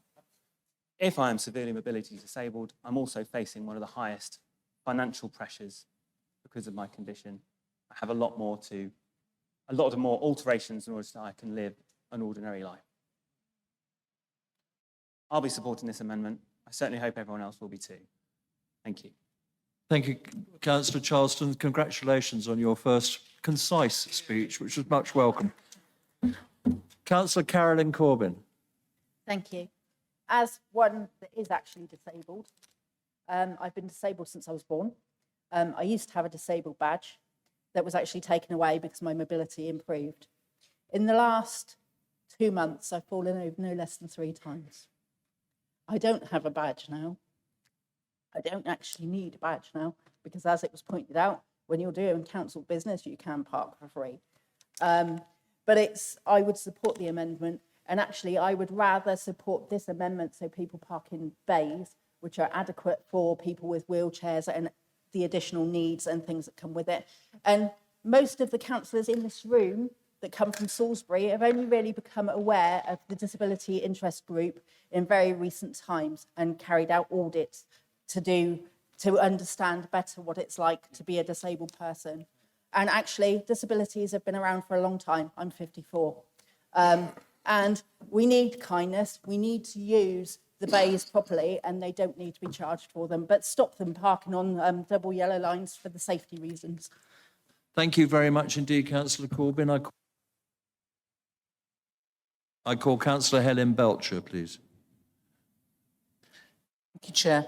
I remember standing this time last year talking about blue badge holders and the cost for disabled people, pointing out that a huge number, over 90% of people with blue badges are in receipt of benefits, and that indicates the level of economic and financial hardship.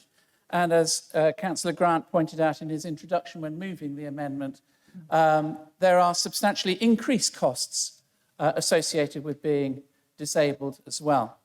And so while it is correct that not all blue badge holders are financially destitute on the edge of ruin, a substantial number are in receipt of benefits, and the charging is a real disincentive for them to go out and be mobile, and the impact that that has on their lives cannot be underestimated either. There is an issue around the machines. I did ask after the budget debate for the equality impact assessment, and I was told that that would appear before the policy was implemented, but after the budget debate. And it duly did, and it made no mention of the machines. And yet, querying Dr. McClelland when he was in role, he gave me a cost. I think that cost was inflated. And clarifying this with officers, the plan is, I think, to spend £127,000 on replacing machines to become Disability Act compliant in this coming financial year, and another £126,000 the following year. Those costs will be borne out of borrowing, and I'm informed by officers that the revenue cost of borrowing, there won't be any in this coming year because the borrowing is taking place in this coming year. But in 24-25, that cost will be £12,700 a year rolling forward, and then another £12,600 gives us £25,300 a year just for making the machines compliant. But that seems to indicate that currently machines are not compliant, and yet we are charging blue badge holders. And I would suggest that provides a slight problem for the council. So I will be voting in support of the amendment, as I voted in support of the similar amendment last year. But I would urge councillors not to discount the financial pressures that people who are disabled and therefore who have blue badges face simply for being disabled. Councillor Belcher, thank you very much. Councillor Najjar.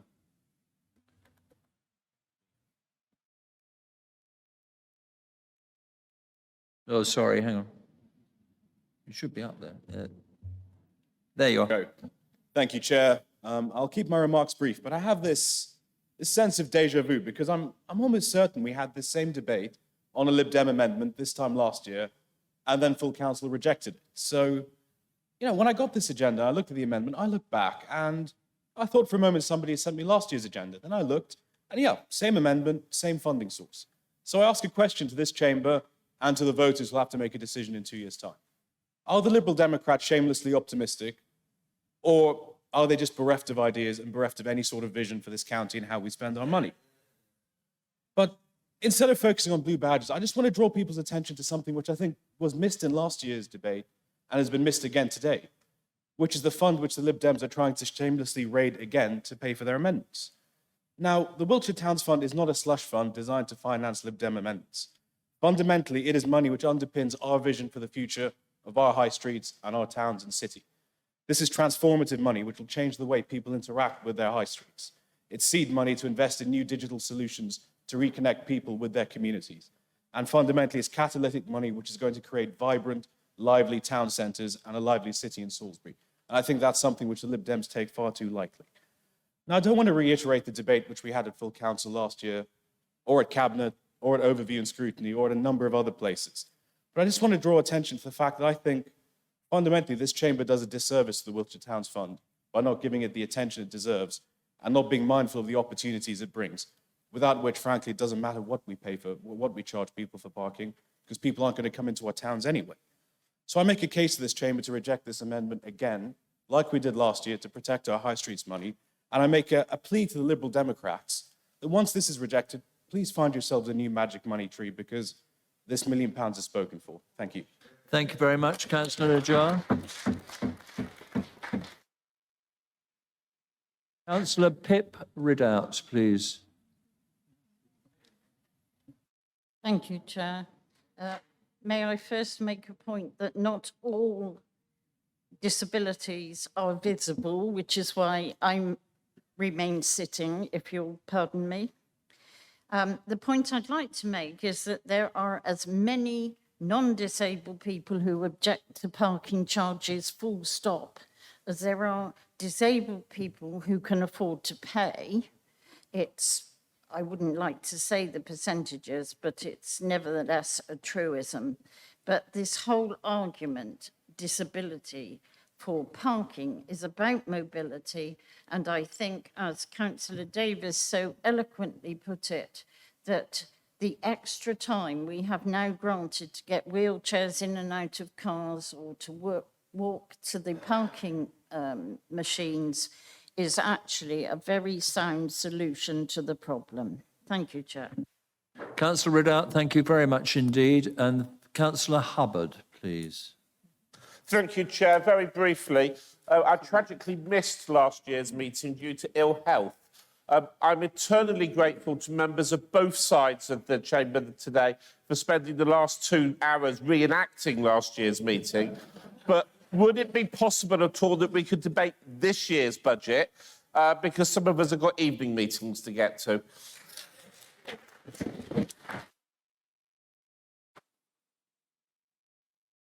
Thank you, Councillor Hubbard, as ever. I will endeavour to make sure people speak both to the amendment and to this year's budget. So I'm relying on you to remind me when they're not. And I'm drawing this debate to a close. I have one final speaker, Councillor Caroline Thomas. Thank you.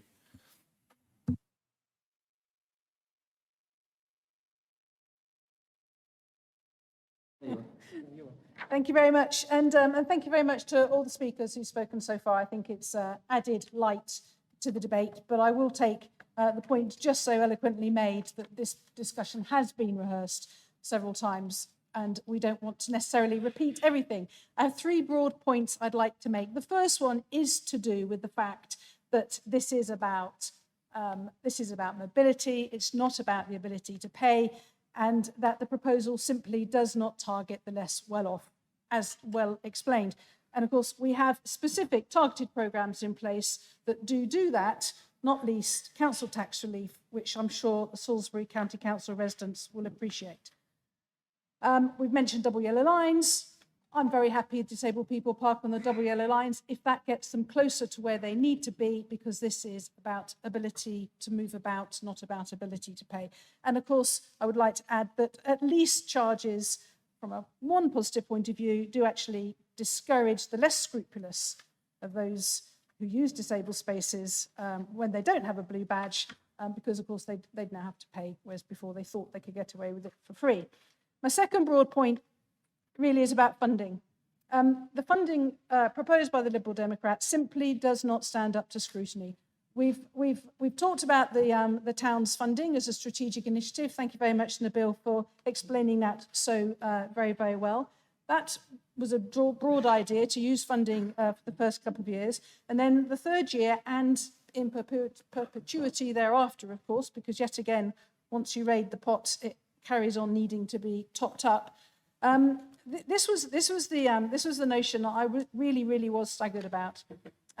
So the idea here is that to fund the later years, the Lib Dems are going to second guess the Section 151 officer's judgment in terms of the expectation of council tax base rise.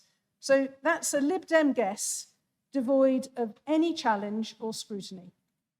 The fact that this idea sits behind other amendments is really a very dangerous concept of Lib Dem politicians believing they have the skills to outwit highly qualified, experienced financial professionals. And of course, to make the point very, very clear, within the budget notes, it says, and I quote, the 1.2% in the MTFS is my professional advice to the council. And as I think it's already been mentioned, there are 3 routes to ruin for a local authority. One of them is ignoring the advice of your Section 151 officer. The other is reserve, and I believe the other is buying shopping centres. Let's not hope we go there. And of course, let's just also mention that if they are wrong, and if our Section 151 officer is more accurate, and so we do end up with a 1.2% growth rather than the guesstimated 1.25%, that would introduce a funding gap of 0.169 million per annum, somewhat dwarfing the supposed 40k saving. It's also worth noting that by suggesting the higher growth figure, it does also imply that Lib Dems are trying to build more houses. I think the estimate is that the extra 0.05% would involve 215 extra houses to be built versus expectation. I think that somewhat goes against their own manifesto. My third broad point is really that what we have proposed is far, far more practical in terms of assisting those with blue badges. And of course, it's responsible because it doesn't involve second-guessing our Section 151 officer. So as already highlighted, we've introduced the hours grace period on the length of parking. This specifically addresses the issue about ability to move around by giving people much longer to get back to their cars, getting out in the first place, getting back to their cars and accessing them and so forth. And then secondly, I'd just like to add in terms of we have a forthcoming car parking strategy. That car parking strategy, in addition to the work over the next 12 to 18 months to ensure all payment machines are indeed disability compliant and will take all forms of payment, be that cash, be that wireless, be that the MI permit. We will, of course, be ensuring that they are placed close, very close to the blue badge parking areas. And I'm very happy when we look at the car parking strategy to also look at the proportion of disabled spaces that we allow for in our areas. I would just like to mention that Councillor Gibson's concerns about the ability physically to pay obviously is a very moot point, but machines being disability compliant affects a far wider number of people than just blue badge holders, and we're doing that change for that wider group of people, not just blue badge holders. Thank you. Thank you, Councillor Thomas. Councillor Grant, as the mover of Amendment B, do you have any final comments before the leader closes debate? Be brief. Just to gently reproach Councillor Thomas when she says that the funding does not stand up to scrutiny. Can I just gently remind her, of course, that it went through overview and scrutiny management and the full scrutiny of the funding proposal, including the commentary by our excellent 151 officer. And I would urge her to read all that the 151 officer says about the reduction in risk of the revenue flow by the adoption of this amendment, which you'll find at paragraph 9 in his report.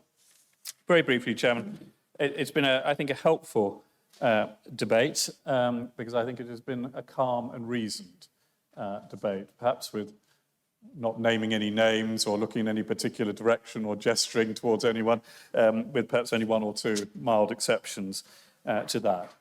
The discussion is Chairman, rightly one about mobility and whether this is about mobility or means. I would gently say I think it is about both. But I think that the mobility issue is a very important one because by definition, this local authority as a highways authority places yellow lines for public protection. We don't place them for decoration. We put them in locations where the access points are challenging, where visibility is challenging, and where parking creates a hazard to pedestrians, to motorists, and to other road users. And whilst the very helpful lesson, and it always is, from Councillor Whitehead on the history of the Disabilities Act, and thank you for it. I think I would note, wasn't it the year after that that Edward Heath took Britain formally inside the European Economic Community? How times change, Philip, in that regard. So the notion that we as a Wiltshire Council should be delighted that those people with blue badges are parking on double yellow lines, I think is a profoundly false one. If that had been our desire as a council, why on earth would we have created disability parking bays inside our car park, Chairman? We did so, and we located them at access points and close to access points in our car parks because they provided a much safer location for people with disabilities to park. And I believe that this simple act that we took last year, and forgive me, I give you no apology for bringing this back because I believe we made the wrong decision last year. And I think the tenor of this debate has been far more appropriate this year than it was last year. And I thank all members of the council for it. I would urge us to think again, and having thought again, to pass the amendment, Chairman. Thank you. Thank you, Councillor Grant. Councillor Cluer, any final comments on Amendment B? Yes, thank you. I think I've got two significant observations at this point. This is the second amendment now where we've had, it's just a small amount of money, it's a one-off, it's okay, people need it, we really must. We're back on that path that leads to Somerset, that leads to ignoring a 151 officer, recommendations, and let's be really clear, the advice is don't do this. It's not ambiguous, it's this is a risk, don't do it. And it's building up a continuation of cost pressures through just one other little thing that's such a good idea, and then you end up with 10 and 15 of them, and suddenly you're facing Somerset. Mobility. This really is about mobility. That's why blue badges are issued, as we've heard Philip say. And mobility, it's issued to the vast majority of people because their mobility has deteriorated as they have become old. So it's to do primarily, blue badges are issued primarily to do with age. Now, there are evidence has been mentioned an awful lot as well, and I'm intrigued by the definitions of evidence that some members of this council seem to pull out. If you look at evidence on how many blue badge holders are issued their blue badge because they've become old and they've incurred mobility issues, it's somewhere between 60 and 80%. There are different numbers out there, but somewhere between 60 and 80%. Certainly 90% of blue badge holders are not on benefits. I'm afraid that is not true. So we've got to be really careful with the evidence we're using. The evidence is that people are issued blue badges because of mobility issues, and the rules are there, as Philip has said, to enable them to park as close as possible to the shops that they need to use, which is why in our car parks, the blue badge spaces are the ones closer to the shops. It's not there because of the desire to provide that free parking in car parks. We've made adjustments because of the issues that have been raised about the impact of that mobility on people moving around, on people getting out of their car, on getting to machines. We're replacing all the machines to go for contactless, which more than pays for the cost of going to the machines, just in the cash handling charges alone. And as a result of that, we will then, it will then make it easier for people to be able to move around. And at the same point, we are providing blue badge holders with an extra grace hour to assist them with that mobility issue. We're taking all the reasonable steps there to deal with the mobility issue that goes with a blue badge. But if we go down this path of, let's ignore the 151 officer, let's come up with something that destroys the Towns Fund, and we must not destroy the Towns Fund. It is critical to the future of our high streets. And if we'd gone down previous amendments, we wouldn't have a high street fund, a Towns Fund with the with Lib Dem amendments from last year. And we wouldn't have any reserves also if we went down that path. Then we'll end up in real trouble. And then we won't be providing the critical services we need to provide to people who have serious disability through the adult social care, through the SEND program. It's only through the rigorous control and through the use of evidence that we've got a budget now that can deliver that, and deliver that for years to come. So I would urge you to not vote for this amendment. Okay, we now proceed to the vote. You are voting whether to approve or reject Amendment B.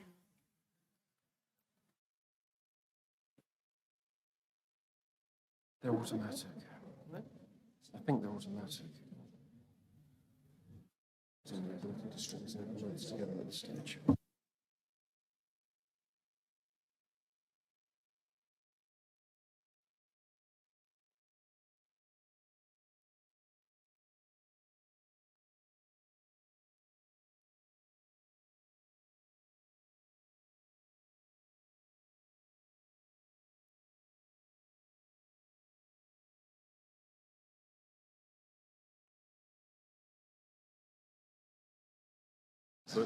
Right, thank you very much. You will see the results. For 28, against 50, abstain 7. We now move on to Amendment, I'm losing touch now. Amendment C. We have just spent over 2 hours debating 2 amendments. I am going to suggest, with the consent of the councillors here, that with the exception of those proposing amendments and the leaders of the groups when they're asked for their comments, that I confine all members contributing to the debate to 3 minutes rather than 5. And I will continue to be strenuous in making sure that any members confine their remarks to the subject being discussed, which if I'm getting nods from the leader of the Liberal Democrats, I get exceptionally worried. Do I have your approval that I can confine? Thank you very much indeed. We now move on. I call upon Councillor Grant to briefly move Amendment C. Councillor Grant. Thank you very much, Chairman. I move Amendment C and seek a seconder. And the seconder I can see is Councillor Thorne. Councillor Grant, would you like to speak to the amendment? You have 5 minutes. Thank you very much, Chairman. So this amendment you see on the screens before you, and you will find in our papers at page 375, and it relates to the matter of discretionary council tax relief. Now, at present, there are a number of residents in Wiltshire that receive or can receive, at the discretion of the council, 100% relief on their council tax. The purpose of this amendment is to give the council greater capacity to exercise that discretion. The issues I would draw to our colleagues' attention is that the amendment has 2 components in it, and you see them represented there. The additional £350,000 for the expansion to a discretionary relief of up to 100%. And colleagues should note that the council is in receipt of government funding precisely for this purpose, which provides for the lion's share of the funding necessary for that expansion. There is then a second element, which is the £300,000, and you'll note that that is framed in a rather wider element of the capacity for general discretion council tax. Now, the purpose of that is to not try and anticipate that we do not know. I think if all of us had been in this when we were broadly present in this council chamber, I think few of us might have anticipated that we would be marking the anniversary of Putin's appalling attack on Ukraine. So I think we've learned over the last few years that we don't necessarily know everything that will come at us, or much more to the point that will come at our residents. In urging you to support this amendment, let me read you the words of somebody else rather than me. And forgive me, Richard, it's not going to be Julius Caesar. Rather, it's going to be Suzanne Wigmore, the Chief Executive of Wiltshire Citizens Advice, the organisation that we as a council refer our residents to who are struggling with their financial position. And she says this: your budget suggestions make eminent sense to us. And therefore, she's not making a personal statement. She's speaking on behalf of Wiltshire Citizens Advice. And there will be savings in not having to collect small amounts of council tax from those on a low income. Now, this is the important element of this amendment. It applies to those who sit just outside of the individuals that are protected by government funding, i.e. those entirely dependent on state pension or on certain disability benefits such as personal income payments. Those are precisely the people that we exercise our 100% discretion around to forgive council tax. Why would the Chief Executive of Citizens Advice say that? Well, I would suggest to you that it's drawn from her direct experience of the people that she's now dealing with. And that reflects, I think you'll find, the experience, and I've certainly tried to find out in my own area, of those who are now taking food bank vouchers and going to food banks. There has been a shift here. It is the working poor who do not necessarily qualify for those benefits that are struggling the most.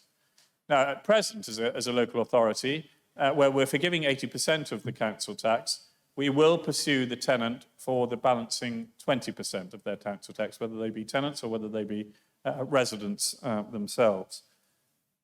That inevitably leads to court action if that payment is not made. And that, colleagues, is our current policy.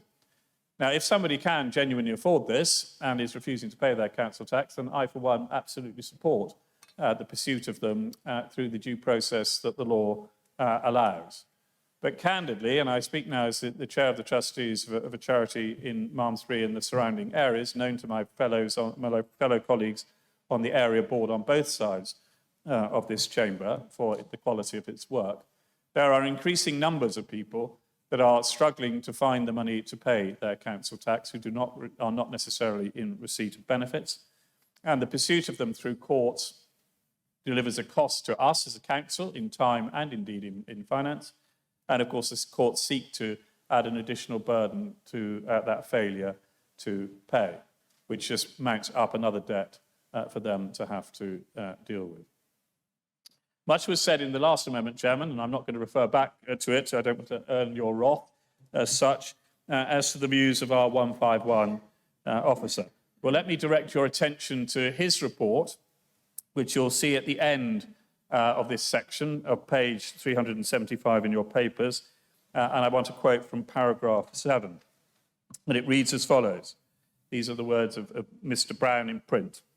The government announced on the 23rd of December 2022 that councils would receive additional government funding to support residents in receipt of council tax relief. And those are in capital letters because it is a proper noun, or a series of proper nouns defining the area we're talking about here. Wiltshire is anticipated to receive £676,000 in this grant to all residents in receipt of local council tax support that has been committed to apply an additional £25 per household. So this, if you're trying to work out what does this do for the individuals who might receive this additional relief, that is your answer. It is £25 per household per week. In other words, £300 a year. So to apply that additional, I'm back to Mr Brown here, to apply an additional £25 per household would leave a balance of 280,000 of the grant unallocated to add to this discretionary pot. In other words, what Mr Brown, you'll see in that section of the report is saying is we have not fully allocated the government's funding that has been provided to this purpose, and that can be set against the pot sum that you see here at £650,000. Where does that £650,000 come from? Councillor Grant, you've exceeded 5 minutes. May I just finish on this last Comfortably. point? Can you just finish Yes, your I remarks will. very Because quickly, this please? is Mr Brown that I'm clarifying. The £650,000 comes out of the £8.1 million surplus to be utilised to fund a one-off amendment, reducing our reserves from 10.8 million to 10.2 million. That is the purpose of the amendment, Chairman, and I ask that those who speak now support it. Thank you very much indeed, Councillor Grant.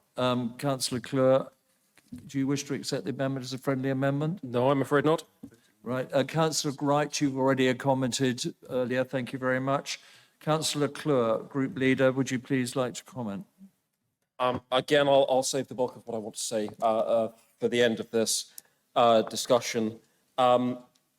We're talking again about raiding reserves for something that isn't based on evidence, but is based on assumption. And we're just continuing to go further down this route that leads to Somerset. I'll come back in on detail later, but I'm sure I won't have to because I think Nick will more than cover it. Thank you very much indeed. Councillor Thorne. Thank you, Chairman. How long did you say that group leaders have got? 5. I'm very happy. I'm thinking about doing a just a minute thing, you know.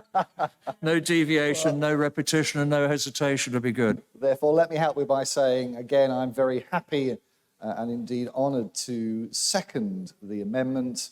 And I think Gavin Grant sets out the arguments perfectly. Thank you, Chairman. Thank you so much. Councillor Wright. Councillor Rogers. Thank you, Chairman. It does seem a well-intentioned amendment. I am a little bit concerned about the impact on the collection fund volatility reserve. It seems to be a one-off, so I will listen to the debate, Chairman.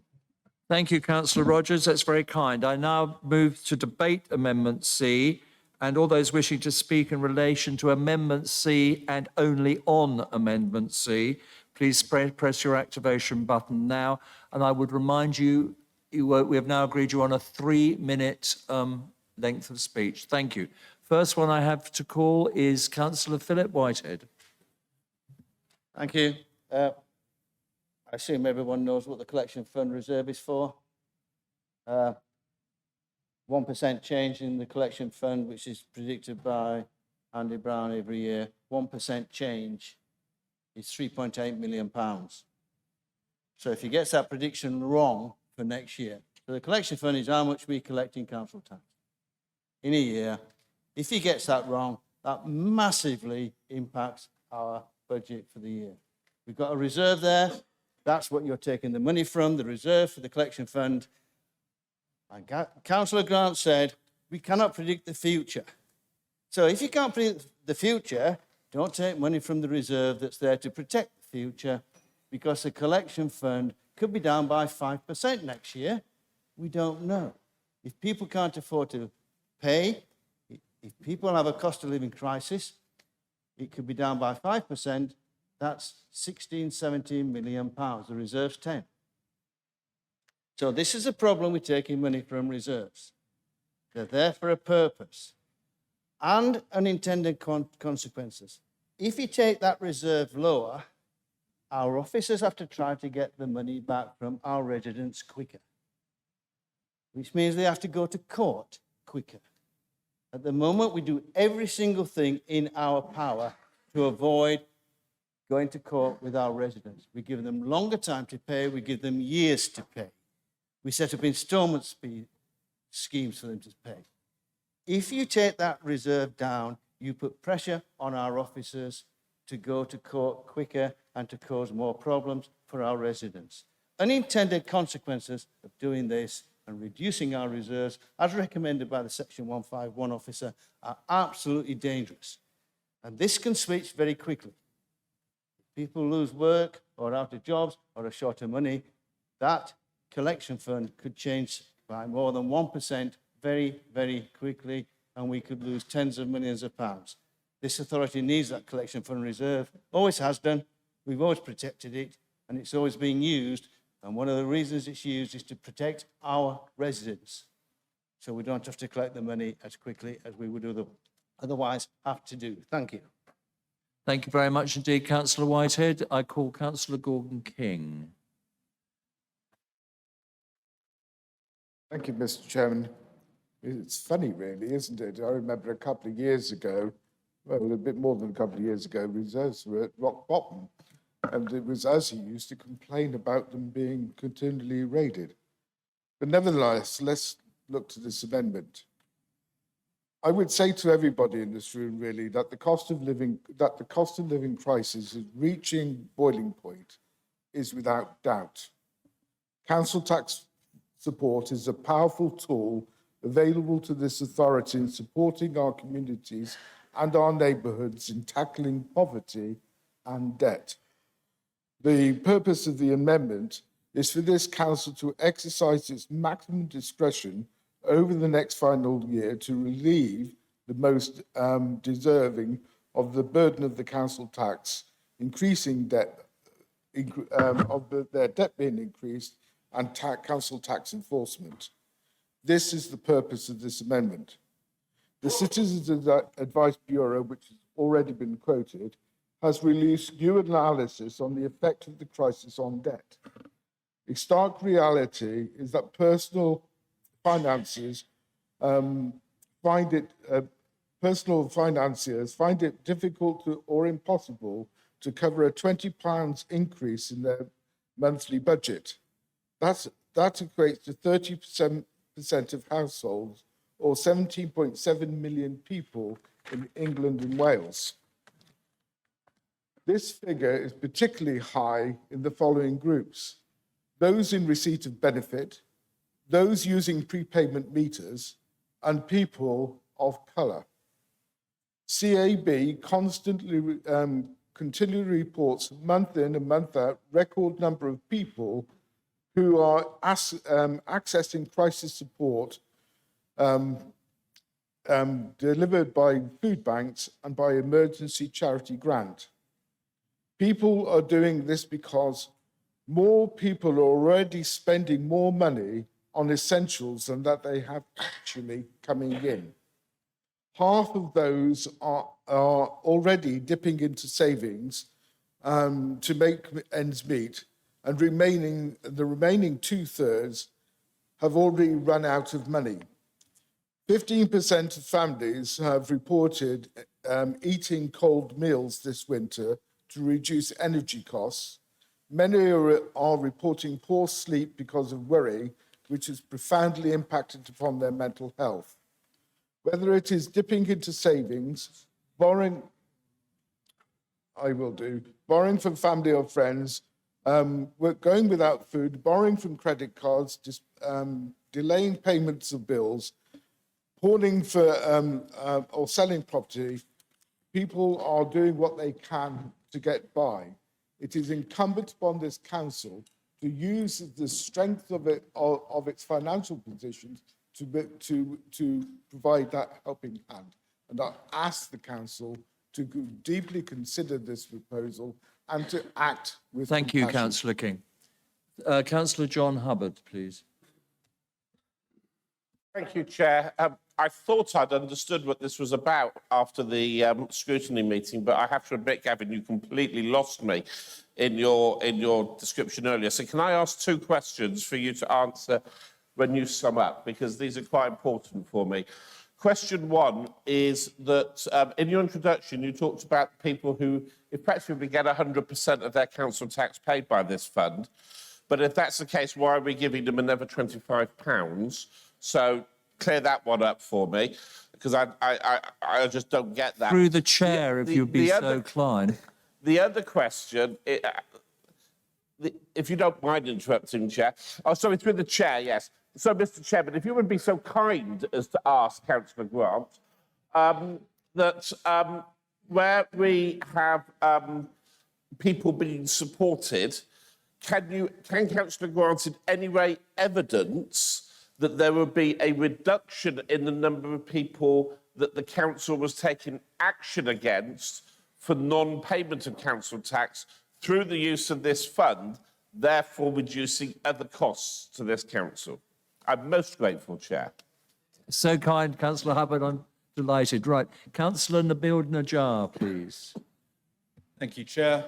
It seems as though we've moved from the repetitive to the reckless in the space of 2 amendments where we have something nice we want to do, so we're going to raid the council's collection reserve to the tune of almost two-thirds of £1 million to pay for it.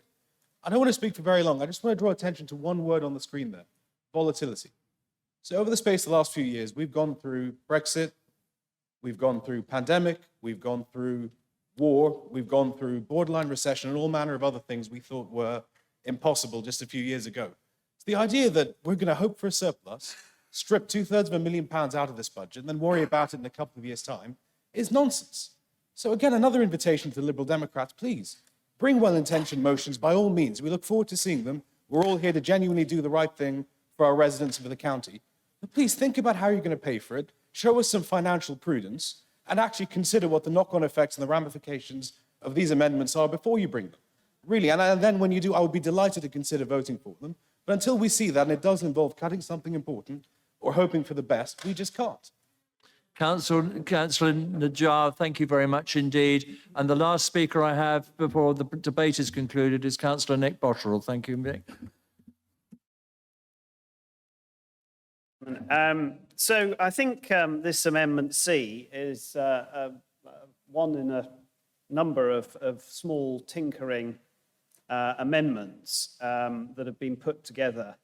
I guess it's could be described as the short-term Lib Dem microeconomic policy alternative. I would say it's an accounting prestidigitation, which Richard probably knows what prestidigitation means, but it's a polite way of saying jiggery-pokery. And financial jiggery-pokery, I think, is what this is. So anyway, I'm trying to get my head around what the proposers said. In the first instance, I believe it's proposed that each person in receipt of council tax benefit, except those who are getting 100% already, would receive an additional payment in the year, which would be equivalent to about 50p a week, because it's a one-off £25. And that would only be for 1 year. Now, as has been mentioned, households who receive this benefit are almost certainly likely to be the receipt of other state benefits. So it's going to be an incredibly small, thinly spread amount of money. And with all respect to the head of the CAB, who was quoted, I can't see how this would obviate the need for the council to collect small amounts of council tax, which of course is one of the most difficult things to do. And that's why some councils do actually not seek to collect that amount of money and budget to do so. But then we come on to the second part, which I guess is supposed to be aimed at some of those people. And this is where I think I lose the thread. So we're talking about an extra £300,000 to be added to a pot which is already forecast to have over £300,000 in it at the year end. And then that's prior to any transfer of unallocated government grant. It's just going to build up there. And I heard the statement, which was new to me, about paying £25 a month, £300 a year out. But presumably, as it's only £300,000 we're talking, that could only affect 1,000 people and not the 15,000, is it? 16,000 or whatever? 15,000 who are in receipt of council tax benefit. So I'm afraid I just don't, the more that comes out, the less this all seems to add up. And going back to what our forecasts show, if this money were transferred and not spent, there would be over almost £750,000 left in this pot. So quite frankly, there is already enough money there. It doesn't need this additional fund Could we wind to be up, put in please, it. Councillor I will Botterill? wind up. So, in summary, it's a very small additional amount of money to each household in receipt of council tax benefit. It demonstrably fails on 2 counts, minimal impact, and in the absence of any defining structure or plan, then it just begs random commitments. I guess it's a headline looking for an outlet, but in terms of a sensible policy alternative to our budget, then it is, sorry for the term, pure pants. Thank you, Councillor Botterill. Over time, I now turn to Councillor Grant as the mover of Amendment C. Do you have any final comments? And I know you've got exam questions from Councillor Hubbard, which I'm sure you heard through me. I heard them entirely through you, Chairman. And if I may deal with Councillor Hubbard's 2 important questions last. I just want to gently say to Councillor Najjar, you should come along to the Ovian Scrutiny Management Committee, and you heard the report from the Chairman who's sitting at the end of the row there, and the very intensive discussion and questioning that takes place around these amendments. It's attended by the Cabinet members, it's attended by the 151 officer and the Deputy 151 officer. And I don't mean this quite the way it sounds, but forgive me, from the comments you've made on this amendment and the previous one, I will say this, and forgive me for saying it, but bluntly, you might learn something by attending that rather than simply attacking in the council, during the council meeting. Through you, Mr. Chairman. Now to the amendments themselves. If you read the 151 officer's report, which I'm sure all members of this council have done, you will see that he sets out the 2 different elements, which appears to have confused Councillor Botterill.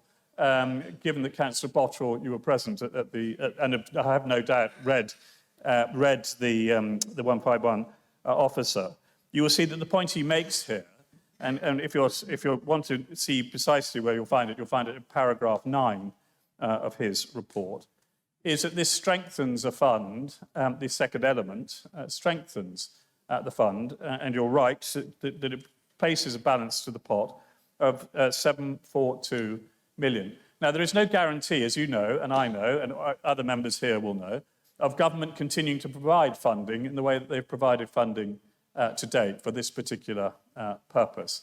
And should they turn off the tap for that particular purpose, and should this council continue to provide relief in the way that it has done, then that pot will simply run out, and it will run out earlier without this amendment rather than with it.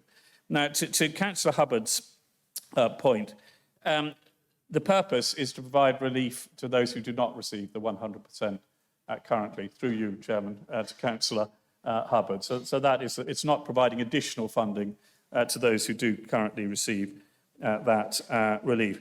Now, as for the evidence in the reduction, as for the council taking action against those that do not pay, well, you're asking me, and through you, Chairman, to speculate on what might be. But the reality of the situation is that despite all the best endeavours of our officers, and having worked with them through the charity I chair, I know those endeavours are genuine and real. At the end of the day, this council does take action against those who owe it money. That is our policy position. And as such, 100% relief for those individuals means that no such action would follow, logically, because there would be no such debt. Without providing that relief for those individuals, then potentially action does follow. Can I quantify that? Well, that's a matter for the future, through you, Chairman, to Councillor Hubbard, because we're not at that position as yet. I hope that's helpful. Thank you very much indeed. And finally, I would ask Councillor Clure, as mover of the original motion, do you have any final comments before we move to the vote? Thank you, Chairman. Yes, I do. We're on to another one of just another. It would be so nice and so helpful to do something that would take another 650,000 out of reserves. And, well, it's just a one-off. We can cope with it.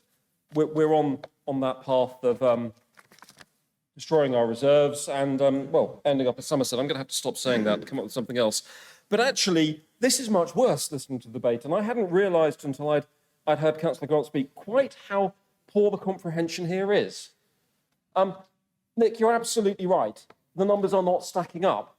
If you work on the assumption, as has been said by Councillor Grant, that you're giving them full relief, £300 a year, £25 a month, that would cost, for the 15,000 households that would be affected by the first part of this amendment, £4.5 million. 4.5 million. Not 350,000, 4.5 million. So this amendment doesn't even stack up with what the Liberal Democrats think it means. This amendment would give £25 a year on top of the £25 a year government is already giving to all those in receipt of council tax relief. Only an additional £25 a year. And there is no evidence that they are in need of that. And then we come on to the second part.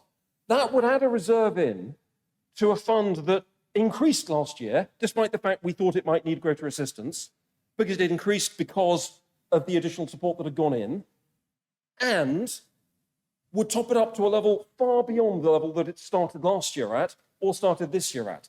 Now, if we get to the point we need that, at that stage, we could simply move reserves across. If we depleted the discretionary council tax relief fund, we could move funding from reserves, and we would. But why would we put it there now on the basis of no evidence to take it away from a reserve that exists to support, as Philip has said, the council tax, our ability to collect council tax in the face of potentially difficult economic times? Why on earth would we take that money away now and put it into a different pot when there is no evidence we need it? The maths doesn't stack up. Heaven help us if they ever run the council. I mean, £4.5 million spent on a budget proposal that says 350,000. Absolutely nuts. I implore you not to vote for this amendment. Thank you very much, Councillor Clure. And on the back of that, we now move to the vote. Those in favour of the amendment, vote aye. And you will see this is a recorded vote, and you have 20 seconds.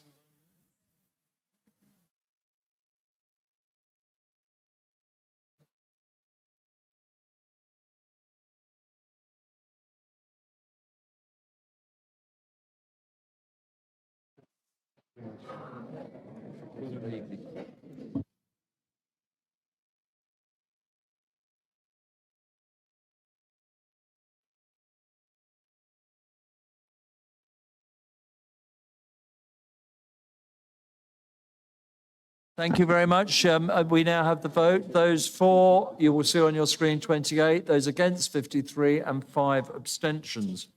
Now we move to, turning around. Councillor Grant, I call on you to move Amendment D, CAB Grant, rent, I mean.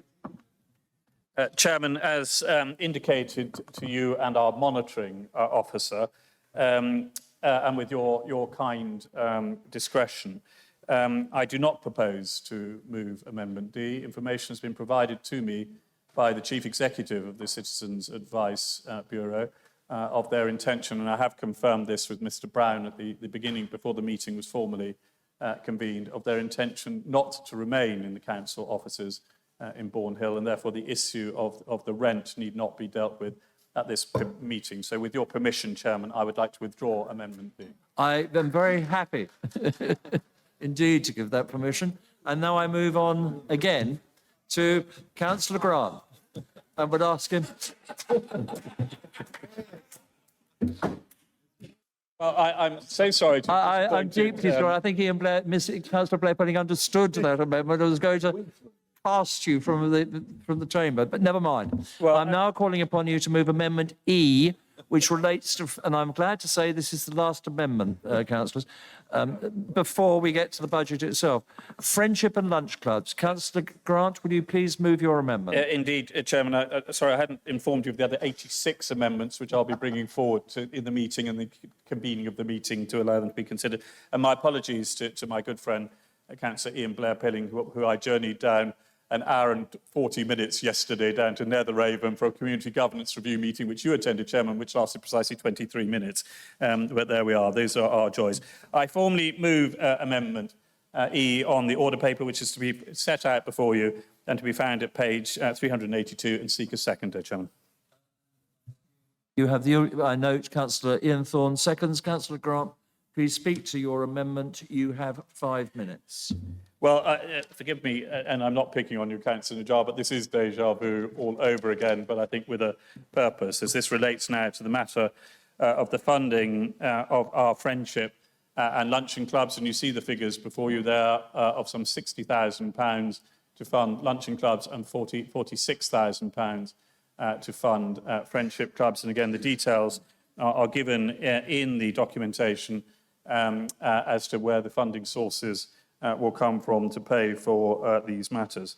Now, for those colleagues who recall that we didn't really actually get into it, but we got into a discussion and then it was adjourned, Chairman, you might remember, last year, as there was a conversation about a need for a rapid scrutiny examination through the Health Select Committee of how the luncheon clubs and friendship clubs, which were something of an historic, not anomaly, but an historic hangover, let me say, from previous district councils, which Wiltshire had continued forward with, how that funding might be better received or applied for through the new system that the council was setting up. And that rapid scrutiny took place under Health Select, and the recommendation was that we moved forward with the new system. We are now, Chairman, 1 year on from that new system being implemented, and I think therefore we're in ability to see what has happened with our luncheon clubs and friendship clubs. So I will make, if I may, Chairman, 2 very brief points and then allow you to enable the debate to take place. The first is that of those luncheon clubs and friendship clubs who received the previous funding, only 2 have gone forward into the new system. It is a tendering system, and that system, candidly, is rather more designed for professional care organisations than it is for the volunteers who run our friendship clubs and our luncheon clubs.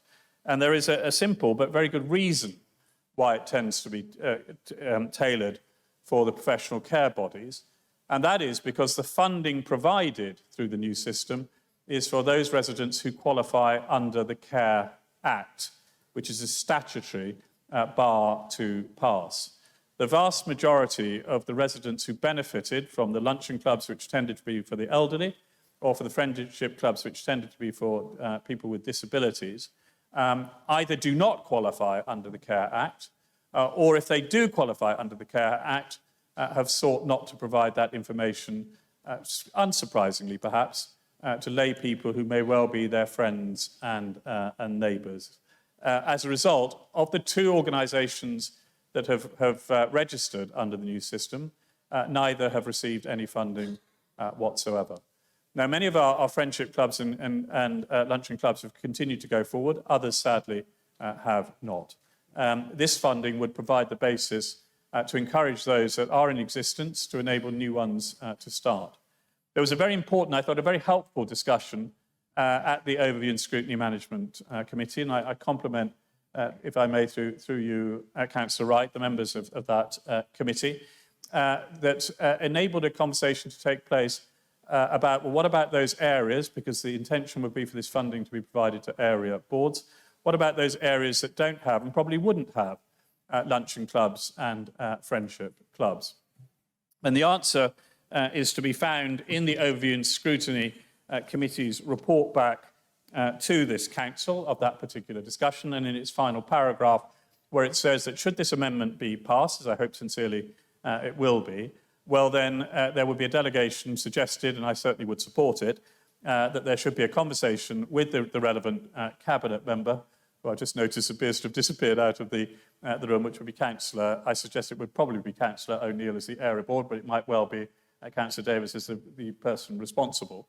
It might be therefore relevant cabinet members as to how such a system would operate, involving, of course, our own professional staff to ensure that that system operated appropriately. In other words, the purpose would not be to exclude those area boards and communities which don't have functioning luncheon clubs and friendship clubs. We know through the support, and I pay tribute to it, as I have done before to Councillor Clewer, through the excellent work the Council is doing, often through area boards on the cost of living crisis, there are other mechanisms that are being established which break down loneliness and encourage the bringing together of vulnerable people in our communities, but who are not sufficiently vulnerable to qualify under the statutory provisions of the Care Act. Chairman, I beg to move the amendment. Thank you very much indeed, Councillor Grant. Absolutely accurate to the second. Councillor Cluer, can you confirm if you wish to accept this as a friendly amendment? Once again, I'm afraid not. Councillor Wright, you have already commented, I believe. Thank you very much indeed. I now invite comments from the other group leaders on the proposed amendment. Firstly, Councillor Cluer. I think, again, I'll let Jane be the responding here, and I'll sum up at the end. Sum up at the end. I'll call Jane in due course. Councillor Ian Thorne. Yes, thank you, Chairman. And I'll just say congratulations again to Councillor Grant on his amendments.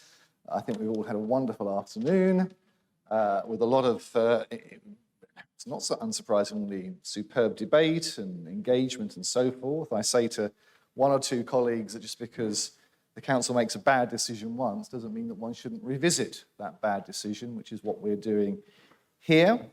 I don't want to add a great deal, which people will be delighted to hear, other than to say that I think an awful lot of the good intentions of the proposals from last year have not been fulfilled. That a lot of the groups that have been doing fantastic work, because of the very nature, the culture, the organisations that they are, have found it very hard to engage in the very professionalised nature and the structures that were created in order to provide funding. And I think that's a great pity in terms of the fantastic work that the current lunch and friendship clubs have been doing, and through the mechanism that we're proposing, potentially new lunch and friendship clubs, or indeed other organisations that could be supported by the area board. So I would ask members, as they have done all the way through this afternoon, to think about the issues, to think about the opportunity here, and of course to support the amendment. Thank you. Councillor Thorne, thank you very much indeed. Councillor Wright, do you have anything you wish to add? Yes, I do. I don't think that the principle that we adopted last year has actually worked. This is more about people in the know actually getting the money than perhaps the luncheon clubs. That doesn't mean that we can't do more, and it means that I'm certainly in favour of doing more for volunteer groups through area boards, but I will leave it at that for the moment. Thank you. That's a personal comment, not a group comment. Thank you. Absolutely. I always find it, yes, I understand. Councillor Rogers.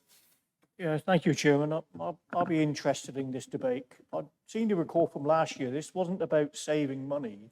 This was about a new way of opening up the opportunities for new groups to bid into that pot of money. So I'll be interesting to be told during debate how many new clubs have benefited from that pot of money and how many have lost out. Thank you very much indeed, Councillor Rogers. I now open this amendment to debate. Please indicate in the normal fashion. Thank you. I will call Councillor Vigar, please. Thank you, Chair. I just want to pass on some comments from a couple of these clubs. One of them is Bromham and Roud Monday Club, which has joined the new framework, but has not received any council-signed copy of the contract. It says 2 members of the club agreed to act as guinea pigs. They're still going through the process. It's a slow process. It's mean tested, whereas the original grant system was not. And 8 months after being awarded on the framework, they've had no income from it. They've recently had to increase the charge for meals. That means that some people feel they can no longer attend.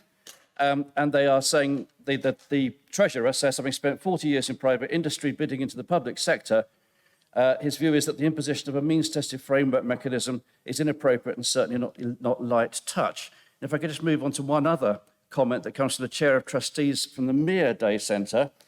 She says she fully supports the proposal to devolve the budget saving to area boards, that the area open framework proposal has not worked as far as you can see because a few attendees are eligible, but it denudes the elderly care centres of their baseline core funding.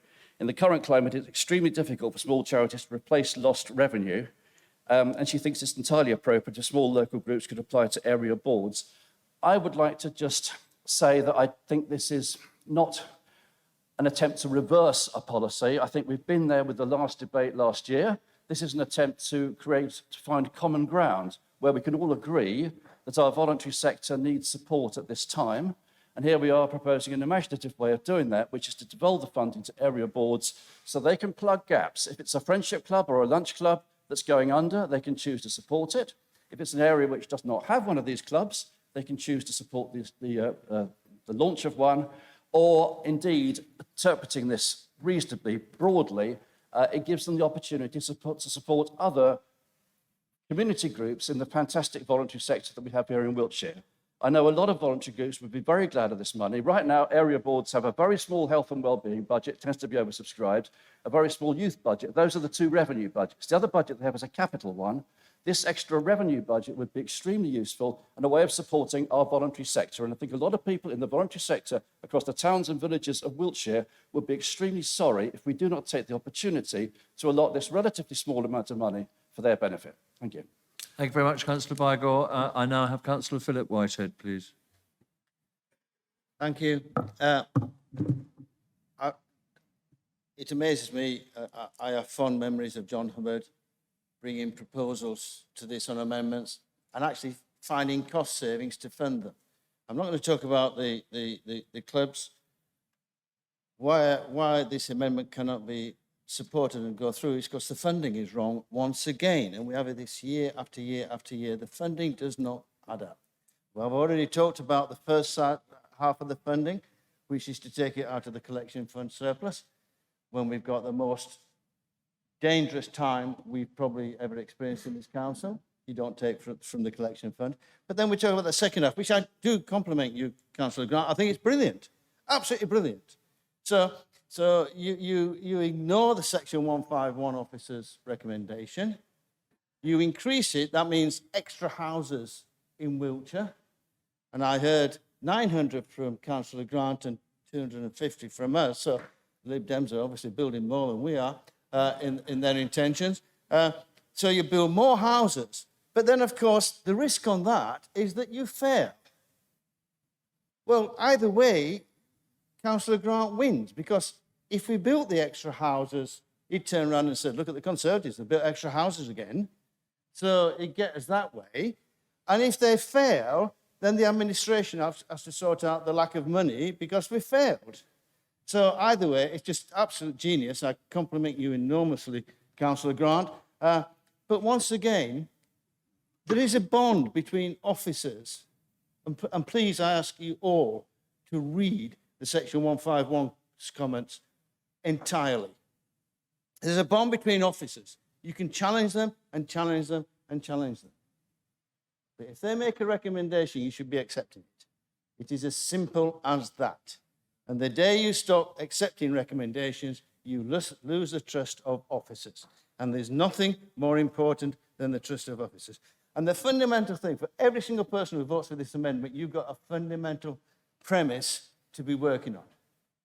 That Councillor Grant, and I quote earlier on today, said, the rigour of the finance team have brought to the process is excellent. And quote, Councillor Grant, I am not technically qualified in this area. His own words. Okay? His own words. If you vote for this, you've got to believe that Councillor Grant and Councillor Thorne are better at this than Andy Brown and all his finance team. I don't think that's a premise any logical person would accept. Thank you. Thank you, Councillor. Thank you, Councillor Whitehead. Councillor Rich Rogers. Thank you, Chair. If I might start with a quote, actually, because the definition of insanity is repeatedly doing the same thing, expecting a different outcome. And I think what we've seen today is very much a rehash of old ideas from last year, and certainly drawing from the same, or attempting to draw from the same funds that will almost certainly lead to more housing and put us in a precarious financial situation.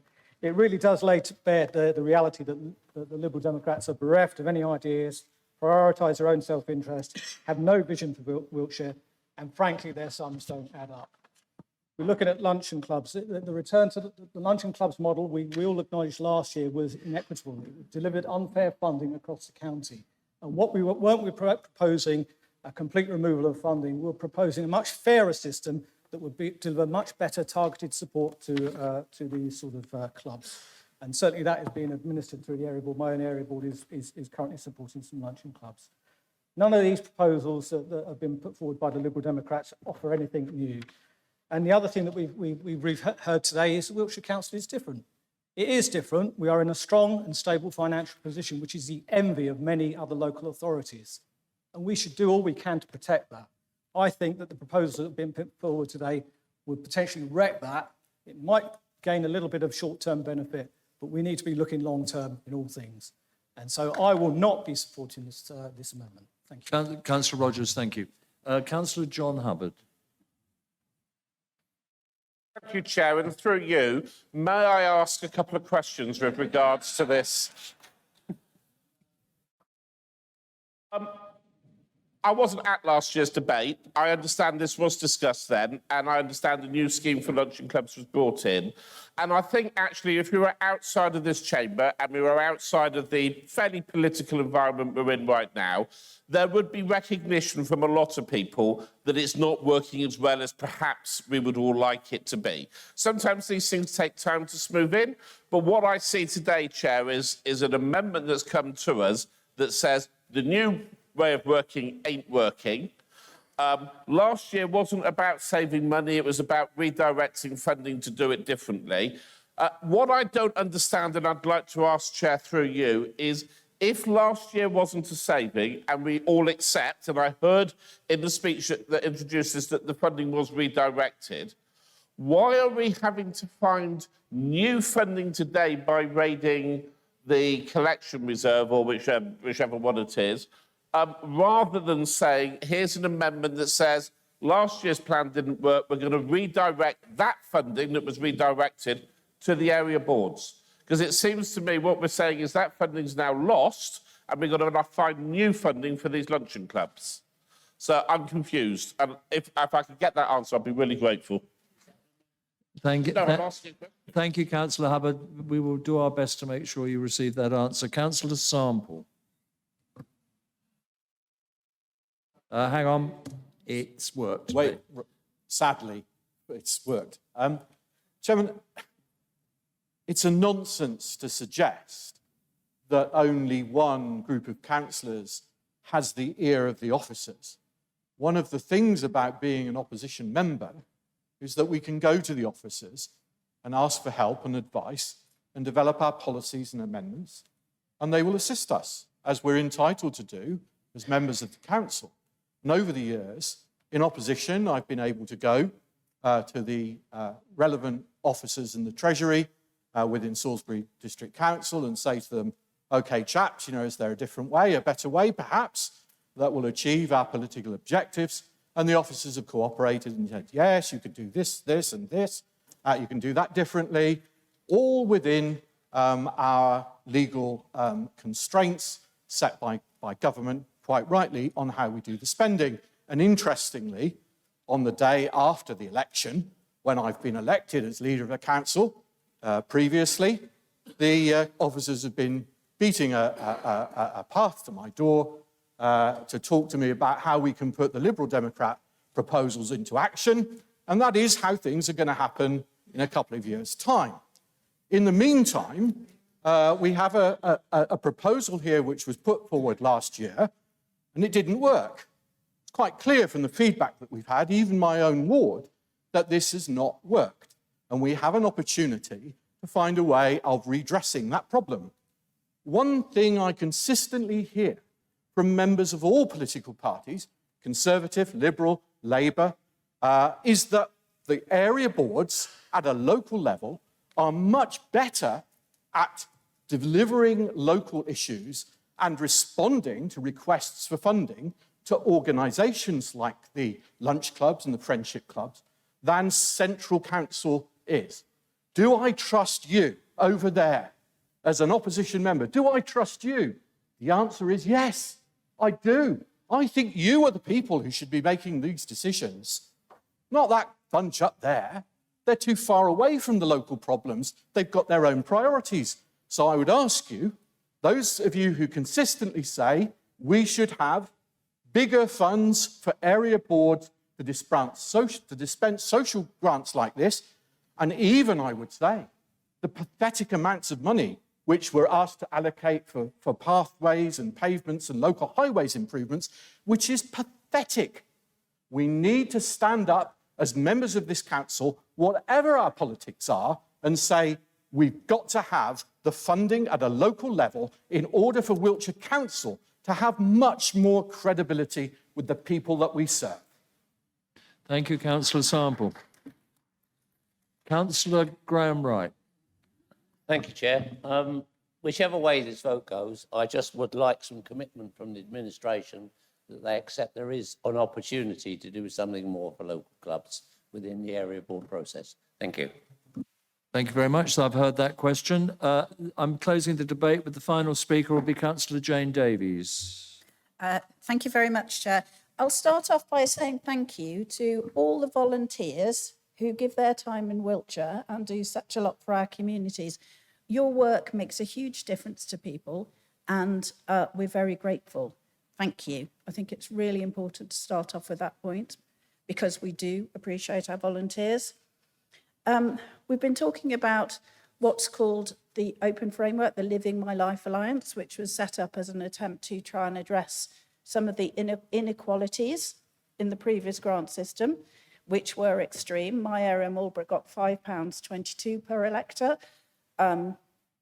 Salisbury, £1.22. Trowbridge, 36p. Chippenham, 11p. 4 areas, Bradford, on Avon, Calne, Tidworth, and Warminster got nothing. And they are part of a long list of people who got nothing. There are numerous friendship, over 60s, lunch clubs, social clubs that have never had a single penny in grant funding. And under the old system, there was no way of getting funding through a grant. So the Living My Life Alliance was set up. It's an open framework. It remains open. People can still join it. If you're finding it difficult to join, if it's complex, you can phone up and you can have a commissioning officer sit with you, talk to you on the telephone whilst you put your application in. It's still an open system. With respect, your numbers weren't right about how many people have joined it. At the moment, we have 181 daycare placements, and we are spending just over £19,000 per week on this area. That's nearly £1 million a year. So it's not right to say it's not working. It may not be perfect yet, but it's important to recognise it only actually opened in August last year. It's 7 months old. You know, there is room for it to grow and to improve. We've covered comments about the 151 officer. I've got real concerns about giving more money to area boards. And this is because we're not experts. I started to speak earlier about our prevention and early intervention strategies. As I said, it goes through all the work we do in adult social care, like lettering through Sticks of Seaside Rock. We are all about maintaining independence, regaining independence, community connections, and supporting carers. Not just because this is the right thing to do ethically, it clearly is. People will have happier lives if they're connected to their communities, but because it makes sense economically. It costs less to keep people well, to keep them active, and to keep them at home. We have a duty to spend council tax wisely. We're asking to put it up 2% for adult social care. We need to make sure that money goes to the right people at the right time, in the right place. And I don't think as councillors, we are in a position to do that, particularly when we have expert officers who can give us guidance about how to do that. So I don't think area boards are appropriate.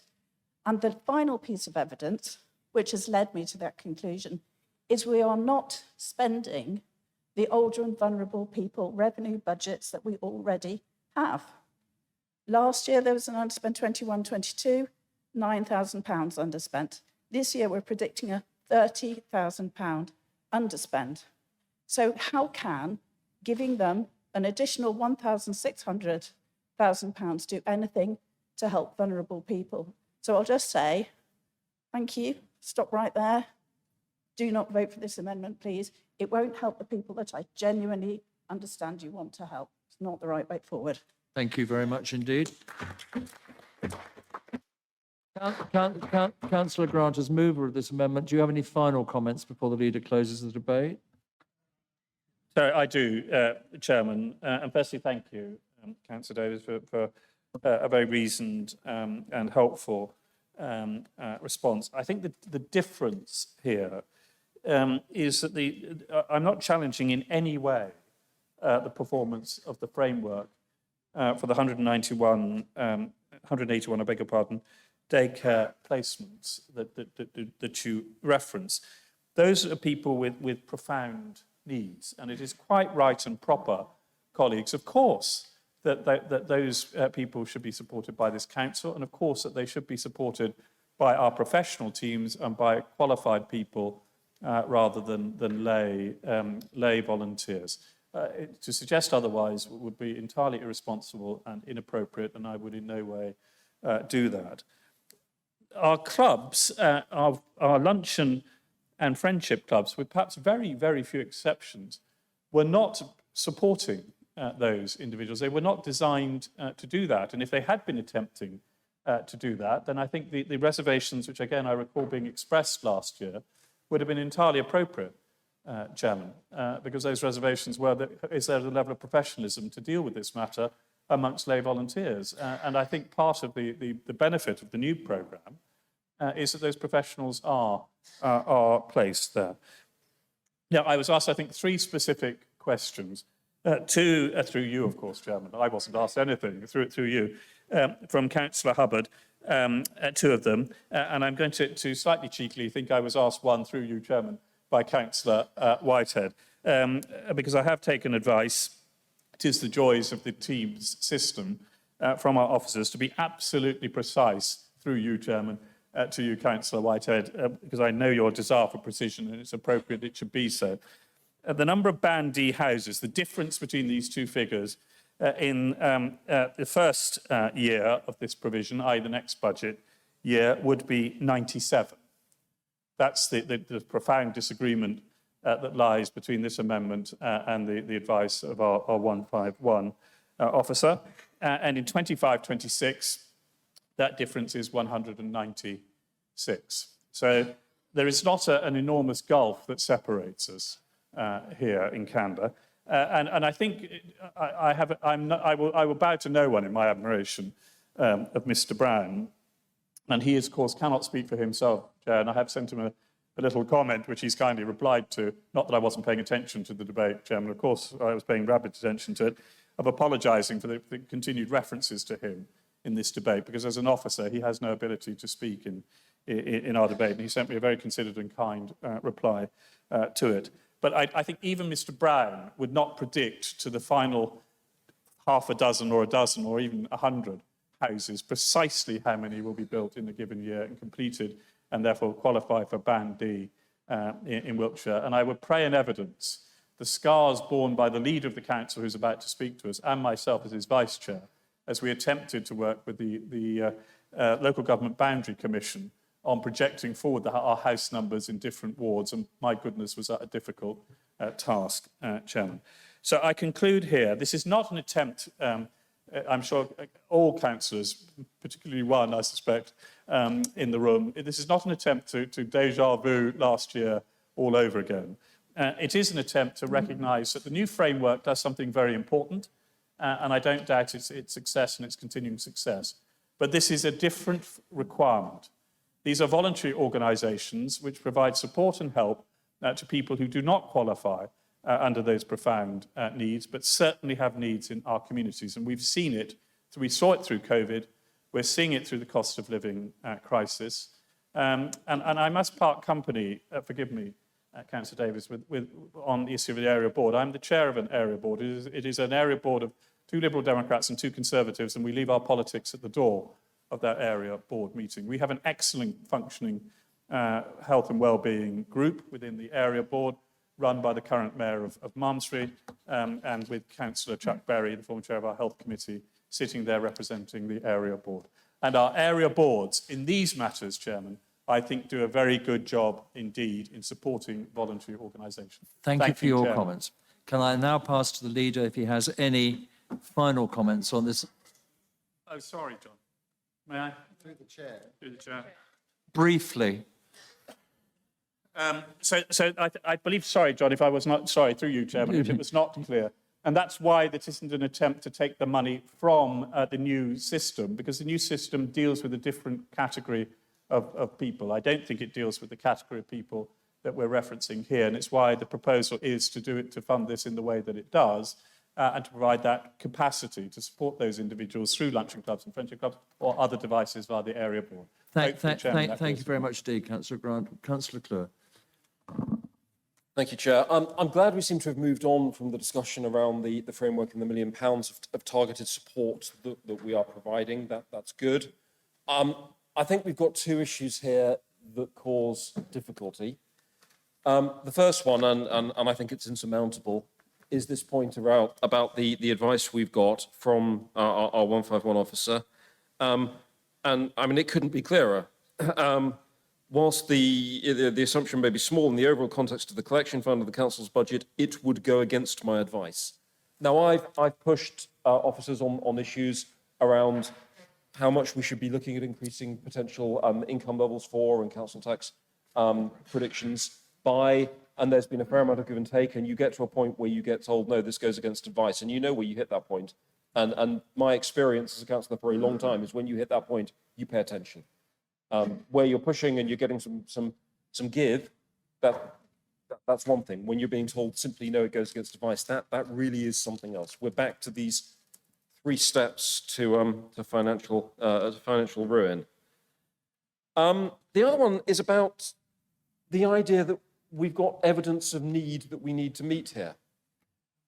I've got a luncheon club in my village, Councillor Britton's division. I've run past it occasionally, and they run with no support. They run quite happily. They're self-funding, self-sustaining. They don't need support. Why would we make a grant available for them to bid through the area board to get support? There's a luncheon club in Redlinge, one of my wife's villages where we have our business, that's been running quite happily for as long as I'm aware of. There's one in one of my villages, Downton, that we used to fund through this lunch club process, that through COVID decided actually they were going to go to a different model and don't need our funding anymore. There's another one inside Southern Area Board that we funded through the area board. I don't see the evidence that we've got demand that we need to put this money aside for. So combine the fact that we are taking a step here that involves building more housing, and I can't get over the fact that after the election with the claims that no more building in greenfields here, we're going to build 200 houses. Well, fine, we need this funding to build them. Planning doesn't work that way, it doesn't. You can't guarantee 200 more houses, it doesn't work like that. But to then go against the advice of officers on something in that way, on something that isn't evidence-based, I can't support. So again, I would urge you to vote against the amendment. Thank you very much. We will now move to a vote. This will again be a recorded vote in accordance with the Constitution, and you will have 20 seconds to vote. So please vote.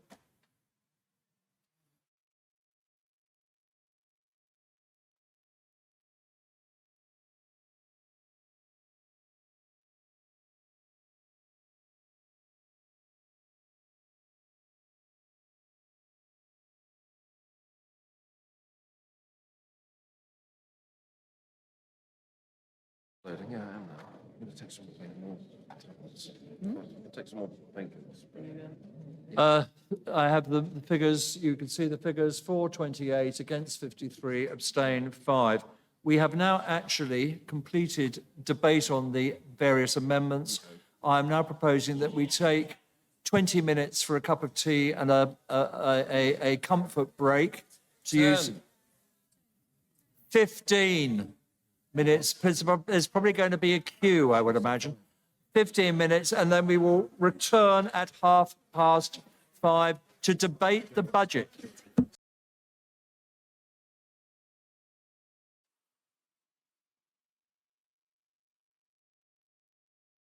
If you would all take your seats, please. The aircraft will be leaving shortly. Right. We are now, I would remind you, returning to the debate on the main motion, which is the budget motion, which has been introduced. We have had comments from group leaders. So we now, and there being no, and we have now debated the amendments that were put forward and dealt with those. And there being no other amendments from group leaders or other members, I am returning to debate on the motion, and that is the main budget motion. So please press the button on your microphone console to be added to the queue of speakers. Thank you.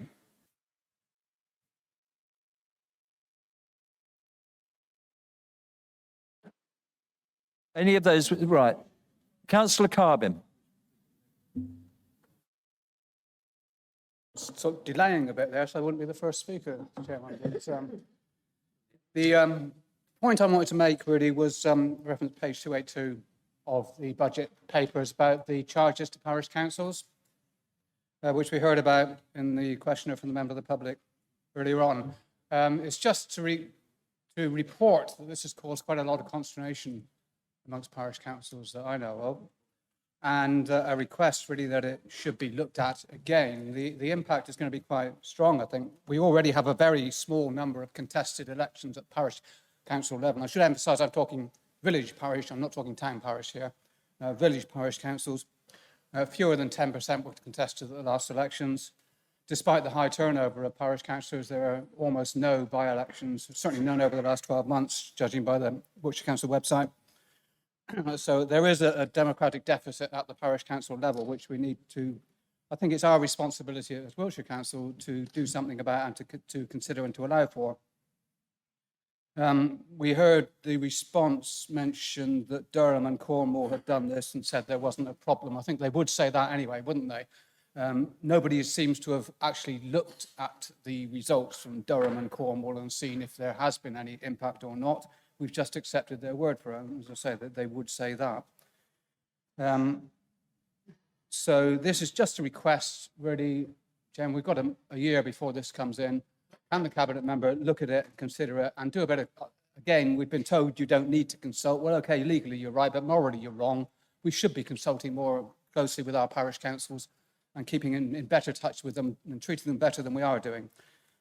Parish councils are volunteers, so under a lot of pressure. The clerks are under a lot of pressure. It is very difficult at the parish council level these days, and Wiltshire Council is not helping by dumping more and more expenses on them.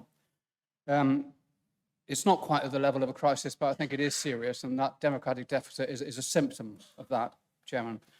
Part of the problem, of course, which is not our responsibility, but the fact that the system itself is so inefficient. £2 a vote is ridiculous. There are vastly more simple and efficient ways we could be holding elections, but I recognise that we as a council have no control over that. So I just wanted to make that point, Chairman. Thank you very much indeed, Councillor Carbin. I now call Councillor John Hubbard. Thank you, Chair. My apologies, I hadn't realised we were going to take this to the vote so quickly. I wanted to reflect on a couple of things on the whole budget, if I may. One of them is the matter that's just been spoken of, and as the leader is aware, and as the Cabinet member for this is aware, I have spoken to them in advance of today's meeting. In fact, I spoke to them in advance of the scrutiny meeting on this and after when it was discussed at Cabinet.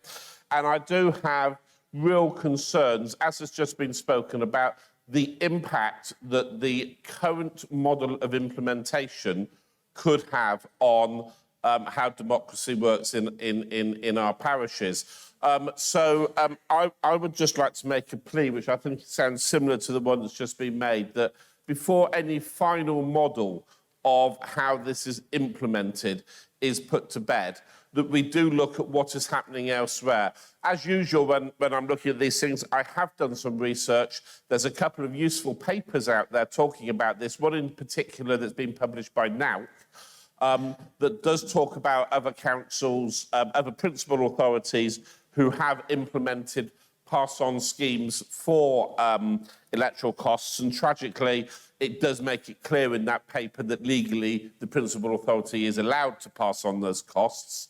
So unfortunately, that's an option that we can make sure we take, which I regret. But I'd really value the opportunity of us being able to properly look at this and be able to go back to our residents and say we have explored all of the options available and this is how it can be done. And I know that £400,000 over the term of a council is real money, but in terms of how much we would spend over 4 years of a council, there's ways, no, I'm not saying we don't take it, Richard, but there's ways we can do it which may work better for some of our towns and parishes that we could explore.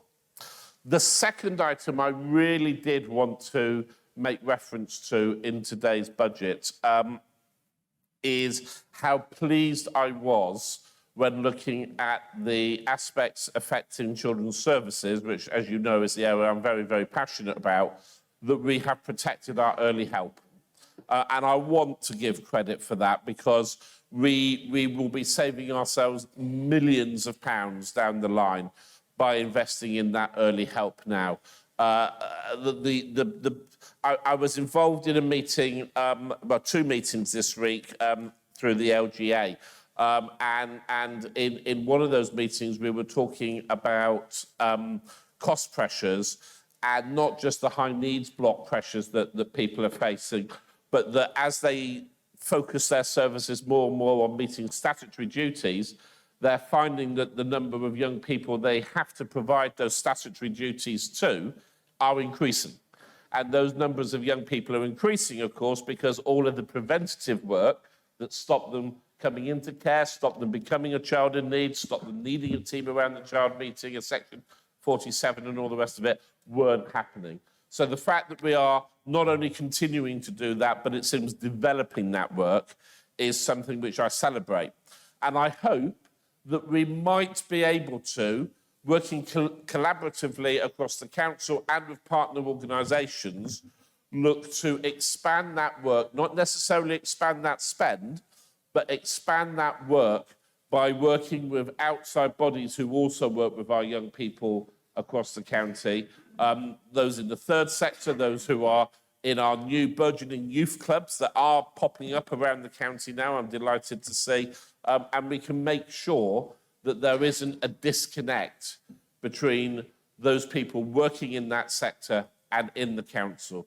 Because the one negative thing I want to say is the feedback that's been given to me by my youth workers. Councillor Hubbard, can you bring your remarks to a close, please? Thank you, Chair.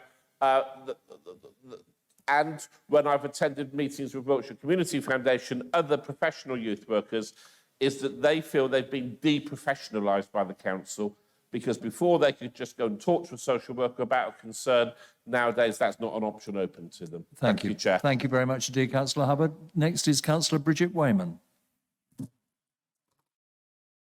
Thank you, Chairman. I just wanted to say that I do appreciate all the additional funding that has been put into lining and signing of our highways and gully emptying over 3 years. My beef is more with the capital grant for highways. The capital block maintenance grant is apparently the same as last year, although the Department for Transport have yet to confirm this, and I gather that there are some rumours that this could be reduced. Given the state of our roads after a dry summer, a wet autumn and winter, and freezing conditions, which have all combined to adverse effect, I do hope that we will lobby DFT for additional funding. If there is a reduction in funding, may I suggest that we all go and camp outside DFT or number 10. The most common complaint from all my residents, and probably every councillor hears this across the whole of Wiltshire, is about the poor and worsening conditions of our roads.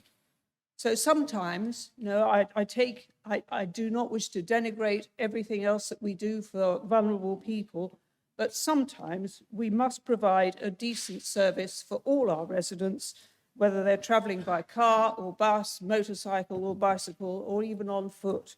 And we do need to repair the state of our roads. They are dreadful. Thank you. Thank you very much indeed, Councillor Wayman. Next, I have Councillor Laura Mays. Gosh, that was quicker than I was expecting. I was still writing my notes. Obviously, I support this budget. It would be a bit strange if I didn't. But I also particularly want to thank the Cabinet and the officers who've worked so hard to protect our early help and prevention budgets. As you know, a core part of our business plan is to give children the best start in life. And that prevention work is really beginning to bear fruit. John refers to the savings that we make as an investment. And I just want to give one example because in 2017, I came to this council to ask them to support us to bring in the PAUSE programme, which is a programme that works with women who have had continual pregnancies and babies removed at birth, which is horribly distressing for the women involved, but also for those babies' lives. I checked with our finance people this week that as the result of this programme, we think that at least 70 babies have not gone into care as a result of this project, which has resulted in a cost avoidance of £7.4 million. Yes. And that is a real concrete example of where not only have we saved money, but all those people's lives, and all the women involved in that scheme are now, many of them are becoming champions for PAUSE themselves, realising that their life doesn't need to, having babies isn't the answer to their life. So I think that's an example both of us preventing that work happening, but it also demonstrates that we are a council that wants to improve lives and is fiscally responsible. Thank you. Thank you very much indeed, Councillor Mays. I now call Councillor Philip Whitehead. Thank you. Just very briefly, I think it's a very good budget of a balance between looking after the vulnerable, looked after children, while still fixing the roads and cracking down on fly tipping. More importantly, and as I've already said this, there is a safety and protection within this budget for an uncertain future. And I think that is key. It's a very difficult balance to achieve, and I congratulate officers and the administration for managing to do that so well and to continue to do it 3 years in advance of what we need to do. On the PC paying for elections, I will just do a counter argument, and I accept your situation may be different with your parish councils. My parish councils are totally happy. They think it's a very good idea. I've got two really good clerks at a couple of my parishes who've done some figures and working out, and they worked out that it's cheaper to do it this way for residents. Problem we have in parish councils is lack of councillors. There aren't going to be many elections. They're not going to be paying out for these things, whereas historically, through the council tax and through everything we pay, all residents were paying for all elections in town councils, no matter how often they were happening, and they're very expensive. So my rural parish councils are happy with the situation. They see it as they've done for years. That, you know, they empty their own bins, they clean their own streets. They see it's their election. If it's their election, they'll fund it, they'll pay for it. End of story. Then they can control it. Then they know it's theirs. They know what they're doing. So they're totally happy with that. And all of them, and I've got 4, none of them have said a word about it whatsoever. So we'll see for the rest. I'm sure it varies from town to small rural areas and whatever. So thank you. Councillor Whitehead, thank you very much indeed. I now call Councillor... No, I don't call that one. Councillor Brian Dalton. Chairman, thank you. Just 2 points I'd like to pick up on, please, on the proposed budget. And one affects the whole of Wiltshire and one is just Salisbury related. The green bin waste collection, I see it's being increased by 10% this year after a 20% increase last year. Can I just ask 2 questions on that, please? Has the council noticed a decline in take-up of the green bins, and has there been an increase fly tipping over the past year? I don't expect a response now, but a written one would be useful. Thank you. And the second point is the maltings development. I see that the council has now kicked this development 2 years further down the line after hurriedly demolishing a building on Fisherton Street, which is one of the main thoroughfares in Salisbury, and leaving a damn ugly building site, quite frankly, and you need to do something about it. Now, you're either committed to the development or you're not. If you're not committed to it, which it seems on page 293 that you're not, bullet point 32, you've got the word potential future development there. If you're committed, remove the word potential. Thank you. Thank you, Councillor Dalton. Councillor Nick Holder, please. Thank you, Chair. If I may, I'd like just to respond to your comments from Councillor Dalton before I make my very brief speech.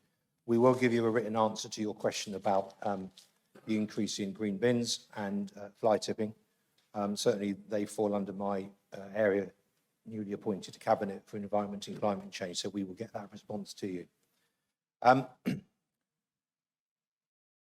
With the risk of being shouted down, I'd like to take us back a few hours, but not repeat the debate that we've had. Councillor Thorne, in his preamble to the budget, said this was a budget lacking in ambition.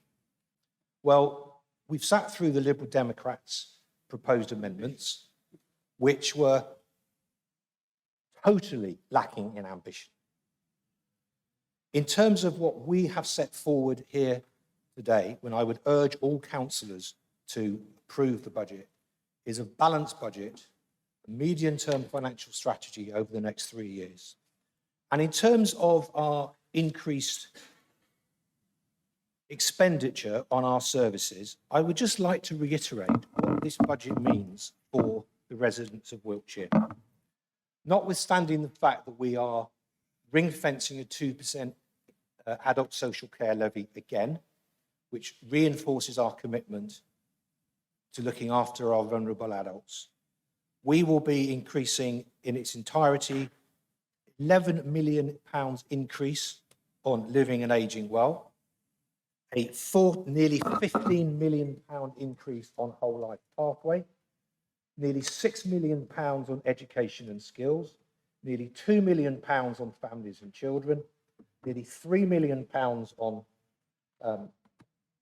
transport, 2.2 million on the planning, nearly 4 million on environment, nearly £1 million on leisure and communities, and nearly £2.5 million on assets and commercial development. That is ambition. That is how we improve the services and facilities for our residents. Liberal Democrats, take note. We are an ambitious party and an ambitious council, and I urge my colleagues to support this budget wholeheartedly. Thank you, Councillor Holder. Councillor Joe Trigg, please. Thank you, Chair. Just 3 short points. First one, actually, I would just like to echo what Councillor Hubbard said about the early prevention. I'm pleased to see the commitment there. For those of us in the room who are involved with schools and organisations for young people, really can see that difference that early prevention makes. And I would urge that we together find ways to build on a really consistent approach across our authority, because there are pockets of really good work working with youth organisations and others where it's a bit of a desert. So I'd hope that we can find ways to do that. The couple of questions are just quick ones really around capital programme on page 286. One, if I'm reading that right, area boards funding remains at £400,000 for the year, which from a point of view of inflation really is quite a significant drop, which again means for all of us working within our local areas and working with our residents to build improvement, we've got reduced funds in order to do that.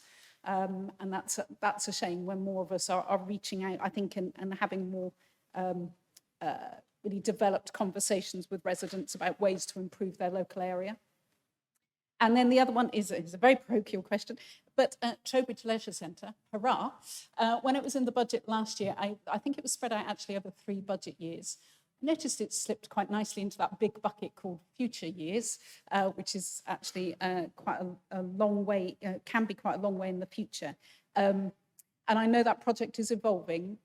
I would urge for us to be able to give residents some tangibility of when we really think that could be delivered by, rather than it just be, it could be someone, some considerable time in the future. Thank you. Thank you very much, Councillor Trigg. Next, Councillor George Jeans, please.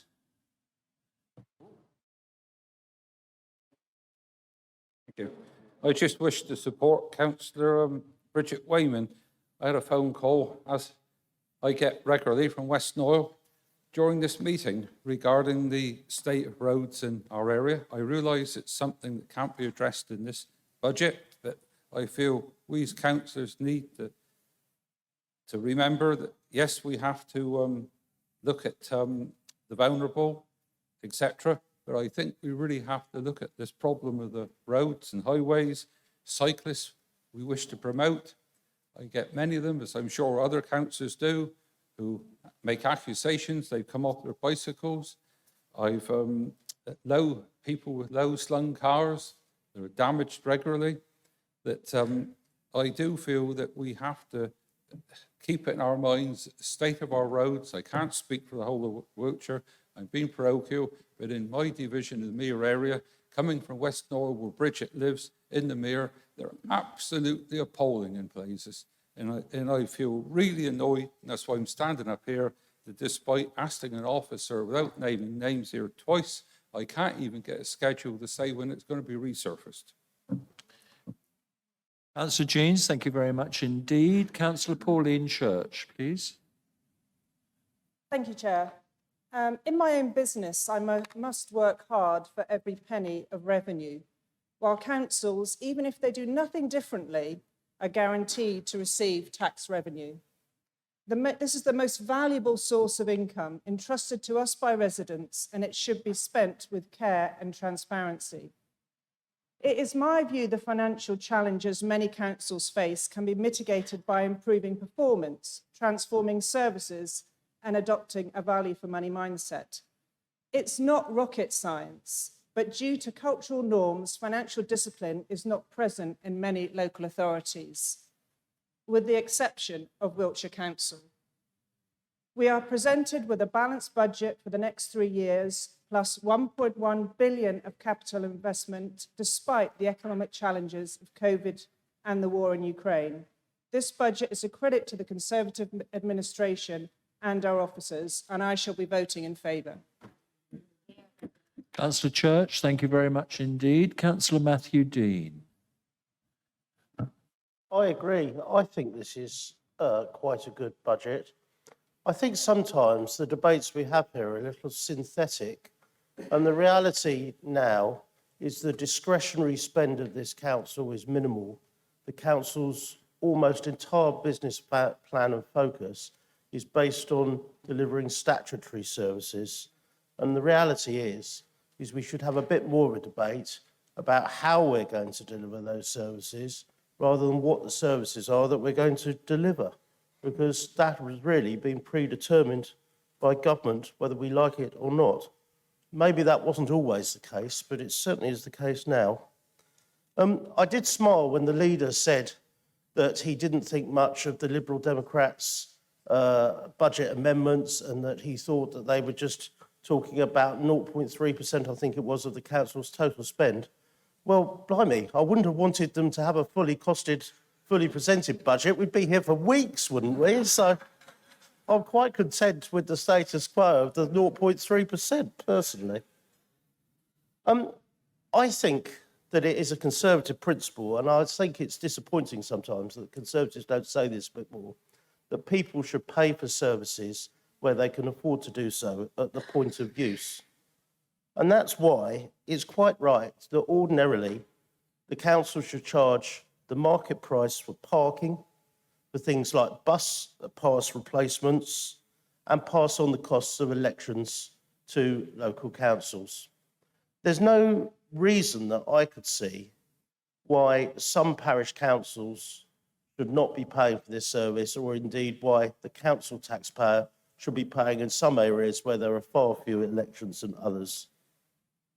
I smile a little bit when there genuinely seem to be some very experienced councillors here that talk about efficiency savings when they confuse them with service reductions. There's nothing wrong with defending service reductions and making political choices, but people shouldn't confuse them with efficiency savings, which is literally providing the same services for less money. Personally, I think there's a lot of low-hanging fruit here that never gets talked about. I often come and do work in the council on a Friday, and it's like the Mary Celeste. I have a whole floor to myself, plus a whole suites of offices down this corridor, and I don't see anybody.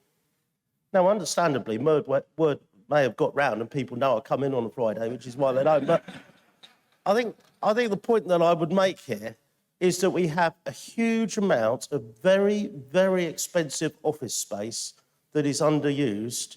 And I take the points that the council is attempting to try and find other public sector partners to fill this space. For me, that seems to be a very forlorn and untimely endeavour. I think we should review what estate we have and make some savings and put them into the front line. Or even, God forbid, we could take an opportunity one year not to put the council tax up by the full amount. So, Thank you, Councillor Dean. I know that would be heresy, so on that moment I better sit down, Chairman. Thank you indeed, Councillor Dean. Next I call Councillor Ian Blair-Pilling. Thank you, Chair. I'm not going to reiterate the totality of the budget, but I do want to tie together a few things. The item before was the peer review and all the compliments we earned in that. Those were hard-earned compliments in there, and they are inextricably linked with what we've done in this budget. And therefore, I am ever so grateful, thank you, to those who voted down a series of amendments that were trying to unpick that sensible financial management that we have established, not just in this budget, but it's been moving in that direction and built up with previous leaders, previous cabinets, etc. It's all part of a long road of doing things properly in that. I'm also grateful, but slightly disappointed we didn't properly debate the 6 desks in Bourne Hill that the Citizens Advice Bureau occupy. But what I want to highlight out of that is that there was a process happening here. We decided we need to charge them as we are charging anybody and everybody who is using our property. If we have property that is unused doing nothing, well, that is complete waste of taxpayers' money.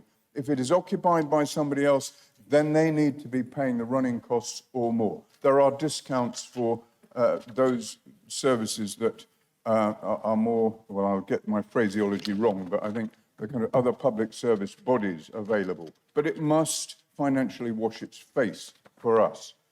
And you've seen, and the reason that was pulled is that actually behind that, the Citizens Advice Bureau have been making their own sensible decision. And had we voted to say, oh, yes, you can stay there for free, we would not only have been distorting our use of property, we'd have been distorting their sensible business decision-making.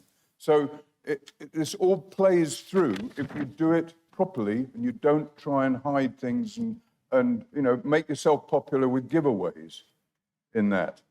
I do want to highlight or expand a bit on something Richard Clue was talking about in leisure and libraries, and he said no closures. I go a lot further than that. Not only no closures, we are investing, we are modernising, we are making them all fit for purpose, and we are making them financially sustainable in the process. Not only that, we're making them much more focused on how the libraries and leisure centres are working with all the other elements of the council and our business plan to support all those other aspects. For example, disabled access, for example, all the kind of public health good we can do, all the community good we can do. You heard about warm spaces, digital services, and access to council services in our libraries. And finally, and I know I'm going to... You are over time, Councillor. But I must, please, because I was taken aback a week ago when I was passed an article about, look at Reading. Reading have done something wonderful with their leisure centres, and we could learn a lesson from them. So I put it to the officers and I said, you know, I don't think this is right. I think we're already ahead of the game here. Sure enough, we are ahead of the game.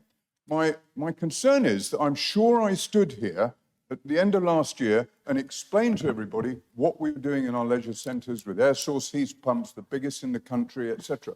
So the very fact that somebody passed that Councillor to me Blair saying, Pilling, learn thank from you. Reading, it means actually the lesson is we need to double down telling people how good we are. Thank you.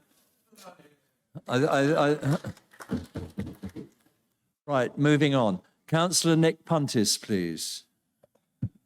Thank you, Chair. I'll be briefer than my colleague. An example of proactive budgetary ambitions for this council can be shown with what has happened with flooding. When I became portfolio holder for flooding, I was asked to find ways that we could improve things within that portfolio. I asked the officers what their two main things they would like to do. One was to have a second vac tank. The second was to improve the amount of capital budget that we had to make repairs. Those budgetary ambitions still exist today, and they continue for the next 3 years. We've recently seen flooding happen in the beginning of this year. And, okay, we had a few houses that flooded. In fact, there were a couple of houses that flooded just down the road in Beanacre. And the reason they flooded is because there was a fence post found in a drain, accidentally put in there by a member of the public. It wasn't because of the work that hadn't been done. Now, that's the issue, the work that hadn't been done. That work is now being done. There are plenty more examples within the area where areas that would have flooded during the period that we had all that rain didn't flood. And that is a credit to the officers of this council and a credit to the members of the committee and the cabinet that made the decisions to put some money into the flooding portfolio in order to improve things for all the residents in this county. There is still work to do, I know that, but I'm going to support this budget and support the fact that we are directly supporting the residents of this council. Thank you. Thank you very much indeed, Councillor Puntis. Councillor Paul Sample. Chairman, I apologise for spoiling the party, but I'm not going to vote for the budget. I am going to vote against it. I will vote for the setting of the council tax, as I'm told by my leader that I have to do that legally. But I think this is a bad budget, and the reason it's a bad budget is because you have systematically voted down all of the reasonable amendments which we've made, even though we've demonstrated that it's perfectly affordable and can be found within the budget. So that's the principal reason.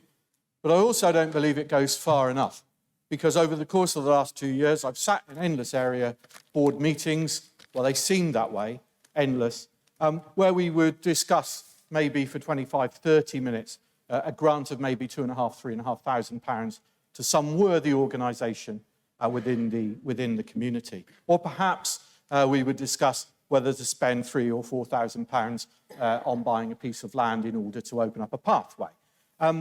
Peanuts, really. Now, I was reflecting earlier on whether I genuinely trust those people around me. And the answer is that, yeah, I generally trust those people around me. But actually, I also think that each of you, elected by your local residents, you too can be trusted, because that's the democratic process that we go through of election in order to send you up here. And what do you do when you get up here? You get ignored. That's the reality. The area boards are ignored. The budgets are pathetic. I do not believe that all of the decisions need to be taken by that bunch up there. I don't believe they've got the answer to everything. Sometimes I don't think they've got the answer to anything. But I do believe that decisions are best made by local people at a local level. Given the opportunity to do that through area boards, I believe we would make better decisions. And that's one thing that we could have done. You could have put in some money today for the local highway finance improvement groups so that you can do more for local people in terms of pathways and pavements, etc. We could have put some more money into funding for things like local community dining clubs and friendship groups. We could have done that. That could have been given to you as your responsibility. you could decide on a much greater basis, not just on local planning issues, what the priorities are for your community. So I don't think this is a good budget at all. We were promised when Salisbury and Kennet, North Wiltshire and West Wiltshire were taken over by Wiltshire, that it would be much more efficient, be more accountable. Members would have more say. There would be efficiencies, less bureaucracy, more accountability, greater roles for councillors. All of those things were a lie. And here we are today, getting on for 12, 14 years later, and the budget then was £1,261.94 for Band E property, and here it is today, £1,719.90, and you've got less say than you ever Councillor have. Sample. It's time for you to hear what was said by Julius over there, Julius Caesar earlier. I invite the young Turks on the front benches over there to stab him in the... Thank you very much. I now call Councillor Adrian Foster. Thank you, Mr. Chair. I will be brief. I was going to say a very short thing, but it's slightly longer now after those comments. I believe we should congratulate the officers for a hard work they put into creating this budget. I am concerned about the Cabinet and the quotes they've made, quoting the amounts that are going into the different things which are increases and ignoring inflation. I believe this is a whole load of smoke and mirrors that they're trying to produce up there by doing so. They're treating us here in the chamber as naive. Inflation is 10.1%. We've put up council tax by 4.99%. The only difference can only be possible if we are making cuts in services.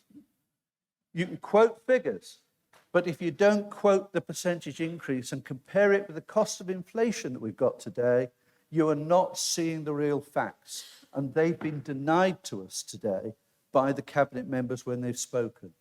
And that is not correct or fair to us. And I agree with Councillor Dean. This is not efficiencies, it is cuts. And I agree with Councillor Sample. We could achieve a lot more and a lot better if we work collaboratively. And that's why I was really upset and concerned when I heard the leader's speech right at the beginning, setting out this to be a political debate, not a debate on how we can help and how we can secure a better life for the residents in Wiltshire. Thank you very much. I now call Councillor Chuck Berry. I thought I'd add, because I haven't spoken today, but I want to thank everybody for coming together in this meeting to deliver what I think is a sensible budget. Our job is to look after the less capable members of a society, and that's largely what our money is given to us by our population to do. And I think that's hugely admirable. If we looked back 3 or 4 years and imagined what we were going to get in the next 3 or 4 years, we'd be absolutely stunned and wouldn't believe it. And I think we've really coped well during this crisis period. And I thank the officers incredibly for what they've done to keep us above water. We're so much better suited to delivering a strong community than many other councils in this country, because we've thought about it, we've been cautious, and indeed we have had a level of ambition in delivering better services for the same money or less.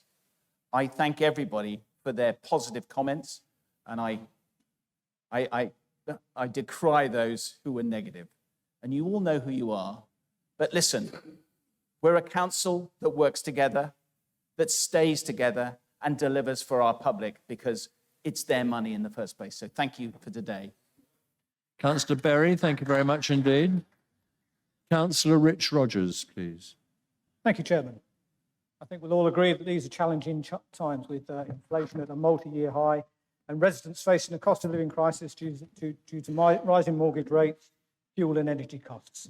So when considering these budget proposals, our top priorities must be to ensure fairness for all and produce a balanced budget that protects services, invests in the future of the county and delivers a fair deal. And it's testament to this council's resolve and fiscal discipline that this has been achieved against such a volatile backdrop. As elected representatives, we have a responsibility to justify any increase in taxation and our residents. And whilst any increase is undesirable, I believe that this budget does represent a fair deal.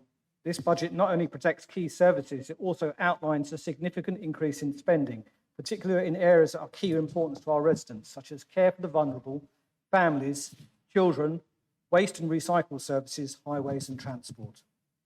Furthermore, the budget includes investment in the future of Wiltshire. Significant funding has been allocated to capital projects, including high street upgrades, leisure facilities, schools, broadband and infrastructure. This sends a very clear signal that Wiltshire remains and will continue to be a great place to live, work and visit. Through sound financial management and innovative long-term business plan, we have the driving forces behind this budget proposal, which allows us to operate within our means, placing us in a more financially resilient position than many other local authorities. Although the council tax increases should not be taken lightly, it is essential that we minimise the burden on our residents whilst protecting essential services. I believe this budget does strike the right balance, and therefore I have no hesitation in supporting the proposal. Councillor Rogers, thank you very much indeed. I now call Councillor Ian McLennan. Thank you, Chairman. Yeah, before I start what I was going to say, I think of all the speeches today, the one that Councillor Sample said, referring to area boards and what we could be doing as councillors and for our local people, is one that we should all go away and ponder, because there is no need for a centralised setup like government is, where you don't get a say, you just get plonked on. There is every availability here, and it was designed in the first place when we were all conned into Wiltshire Council to have the ability for area boards to be that local voice with the local funding to do local things. So as councillors, instead of being backbenchers, we would be right in the thick of what goes on locally with the money to put and solve the issues, like we do on area board up to a point. There are many more points that we could be doing. So again, nothing untoward, other than I think that's something that we should all go away and ponder. Now, the actual thing, I've been receiving emails the last couple of days from Visit Wiltshire, and Visit Wiltshire is going to get their money taken away from them. They say two things. One is that they are a body that are expected to be provided by Wiltshire as part of a government requirement of Wiltshire Council to have a tourism website in line with all the other tourism websites, a cohesive one, and they fit that bill. So one is how can we not have funding for Visit Wiltshire, who say they can't replace that funding? And two, how can we get away with not having what we really need in the first place, one of these sites? And the second thing they say is that for every pound that we give them, they bring, or they, not only that we give them, they receive overall to deliver their service, they generate £45. So what person, if you're a progressive outfit, as we think we are, what outfit or individual would not put a pound in the pot knowing you're going to get £45 back? We all need tourism. Wiltshire is a tourist destination all over the place, all over Wiltshire. There are things that have been brought to the attention of people that were never brought to the attention before, as well as the prime ones that we all would know, Stonehenge, Salisbury Cathedral, go down boating down Bradford-on-Avon and stuff like that.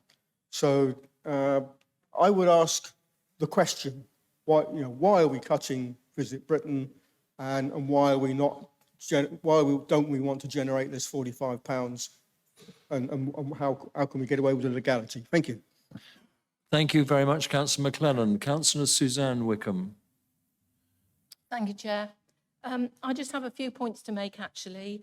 And I want to say that because Wiltshire Council is putting forward, the Conservative group is putting forward this prudent budget, it enables us to actually provide some really sensible, really important services. And I'd like to highlight one in particular that Councillor Bear-Pilling mentioned about our leisure centres. We're all aware of swimming lessons for children, Pilates and five-a-side football. but do we all know what Fit Club does?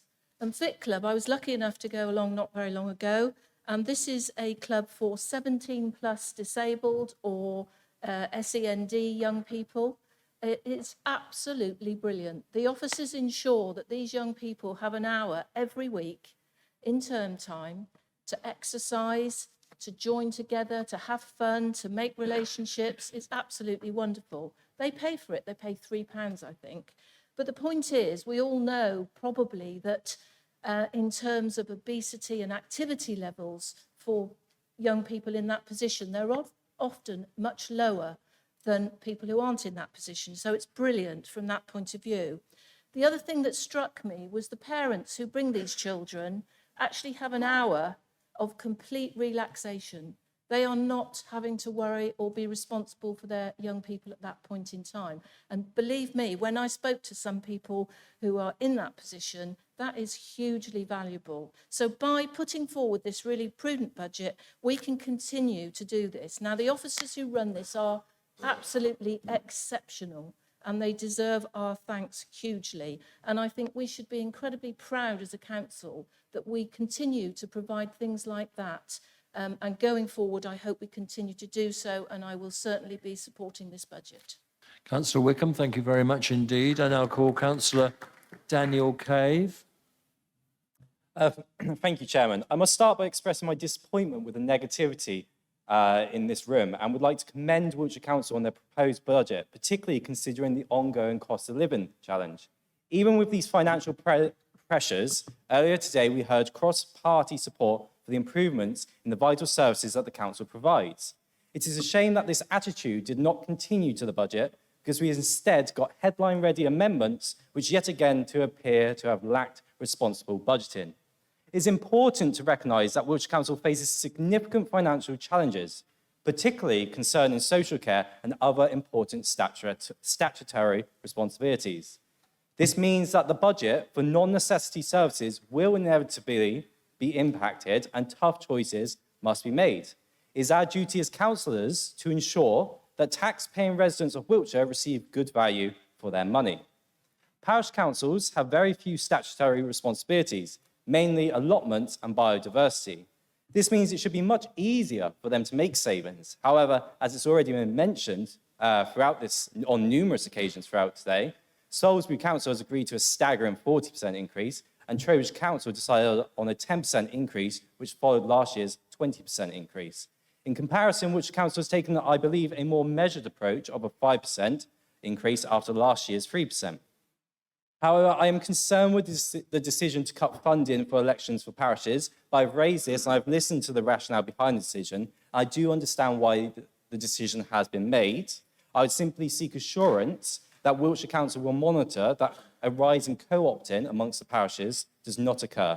And to conclude my time, the cost of living must be at the forefront of all of our minds as we make these difficult decisions. We must ensure that the budget reflects the needs of the people and the council's legal responsibility. Thank you very much. Thank you very much indeed, Councillor Cave. Councillor Gavin Grant, please. Thank you very much, Chairman. I will be brief. Firstly, I echo the comments that were made by colleagues behind me about the area boards. And I think it would be wise, if I may say so, and I have a lot of regard for Councillor O'Neill as the Cabinet member responsible, to examine the changes that have been made to area board funding and the restrictions posed perhaps around capital funding in particular, perhaps 1 year on from the introduction of those changes. Secondly, to his illustrious colleague to his right, Councillor Bear Pilling, and the joy of their company, as you know, Chairman, last night, down in our community governance review, I would just like to read him the quote from the Chief Executive of Wiltshire Citizens Advice Bureau. I would like to thank you for your support with the amendment to the Wiltshire Council budget about the subsidy of £18,000 rent at Bourne Hill. Unfortunately, as this is around 3 times the commercial rate for a space the same size, we've already given notice and are in the process of moving. Well, there is an issue, I think, there, Ian, that does need to be looked at, if I may. Appropriate commercial rent, by all means. But if we have an organisation of that stature suggesting that our proposed rent was 3 times the commercial rent, then I think there is a problem there to be examined. And finally, I think there will be plenty of time. Now, I congratulate Nick Botterill and the officers on bringing forward the medium-term financial strategy in the detail that they have, because that will be extremely helpful in examining those future budgets and amendments with a much longer time frame coming forward. And I give due notice now that one of the areas that certainly will come under examination is the decision that relates to Visit Wiltshire. Richard, I know this is a particular matter for you. And if I may, my final contribution is to you, Richard. 3 steps to Somerset, 2 years to Wiltshire. Looking forward to it. Thank you very much indeed. The final speaker is Councillor Nick Botterill.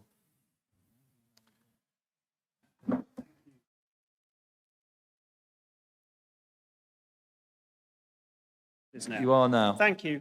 I will try and be brief. As has already been said, this budget is formulated around a sound and solid structure. And the foundation of that, of course, is the business plan. It covers the whole. I want to stress that. It covers the whole, whether that's the necessities of meeting the demands from adult social care or the forward planning required in children's services, or even the rise in funding for the planning and DM service. It covers the whole. And yes, there will be some more money for planning, the planning department. But as with all the other departments, this rise in expenditure will involve a transformational process, covering workforce culture, smarter processes, smarter working, greater customer engagement, all these sorts of things. This is how you work to remodel and design out all the things that have led to the problems in the past log jams. It's all about transformation.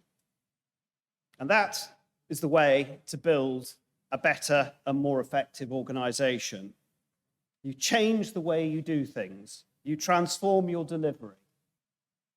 That's how we're managing to both spend more in absolute terms and still save money. And the two are not incompatible, because productivity does change. If we didn't improve our productivity, we'd still be all living in caves. That's the reality. Of course, you can do things better and do things more efficiently and do them more cheaply. What you don't do is pull at small threads here and there in the hope that you might sort of generate a little bit of publicity for this or that. And that's why we voted down all these amendments today. Thread pulling just stresses the whole.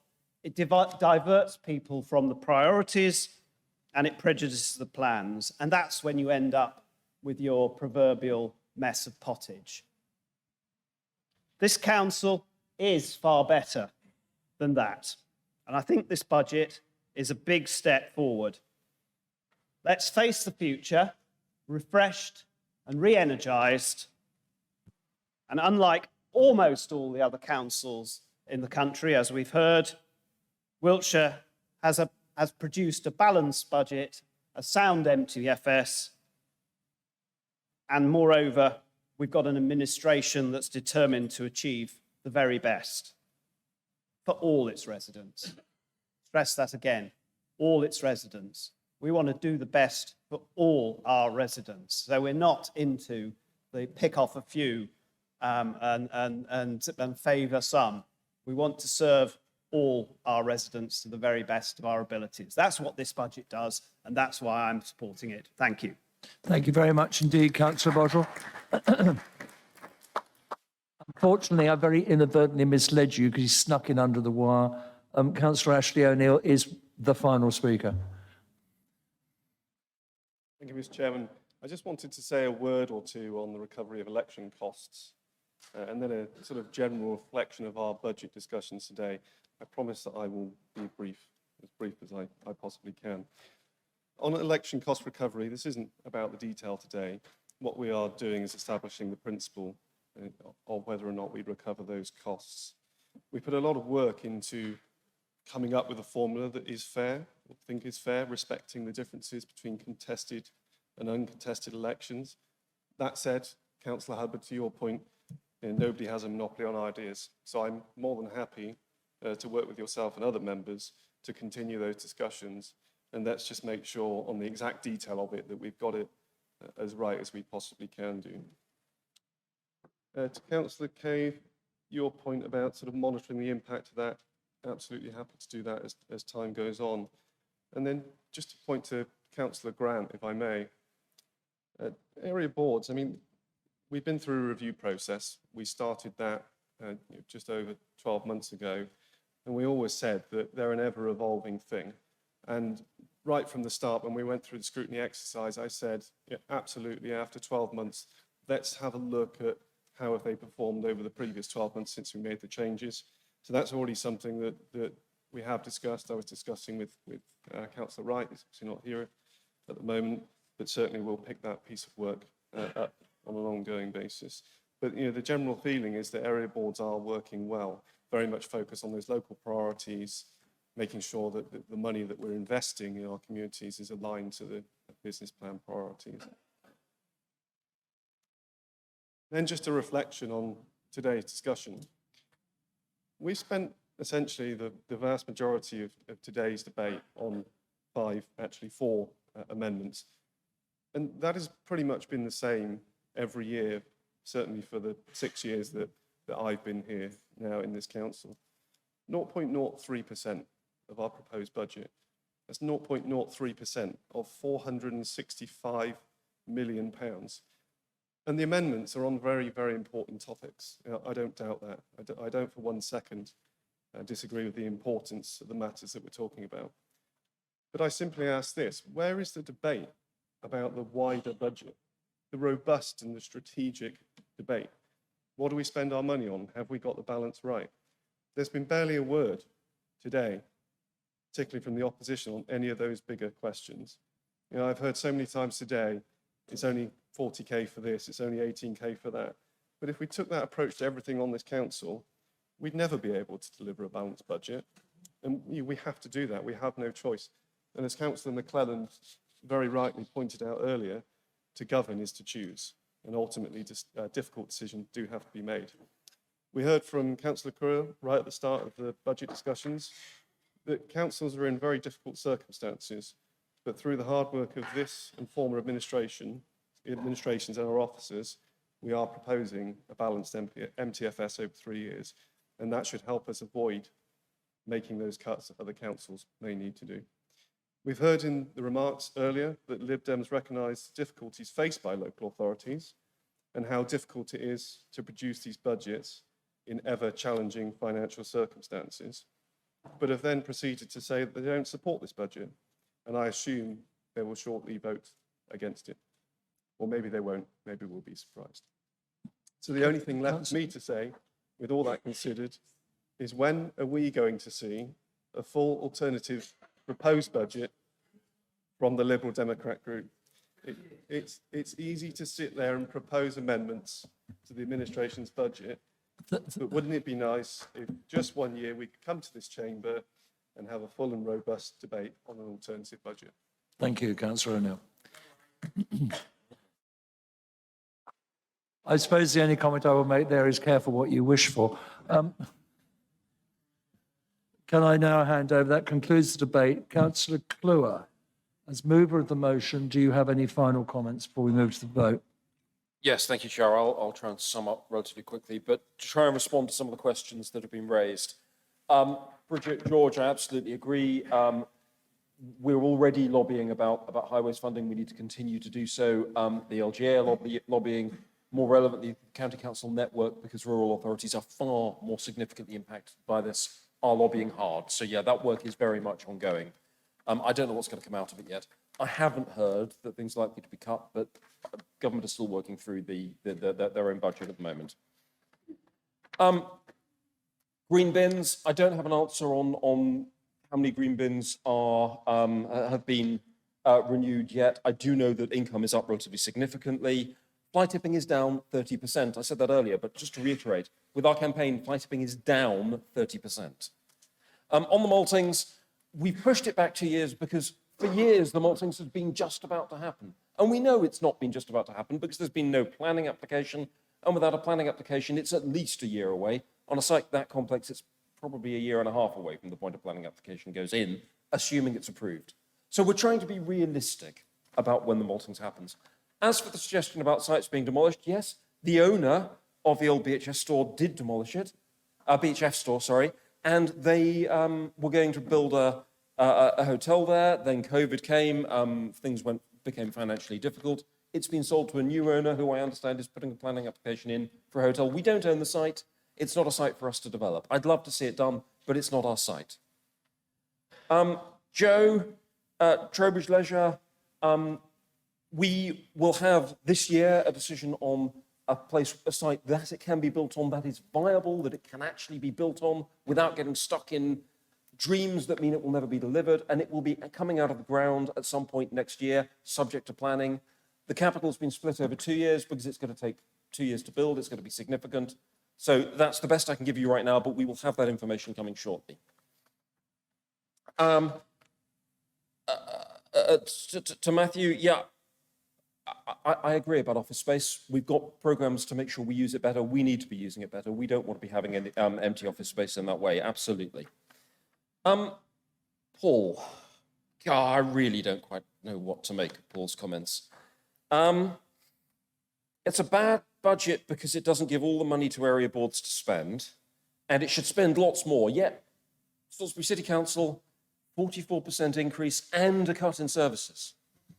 It's just incoherent, Paul. I mean, if you're going to make points, please make them hang together. It'd be really helpful. And then, area boards. I recall when Salisbury Area Board, when I was chairing it and you were sitting on it, was looking at Salisbury Marketplace, a transformational project for Salisbury. You voted against it. Okay. Councillor Foster.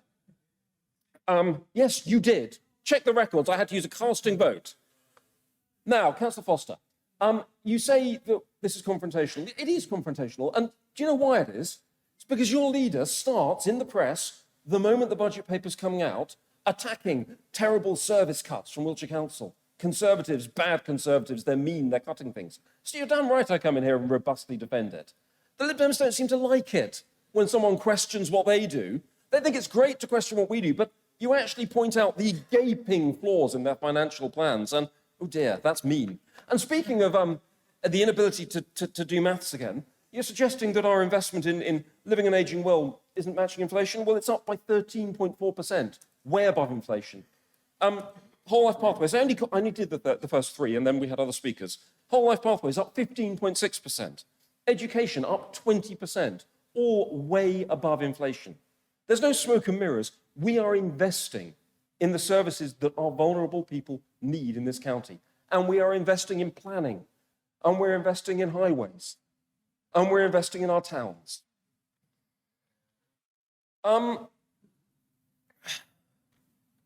Visit Wiltshire. When we look at Visit Wiltshire, I think it is really important that we look at the evidence. There have been some emails sent around making claims that are, if you believe them, wonderful. We give Visit Wiltshire a grant of 150,000. They get an additional income from partners of about 90,000 and about 40,000 from government. So just under 300,000. They're missing their target on income, but that's what they're budgeting for. They, at that point, then spend about 200,000 of that on staff and about 55,000 on marketing, if you include the 20,000 it costs them to run a website that doesn't, 20,000 to run a website? So the evidence behind it does not say that that is an efficient use of a marketing budget. And the idea that we should then be following because government requires to, well, they don't. Government are moving away from the idea of single destination management organizations, DMOs. They are moving to a system of regional DMOs. They're trialing it in the Northeast at the moment. I had a very long conversation with an official from DCMS. I had to go to Paris to explain about the World Heritage Site a couple of weeks ago. First foreign trip I've ever and probably will ever get on council business. Very interesting one. And he was very clear that they are moving away from that model, and they realise that means councils won't be funding DMOs anymore, and they will require some centralised funding. But there's a really important question about where a DMO for Wiltshire might fit in, because the Great West Way doesn't really benefit us. It takes people from London out to Bath. If you talk to the towns along the way, they all thought it was a great idea. I'm hearing more and more, not so much now. But the idea of Wessex as a DMO, linking us with Dorset and Somerset, we've all got lots of market towns, we've all got countryside, we can get people to stay for weekends, get out into, that works. So there's lots of evidence behind the steps we're taking.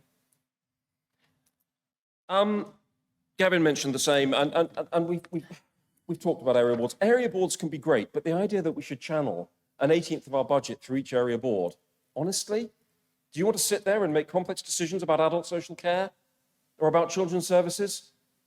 Is that a functional way to govern the council? I don't think it is.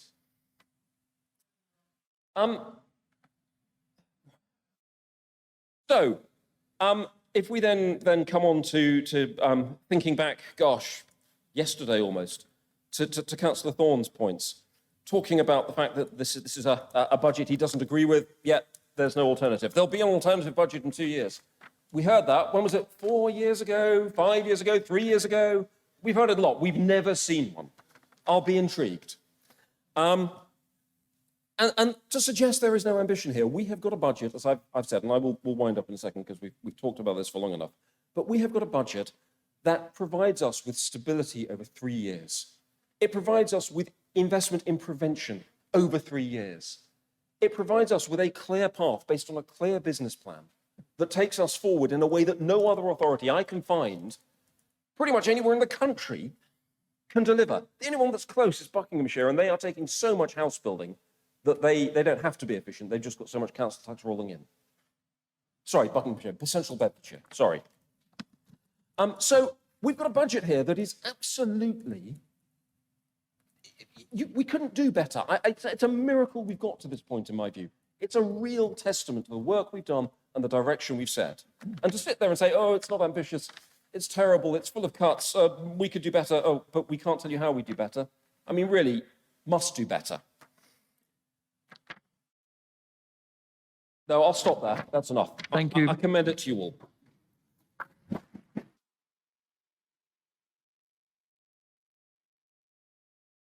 Right.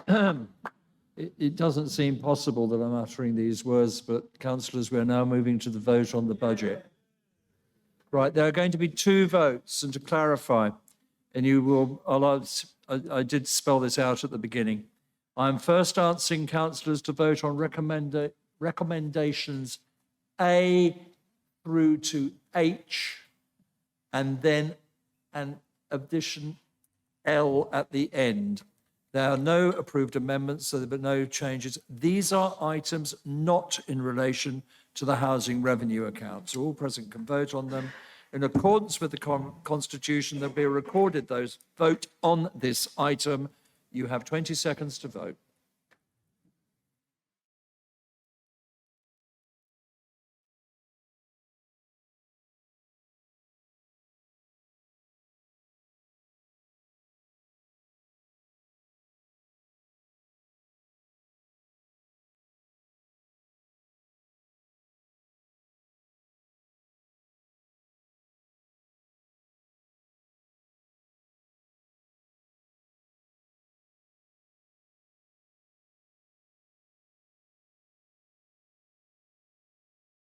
You will see the figures. The budget is approved by a vote of 48 against 19 and 11 abstentions. Moving on. We now come to item 11, council tax setting for 2023. Have we done that one?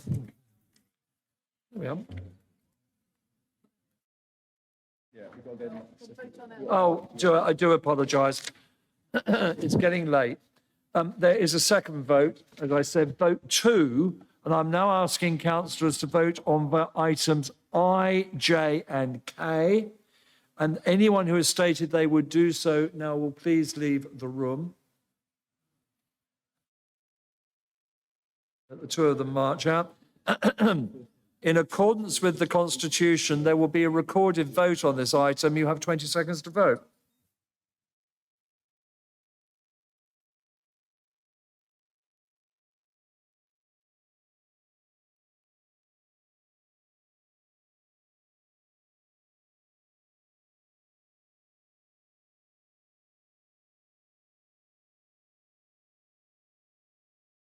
I do remember you saying we were having 2 votes for the first bit, up to H, I think, and then on item L. Thank you for the clarification.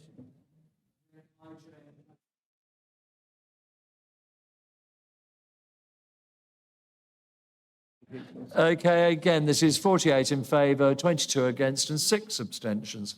Now, we move on to item 11, council tax setting. I call upon Councillor Nick Botterill, Cabinet Member, Responsibility to Finance, to present and remove the recommendations to his report, which can be found on pages 409 to 434 of your agenda. Councillor Botterill, would you please... Formally moved, Mr. Chairman. Can I have a seconder, Councillor Cluer? Councillor Botterill, would you like to present your recommendations? No, not really. I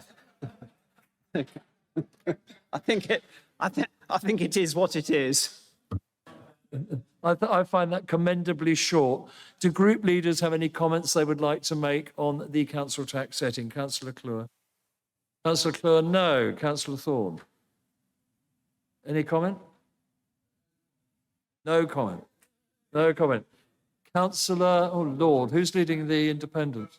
No comment. Councillor Hubbard, you step into the thing. Councillor Rogers? I've got a long speech, Chairman, but I do. Ricky, I'm deeply worried. No comment? Right, I will now open this item to debate. Any of the people wishing to debate, please indicate in the normal fashion.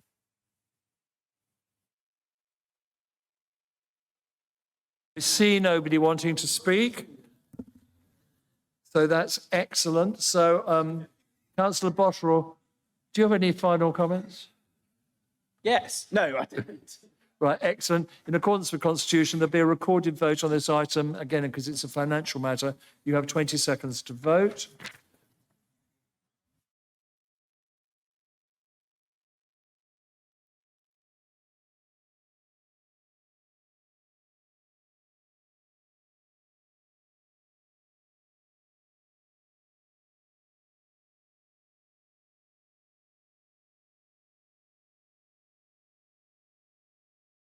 Okay, we will now see that the voting is 73 for, against 1, and 4 abstentions. Now move on to item 12, which is the pay policy statement for 2023-24. And I call upon Councillor Ashley O'Neill, who is Cabinet Member with responsibility for staffing. And you will find the report at pages 435 to 452 of your agenda. Councillor O'Neill, would you please move your recommendation? Thank you, Mr. Chairman. I move the proposals as set out in the agenda pack on page 435. But slightly different, far away. Yep. Slightly different than as is written. So it's referred to in the report that consequential changes will be made to the pay policy statement as a result of discussions with the Council's recognised trade unions and with the updated figure of our just approved 23-24 budget. But just wanted to make it clear there is a delegation to officers for that to take place. And so I wish to move that additional proposal that's up on the screen there in front of you, Mr. Chairman. Okay, members will see the proposal as it appears on the screen. And Councillor O'Neill can explain that. So you have moved, you have a seconder. Councillor Ian Blair-Pilling, thank you. Councillor O'Neill, would you please present your recommendation? Mr. Chairman, you'll be delighted to know that I've cut 600 words out of my speech on this item, so hopefully we'll be brief. This is essentially a requirement every single year we bring the pay policy statement to full council. We're required to do that under the Localism Act. What it does is essentially sets out some of the information that we're required to provide by government, and the key figure here being the median salary and the ratio between the highest salary and the median salary. which this year is 6.3 to 1 versus what it was last year, which was 6.7 to 1. And when you compare us to other local authorities in the Southwest, that is favourable. I'm not going to go through the document in any great detail. You've got it there in your agenda pack. It has been through staffing policy, who approved it and have recommended it to us as full council. Thank you. I would just like to say, as chairman of staffing policy, this has come through us and been approved by staffing policy committee. I now turn to group leaders. Councillor Cluer. I really don't think there's anything to say here. Councillor Thorne. Nothing to add, Chairman. That's very kind of you, Councillor Thorne. Councillor Hubbard. No. Councillor Rogers. No. Excellent. Anybody wishing to debate the pay policy statement? No, that's shame. Yes, fine. No, excellent. Councillor O'Neill, as mover of the original motion, do you have any final comments? Certainly not. In accordance with the Constitution, there will be a recorded vote on this item. You have 20 seconds to vote, please.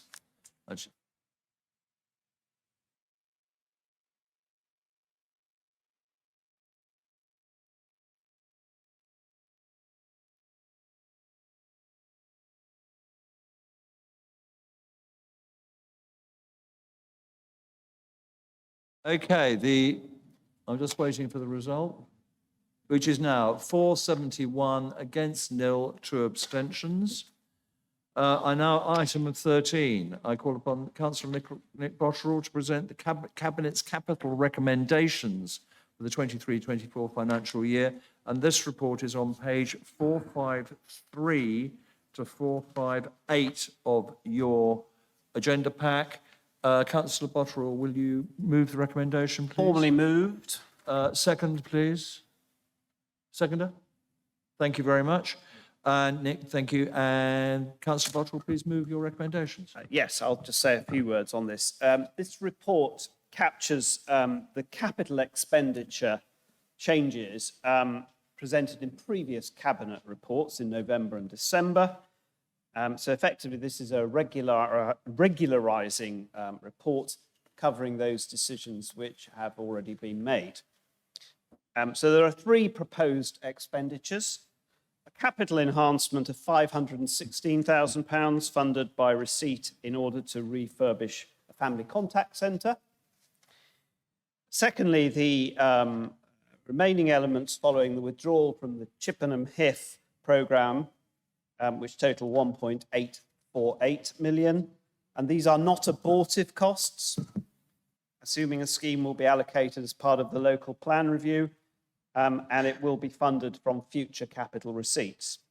And then finally, the third one is an additional £500,000, which is required to continue working with the adjoining landowners to the south of Chippenham in relation to master planning work, and that is to be funded by additional borrowing. So the combined total of these is 2.864 million, and they should be considered in the context of the £172 million programme of capital expenditure, as per the Q3 forecast reported on the 31st of January for 22-23, and also the capital programme going forward for 23-24, which is listed in your papers at 199.127 million.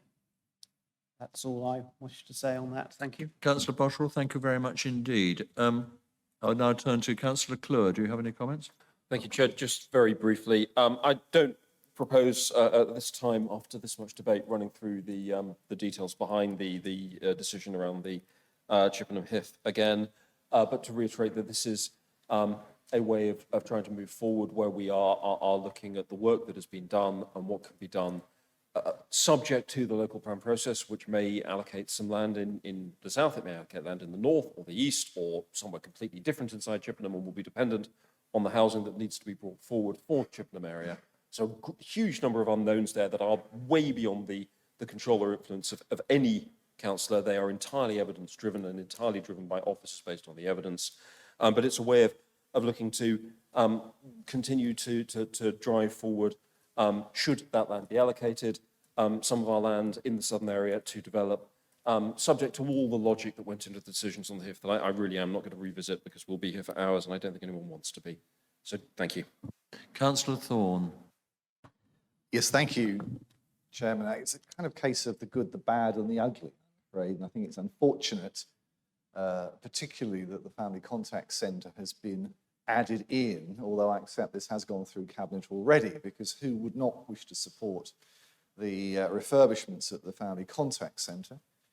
We had an interesting debate, I think, at Cabinet, possibly the one bar the last one, in relation to the 1.8 million, and we all keep our fingers crossed that that can be recovered, but I'm not absolutely certain that all aspects will be. So that's the kind of bad bit. And the ugly bit is the fact that we want to continue pushing forward, spending taxpayers' money, promoting land. And I think it's unfortunate that if Wiltshire wanted to continue and wants to continue, then there isn't some sort of arrangement, deal that could be placed with some sort of developer who would therefore take, and this is the case in most cases for landowners and developers, so nothing unusual in terms of what I'm suggesting, in that the risk would be taken by the developer rather than the taxpayer of Wiltshire. So I would very much like these three to be separated out so we could vote for them separately. I'm not anticipating you would agree to do that. And on the basis of the items 2 and 3, certainly I can't be supporting this particular recommendation. Thank you, Chair. Thank you, Councillor Thorne. Councillor Hubbard? No. Councillor Rogers? No. Thank you very much. Turn myself off. I will open this item to general debate. Any member wishing to speak, please press the activation button. I call Councillor Ruth Hopkinson. Thank you, Chair. I wasn't actually going to speak to this, but yeah, I've been fairly quiet for most of today. But one of the things that actually strikes me is that we spent an hour discussing whether or not we could have enough money in the budget for £40,000 about blue badges. But that's pathetic. Here, we are looking at a loss of £1.84 million. And I'm quite sure that will go through without any discussion. Thank you very much. Councillor Claire Cape, please. Following on from what Richard Clewer just said, I don't want to go through all the nastiness of the HIF yet again. However, it is important that, as Richard himself acknowledged at, I'm trying to remember whether it was Cabinet or, yes, it would have been, but at the end of last year, that the people of Chippenham had not been properly engaged with the whole process. There must be a lesson in there somewhere that we stop throwing money at this unwanted, unjustified project and think again and listen to the local residents. Now, I'm very aware that there was a meeting the other day on a lot of topics in Monkton Park. I wasn't able to be there. I understand that, again, the same level of frustration was expressed at that meeting. So please, you know, we're talking about sunk costs here.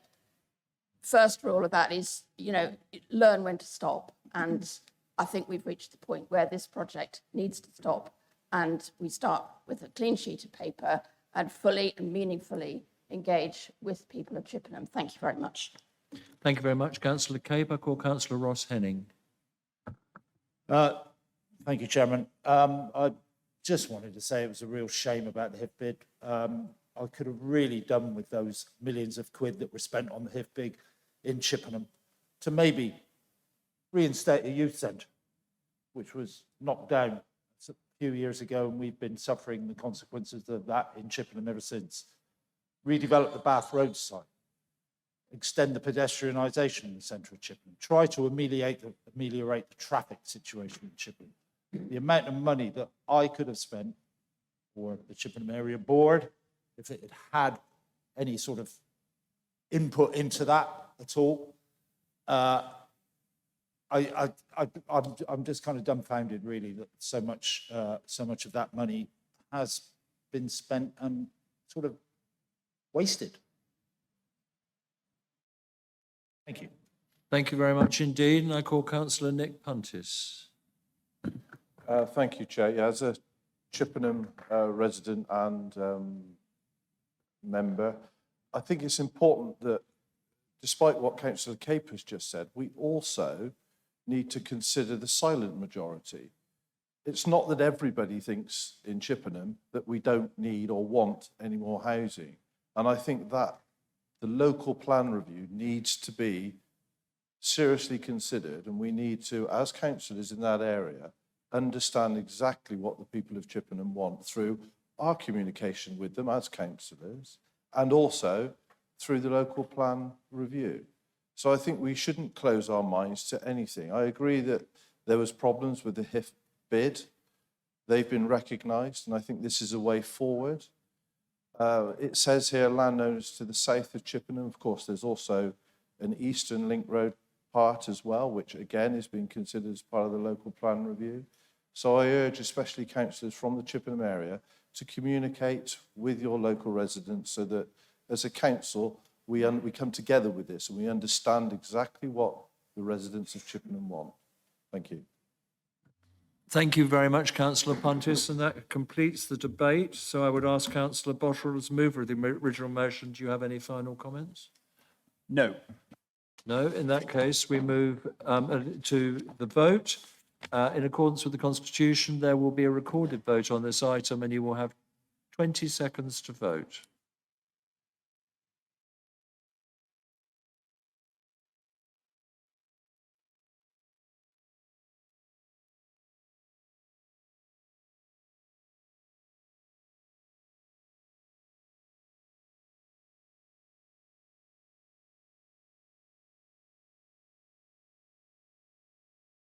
There we are, 452 against 17 and 5 abstentions. Item 14 is notices of motion, and I'm delighted to advise that no notices of motion have been received for this meeting. Item 15, I think this is fairly formalistic, is the designation of statutory functions. And this is on pages 459 to 464 of your agenda pack. And again, I call upon Ashley O'Neill, Councillor Ashley O'Neill, to introduce this item. Ashley, will you please move the recommendation? Thank you, Mr. Chairman. I so move. May I have a seconder, please? Seconded, Councillor Clure. Councillor O'Neill, please present your recommendation. Thank you, Mr. Chairman. As you said, pretty formulaic, really. It's, if you recall, last year at full council, we approved the designation to the role of Director for Whole Life Pathway. And following changes to the senior management structure, that post no longer exists. Hence, we need to approve a new designation. I'm not going to say anything more than that. We already know where all the other statutory roles are and who the sort of what the posts are that they're assigned to, and you've got all the details of that in your agenda pack. Thank you very much. Now, group leaders, Councillor Clure, any comment? No, none. Councillor Thorne? Thank you very much, Councillor Thorne. Councillor Hubbard, no. Councillor Rogers, no. Debate. Right, okay, nobody has put their head above the parapet. So at the conclusion of the debate, Councillor O'Neill, do you wish to add anything to your initial statement? I didn't think you did. So this is, we don't have to hit our buttons. All those in favour say aye. All those against say no. All those abstaining, please indicate. Vote outcome unanimously in favour. Thank you so much. We now come to review of allocation seats on committees to political groups. This is item 16. Please see pages 465 to 470 of your summons. I now ask each group leader in turn, do they have changes to committee membership they wish the council to approve? Firstly, Councillor Clure.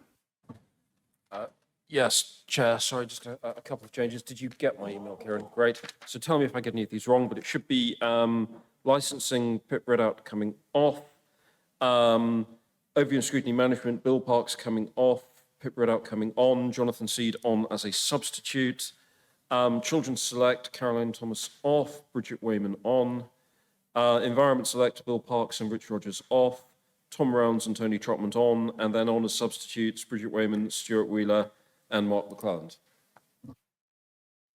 Councillor Thorne. Yes, thank you, Chairman. I've just got Sam Charleston, I think onto licensing, which you've already got. Sam Charleston, sub on the Southern Area Planning Committee, and Councillor Jacobs off of appeals, and Sam Charleston on, please. Thank you. Thank you. I move that council approve the proposed changes. Oh, sorry. Yeah, I didn't think you had any. Ricky, have you got any? No. Sorry. Very, very happy to second. Thank you. Please second. All those in favour, please say aye. All those against, please say no. Any abstentions? Good. Right, moving on. Item 17, are there any, which is announcements from Cabinet and committees, are there any Cabinet members or chairs of committees who would like to make any announcements? Please raise your hand. None I can see. Are there any questions in relation to the minutes of any committees or of the Dorset and Wiltshire Fire Authority? Please raise your hand. Are there any general issues relating to area boards? Please raise your hand. Item 18, members' questions. Councillor Dr. Brian Matthew. Is he still here? Oh, there he is. Jolly good. Councillor Matthew, you have 3 questions to which you have... So we go 2301. You have received a written response. Do you have a supplementary? Chair, you'll be very pleased to hear I've got just one supplementary, which is to 2302. And that is, notwithstanding the comments earlier from the leader, does the leader of Wiltshire Council really understand the implications of abandoning Visit Wiltshire for the economy of our county? I suggest that he's not only throwing out the baby with the bathwater, it's worse than this. He'll be cutting off Wiltshire's nose to spite its face. We'll be producing evidence, and he needs to listen to this before a massive mistake is made for our county. Thank you. Response, Richard? Yeah, thank you. I'm sure that we have a good grasp of the evidence involved. More importantly, I think we've got a very good grasp of the direction of travel of DCMS on the concept of these broader destination management zones. And that completely changes the landscape, in my view, yes. Thank you very much indeed. That concludes members' questions. The final item, 19, the date of the next meeting. And the next meeting is scheduled for the 16th of May, 2023. I have no further items or part 2 items, so that concludes today's business. Thank you all for your attendance. Thank you for your patience, and thank you for staying so late.